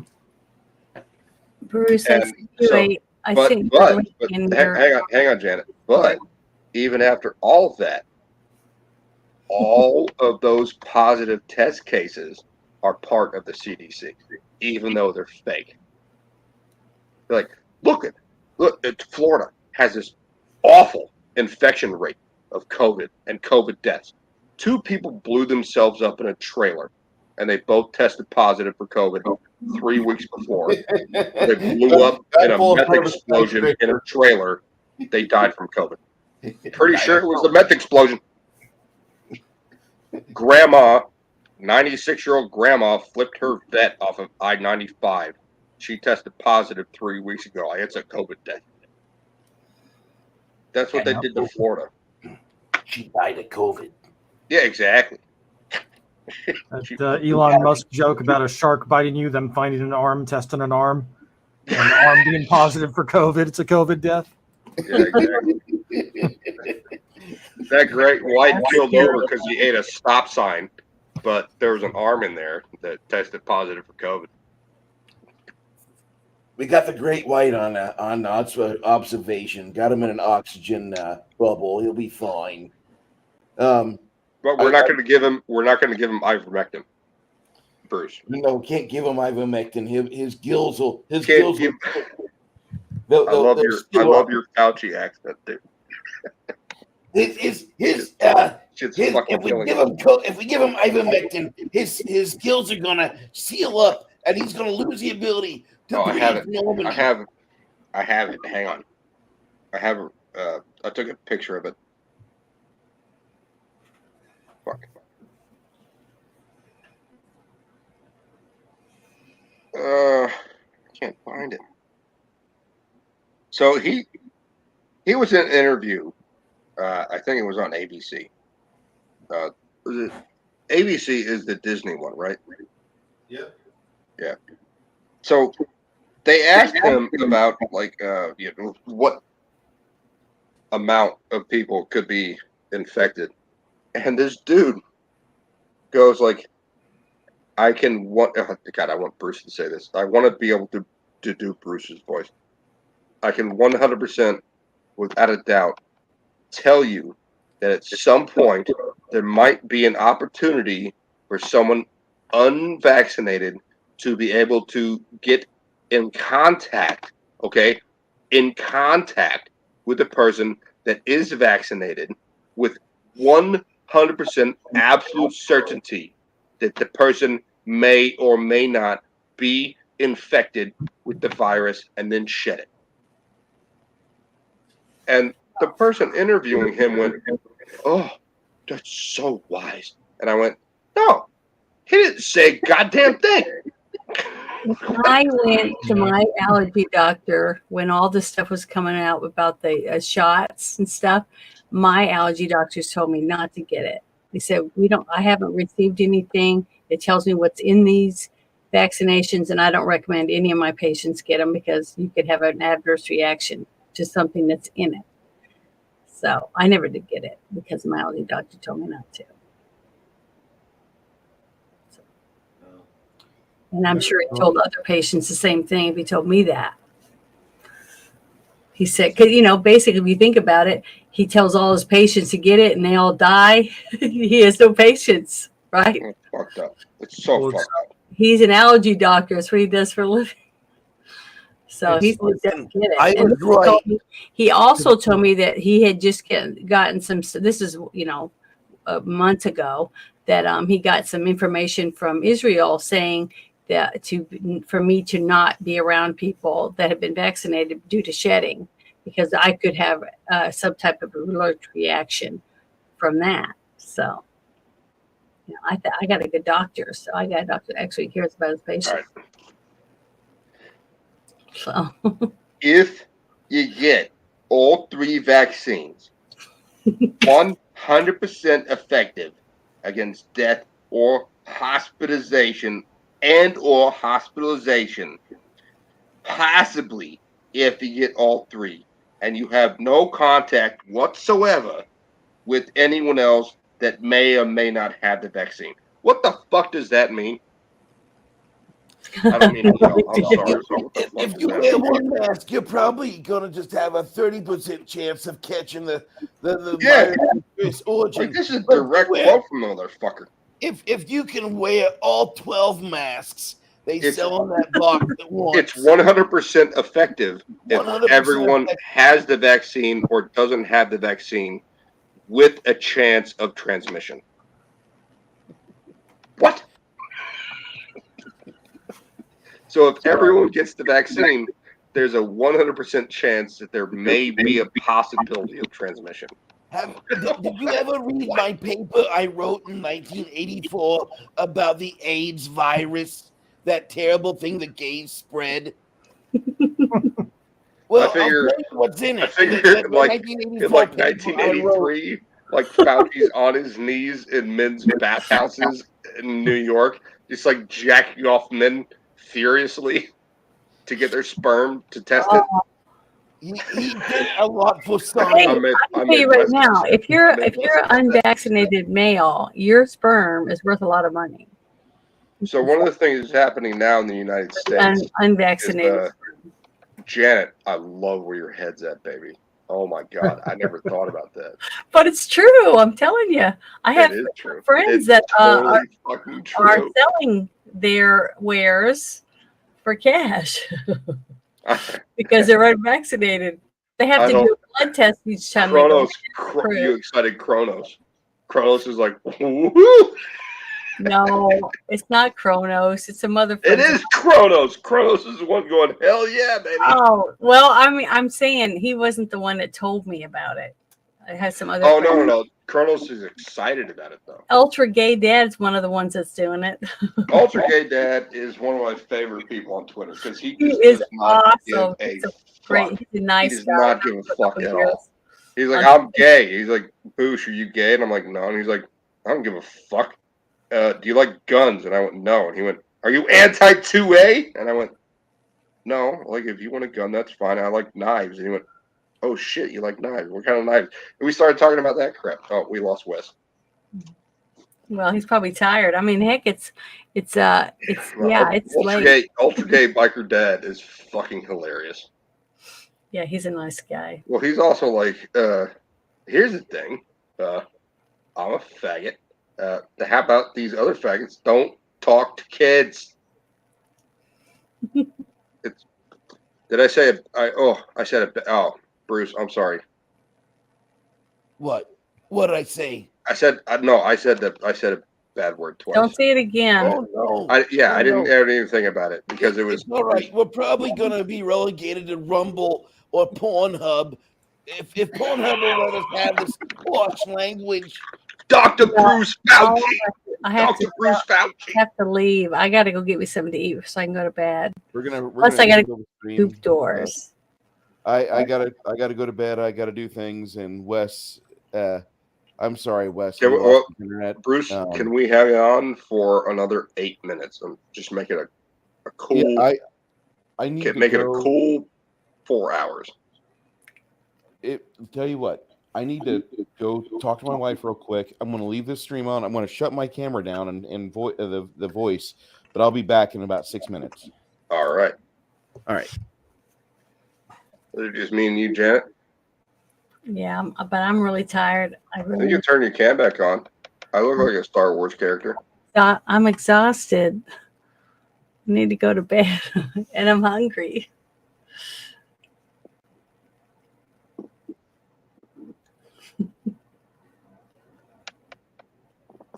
Beer me? Yeah. Oh. With the Guinness. Mm-hmm. I don't like beer. Well, that's okay. What do you drink? I like wine, Riesling wine. I like champagne. You like Riesling? That's gross. I know, and I like champagne. I like fuzzy navels. Oh, you like mixed drinks? Yeah, I like. So, I came up with mine. Well, not mine. It was me and this bartender named Alex. We were kind of sweet on each other. Like she was one of those girls, kind of like you, that really loves her boobs. Because, do you know what I'm talking about? Like when she was younger, she didn't have them, and then she started getting older, and then they just went pow. Yeah, mm-hmm. So you like your boobs, right? She was one of those girls. Why wouldn't we? I mean, you guys like them. Why wouldn't girls like them? Well, I like my dick and balls too, but I mean, well, you know what I mean. I'm not like pow with them, you know. Like girls are different with that because like your stuff downstairs is not the same thing. Like your stuff upstairs is the one where you go, yeah, baby, you know. It's a little bit Maybe. different. Like, okay, this is gonna piss off all the SJWs and woke pieces of shit that watch this. Boys and girls are different. Yeah, Boys we have are. a penis, girls have a vagina. hmm So, Well, you can buy one now. no, Buy you whatever can't. part you need. No, you can't. So, Mhm. Alex, I've watched the the girl, surgeries her on name was TV. Alexandria, and she called herself Alex because she hated the name Alexandria. That's fine. And we drank screwdrivers together, and we started trying to make a shot. And it's triple sec, Grand Marnier, orange juice, pineapple juice, and white rum shaken over ice and poured into a shot glass. And instead of a screwdriver, we called it a slow, comfortable screw against the wall. So, Now, did you sell it at the bar? it didn't take. It's got a long name. It was expensive. It was expensive to make it too. But I got the name from a movie called Doc Hollywood with Michael J. Fox. I didn't watch that one. It's a good one. It's great. So he is driving to Hollywood, or maybe he's coming from. No, he's going to Hollywood from New York, and he breaks down in Middle America. Like his car just like, I've had enough. So he breaks down in this small town, and he meets Luetta, and he winds up hanging out in the town because the mechanic in the town says it's going to take like a week to fix his car. He's like, okay, so where can I stay? Like, there's no hotel. So they put him up with these old ladies who have lots of money and tool around. Like, they go to all these different countries and stuff. And he's like, okay, I'll hang out with them. And they get him shit-faced. And he's like, he starts drinking. He's like, oh my God, is this moonshine? Will I go blind? And they're like, oh no, sweetie, this is ouzo. We went to Greece last summer. This is our bottle.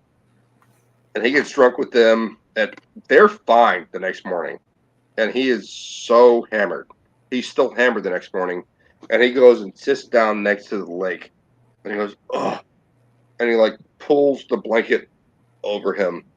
And Lou comes out of the lake butt naked. Yeah.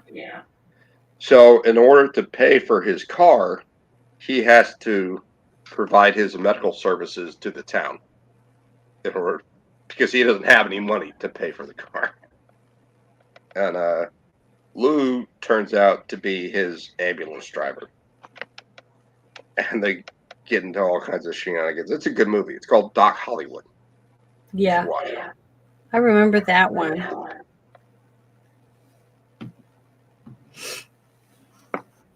But and they're trying to, what's his name? Ben Stone. So he goes in front of the judge because he crashes a fence with his car.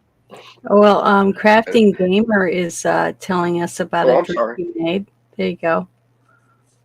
I made a type of mixed drink. You warm up a shot of rum, so you can mix 2 tablespoons of honey in, and then you take 2 shots of chilled honey whiskey mix together, and boom, you have the honeybee. That sounds yummy. That sounds like something called a hot toddy. Yeah, but it sounds yummy. I like honey. I don't like whiskey though. Yeah, well, I mean, any kind of hard liquor, you do what he's talking about. It's called a hot toddy. Yeah, I bet it does warm your throat up really good. Yes, it's good. It's good if you're sick.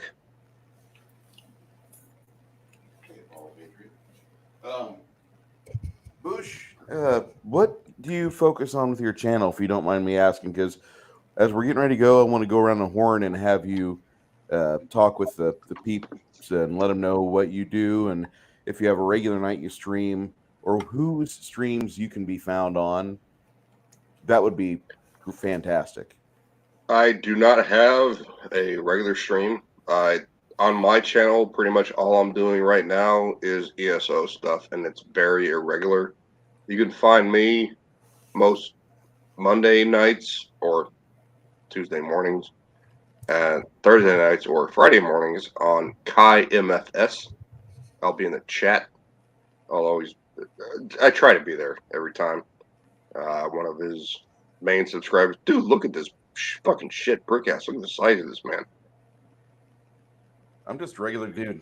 No, you're not, man. You're fucking huge. What are you talking about? I'm 5'6".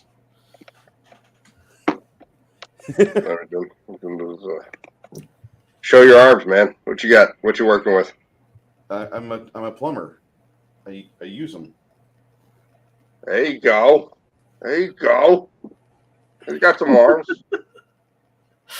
Guns are. They're not very big. They're just like 16s. That's all. Yeah, I like to brag about mine because I think they're pretty.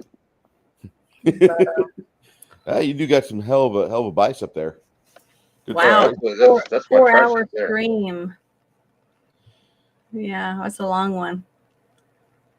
But I just want to say thank you to everybody that came in the chat, and thank you, Crafting Gamer, for joining us tonight, and for having us watch such a set of funniest shows. It was fun. We do actually need to go over the films. So I have them all on DVD. I don't know how to. I have a CD drive, but I don't know how to make them so we can all watch them together. Well, we watched them already on Discord last night. Okay. So that's the first time I got to watch them, and I laughed through them. It was good. I think it's my fault, but I'd also like to blame Wes, even though he's gone, for derailing the entire thing. And I like Crafting. He's a good guy. Yeah. Sorry, we kind of. I loved his. Kind of went off the rails there. Dark Lord. Yeah, look at that man. Look at his shoulders, man. Look at his shoulders. Look at the beefy shoulders. Just a regular. But it was fun. Crafting Gamers on here. Let me get whatever. Well, he was in here a second ago. Yeah, Kronos Rip Family Guy topic. Yeah. Apollo Patriot. Do you know him? He's in here. He's an amazing gamer. He does a lot of type of COD type games. He shows you how to get into various outfits, uniforms. If you want to have your alter ego in a certain style of dress, he goes through the various ribbons and various outfits you can get. Mm-hmm. Apollo Patriot's fantastic for that. That's awesome. Yeah, I'm wanting to play. I still want to play Goat There's Simulator. Crafting right there. There he is. Yeah, I just started a new channel. I don't have any subscribers yet because I don't have any videos yet. I'm working with a friend of mine. I've taken, well, I can't really say 2 videos. I've taken 2 videos in 3 pieces each because I want to compile them. Yeah, man, look at this guy. Taco Tuesday. I want to compile them and make one solid video rather than having 3 videos, you know? And they're cooking videos. Good. Oh, I've been talking to you about doing something like that. I think McFadden channel is not it. It's called Boosh Cooks. Boosh is the other channel. I haven't done anything with it yet. Well, you need to start. Put something. Well, yeah, I'm in the works. Like I said, I've got 3 videos for one cook that I've done and 3 videos for another cook that I've done. I did shrimp scampi, and I used vermicelli rather than spaghetti because it cooks faster. And everyone's like, "Oh, vermicelli will break apart." I use a small saucepan to cook the vermicelli, and once it starts getting salt at the bottom, I turn it around. It's all in the video. I want to do some voiceovers. I don't want the audio from the videos I'm making. I want to have a voiceover that's separate. I'm working with Reaper right now, but I don't have it yet. So I have a friend that's going to help me with that. I am not finding the Boosh Cooks channel, so you'll have to. Sorry. That's okay because there's nothing going on it, so that's fine. But there's nothing there. I just want to say thank you to everybody that came and hung out. Yes. I had fun, and I enjoyed the the trilogy a lot, and I'm really tired, so I'm about to go to bed. And I'm starving. Got to go in there and find me something to eat. Janet, you're also. I just had salad for lunch, so I'm really hungry. But and I worked out this morning too. So, and Bruce, you recognize this? I took the trim off of it. This was what I wore when we did the Blues Brothers. The Clash of the Titans. Oh, and drama. It had the little thing over my head. So I wore this because I couldn't find anything. Couldn't find a single thing. So Bruce is like, I'm getting the ladies too excited. But yeah, you guys have a good night, and I hope everybody has a nice night in the chat. A lot of them stayed for the whole thing. It's amazing. Yeah, we're past the 4-hour mark too. Yeah, I know. It's amazing. Saturday, I want people to be aware there is a game stream, and you guys, the people that just want to watch, you're gonna be in. You might be out after 2 or 3 hours, or less. Might be a half hour. We had some people last show that stayed for like 9 hours. The average watch time was in like 5-6 hour range. Yeah. How long do your Saturday streams go? Go about 9 hours. Yeah, it just depends on what we're doing in the campaign, though. Really. What time do you start on Saturday? Because I have to work Saturday afternoon. 12:30 to whenever, usually 8, 9, 10 o'clock. 12:30 Central. Mm-hmm. Okay, I'll get off work a little bit after that. And it's on this channel? On this channel. This channel is what that's my entire focus is campaigning. Are you the Go ahead. He's the dungeon master. He is. That was my question. Okay. God, Janet is so in tune with me. I'm in love with you, baby. That was my question. Are you the dungeon master? Yeah, it did feel like 9 hours. We ran last session, and the party kind of stalled out because they were like so fatigued that the campaign was stalling because people were like, I really don't want to do this. And I'm like, yeah, I was so tired. I was exhausted. So what do we see on screen? Like usually when I run, I focus on the battle mat, the miniatures. Okay. I'll draw out the cavern or wherever they're at, and I'll have the scenery there, and that's what we do. That's our style of play, and I prefer that style of play. That's what I've been. Is this Dungeons and Dragons? It's like it. It's called Pathfinder. Called Pathfinder. Okay. Can I tell a story real quick? So, well, I gotta go. I gotta go to bed. Oh, okay. I'm exhausted. It's 11. It's only going to take a couple of minutes if you want to listen, Janet. I know you just said that a while ago. 8 minutes, whatever. But I have got to go. I gotta go shut my coop door for my little bitty chickens. They're only like this big, and they're one bite. McNuggets. Yeah, they're McNuggets. But I'm exhausted. But I'll talk to you guys later. Hey, Bruce. Good night. Good night, Janet. Be good, hon. Well, I'll tell Bruce. Maybe he'll. So when I was in high school, I knew this guy named Sean, and he was in band club, and he introduced me to Robert Jordan's The Wheel of Time, and I got hooked on that. And I'd already read Lord of the Rings and things like that, and he lived maybe 2 miles from where I was, so I used to ride my bike to go hang out with him, and then we'd go fart around and be nerds and whatever. And he knew people that lived the next street over from me that played Dungeons and Dragons, and he brought me over there to play with them. And they said to me, in order to be part of their group, I've got to buy all of this stuff. I got to buy like the figures, and I got to buy like the tile map things, and I've got to buy the books. And I went, what then? And he's like, oh, you got to leave them all here. Like, you can't take them home with you. And I went, I'm out. Like, what do you like, I just buy you a bunch of stuff and then wait for you to invite me over? And he went, yeah. And I went, okay, I'm done. I'm done. And that was the only instance I ever had where someone invited me to play Dungeons and Dragons. And Sean was like, I'm so sorry, man. I didn't know it was going to be, because I was a jock too. Like, I played football. And they were like, we don't want you here. Yeah.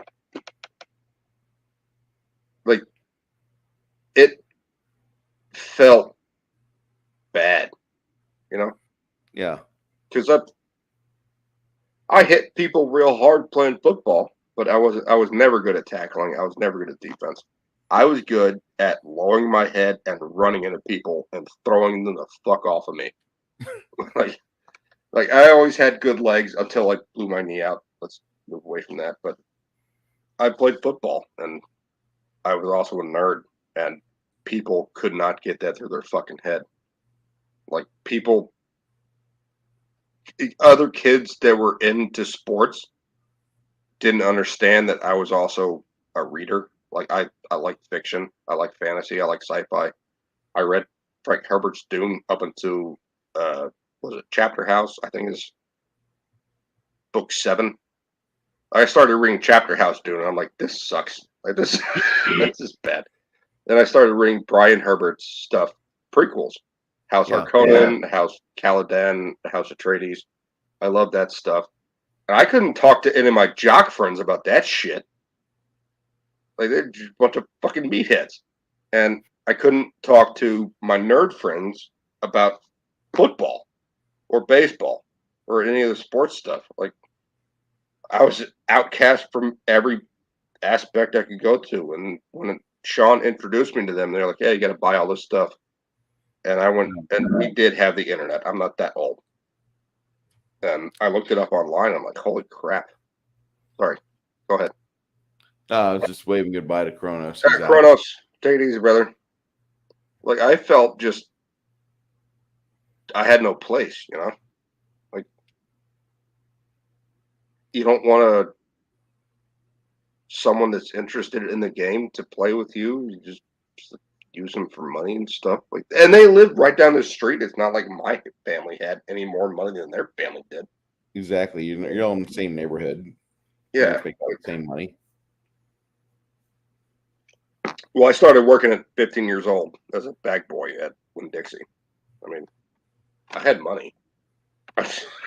Yeah. I didn't have anything to spend it on until I had a car. And then once I had a car, started getting girlfriends, started going to parties. Yeah. I gotta be honest, like, the college, not college, high school parties I was going to, like, I had a girlfriend solid for a couple of years like that, and, you know, getting high, getting drunk. I'd rather be sitting in a fucking basement playing Dungeons and Dragons, to be honest with you. I get it.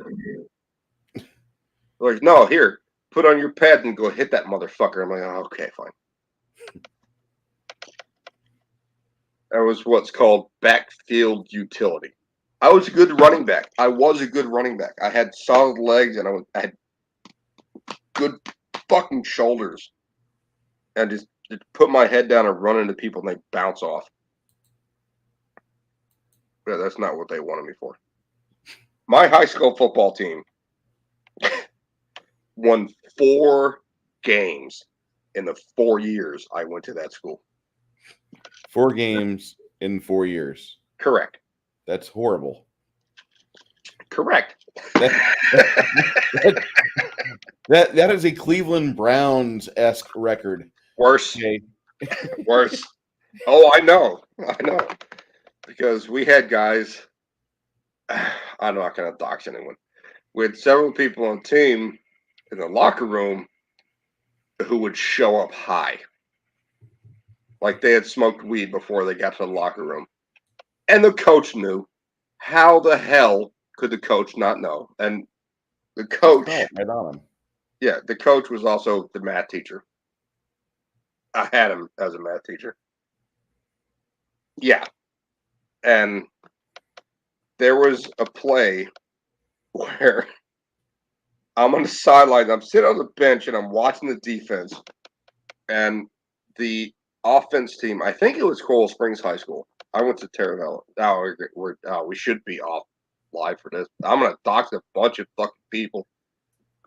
So we're against Coral Springs High. I played for Terra Valley High, and I'm sitting on the bench, and the Coral Springs High quarterback throws a duck. Like, it's an easy pick. And this guy, Mike, who's on defense, who wasn't okay tackle, he's pretty good at tackle, sees the ball coming in and just punts it. He doesn't even try to catch it.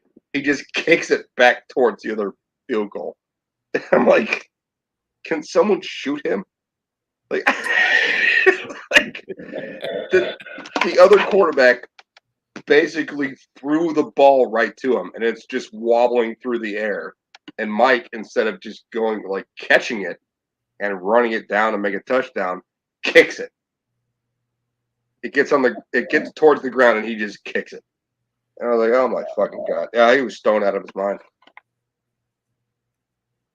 So yes, I would have much rather played Dungeons and Dragons. I had this guy John, who was our kicker, as far as I know, was the only punter in school history to kick for negative yards. What? So the center tosses him the ball. He starts walking up. He missteps, and he kicks the ball with his shin instead of his foot.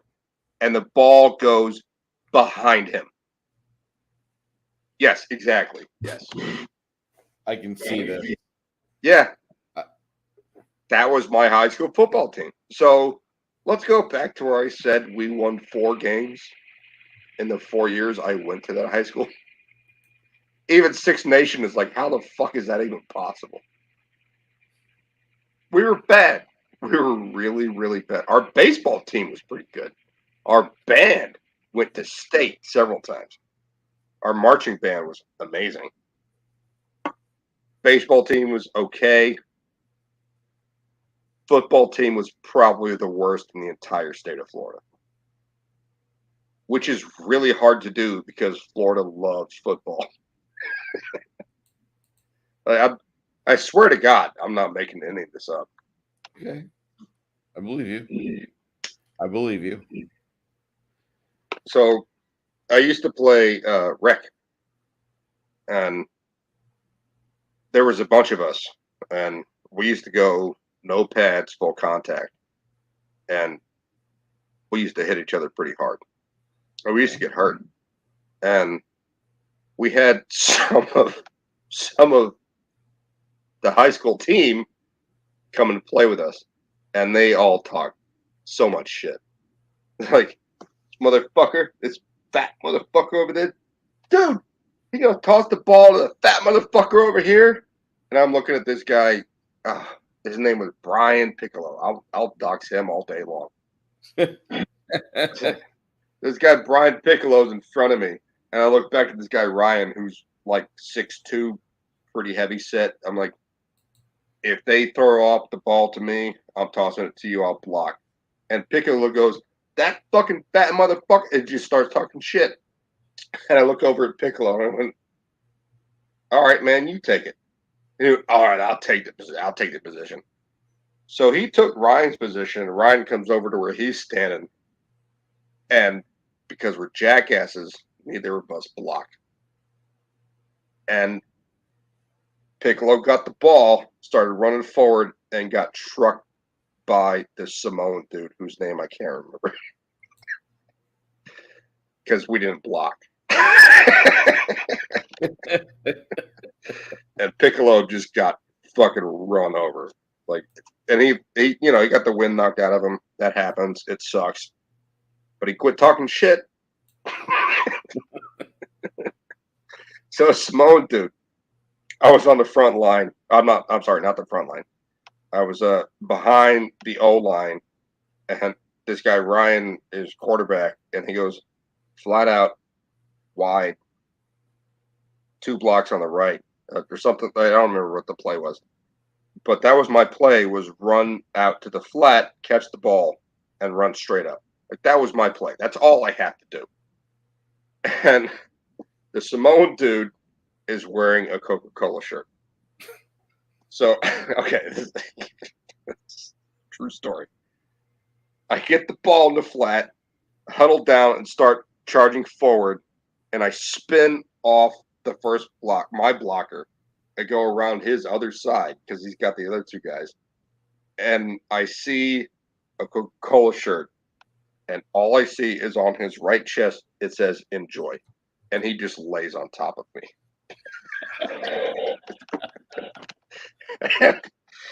And he knocked my ass out. Like I wasn't out cold, but he knocked the wind out of me. He just wrapped me up real hard, and all I saw coming off my front block was enjoy. Because it was a Coca-Cola shirt, and he just fucking leveled me, and I went, oh, that was rough. And then a bunch of us tried out for the team. There's a bunch of guys I could tell you who went into MMA. I'm not gonna talk to them. And we tried out for the team, and the coaches were not interested. They're like, "Oh, these other guys played Pee-wee. Like they didn't play in football for years." And we're like, "Do you have any idea who the fuck we are?" Like, give me a play. Let us run some plays. Let's see what we can do. I made the team. A few other guys made the team. This guy, Brian Greasy. Oh, my God. He didn't make the team. I'm like, you guys are out of your fucking minds. I didn't say that to coaches, of course. But I'm like, they're out of their minds. Like, this dude, someone would run past him on a break in the flat, and he would grab the back of their shorts or the back of their jersey and just fling them, like pick them up off the ground and fling them back, and they'd lose the ball. This dude was huge. He was one of the ones that, like, you ever played punches? Yeah. When you were play punches. That's the one you wouldn't want to play with, because like some guys would like put their knuckles up and try to hit real hard like that. Yeah, he would just use his regular fist, and it hurt. It hurt real bad. He wasn't ripped either. He wasn't like some jacked dude. He didn't look like The Rock or Arnold. He was just strong as hell. And they didn't take him. You're out of your minds. So yeah, 4 games in 4 years. Jesus. Boosh, we'll be doing this again here sometime soon. Appreciate you coming on tonight, hanging out with me, Wes, Janet, and the Crafting Gamer. I wanted to talk more on Star Wars, the Family Guy thing, but I am a terrible reviewer when it comes to like satire or parody, because I'm like, wasn't that great? All right, what do you want to talk about? And I owe that guy an apology, like or make up a video, like we'll do something else different, because I think that would remedy that would fix what I got going on here, because I think I just kind of screwed him out of like what could have been a good time on things. And it's nothing against you or Wes, but I saw Wes in the chat and you're like, oh, that's a shit day. I'm like, fine. I did that, and then like all of a sudden we went from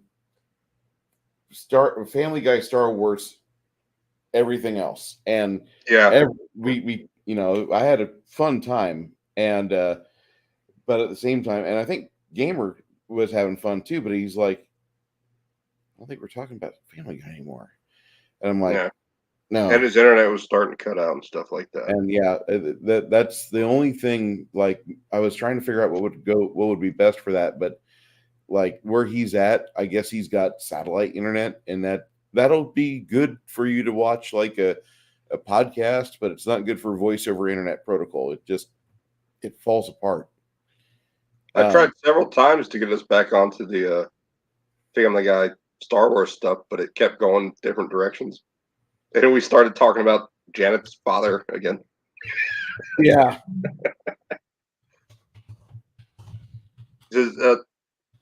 I'm not trying to like discount her at all, but she started like, oh, my father would have liked that part of the episode too. And then we started going into like Sandy and Janet and Son of a Preacher Man and things like that. And people in the chat started singing Son of a Preacher Man.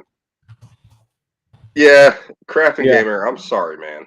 Like, I feel like I am, but I did have a really bad day, and I didn't even get into that. Like, this, Bruce, I gotta tell you, thank you. What garbage that happened to me earlier today, this helped me get past it, if that makes sense. I understand that. I thought I was fired at my job today. I had such a crappy day Friday, so I went in thinking I was completely dead, and it's still a possibility because we found out like, oh yeah, you have 9 days to renew your license. Have you got any cards in the mail? No, I haven't. My plumbing license will officially expire, but I can do septic work for the boss just as long as I'm not trying to do any pipe repairs or such like that. So whatever, we'll figure it out. And Yeah.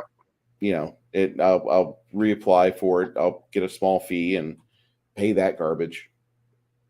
Did he leave?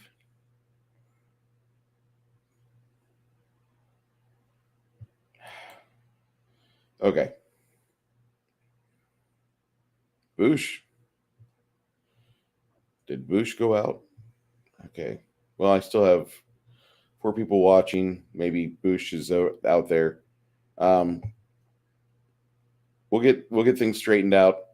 People have just been leaving tonight, but I want you guys to have a great night. I know this was weird. Wasn't the way I planned it to go, but I think next time I'll know better not to bring in other guests that are in chat. Oh my God, we have a special guest. Don't do that, Bruce. And I apologize again to the Crafting Gamer, but we'll bring him on for being as he's a gamer like myself. Probably bring him in for a gameology stream or something more game related. Talking about Family Guy, yeah, it's pretty funny. We could probably like laugh and such. Thank you, sir. I hope you guys did have fun with this stream. I did, but at the same time, I felt kind of bad, and we'll make this up to him. It just something's not sitting right with me, so I want him to have a good time, you know, and be able to talk about what he enjoys doing.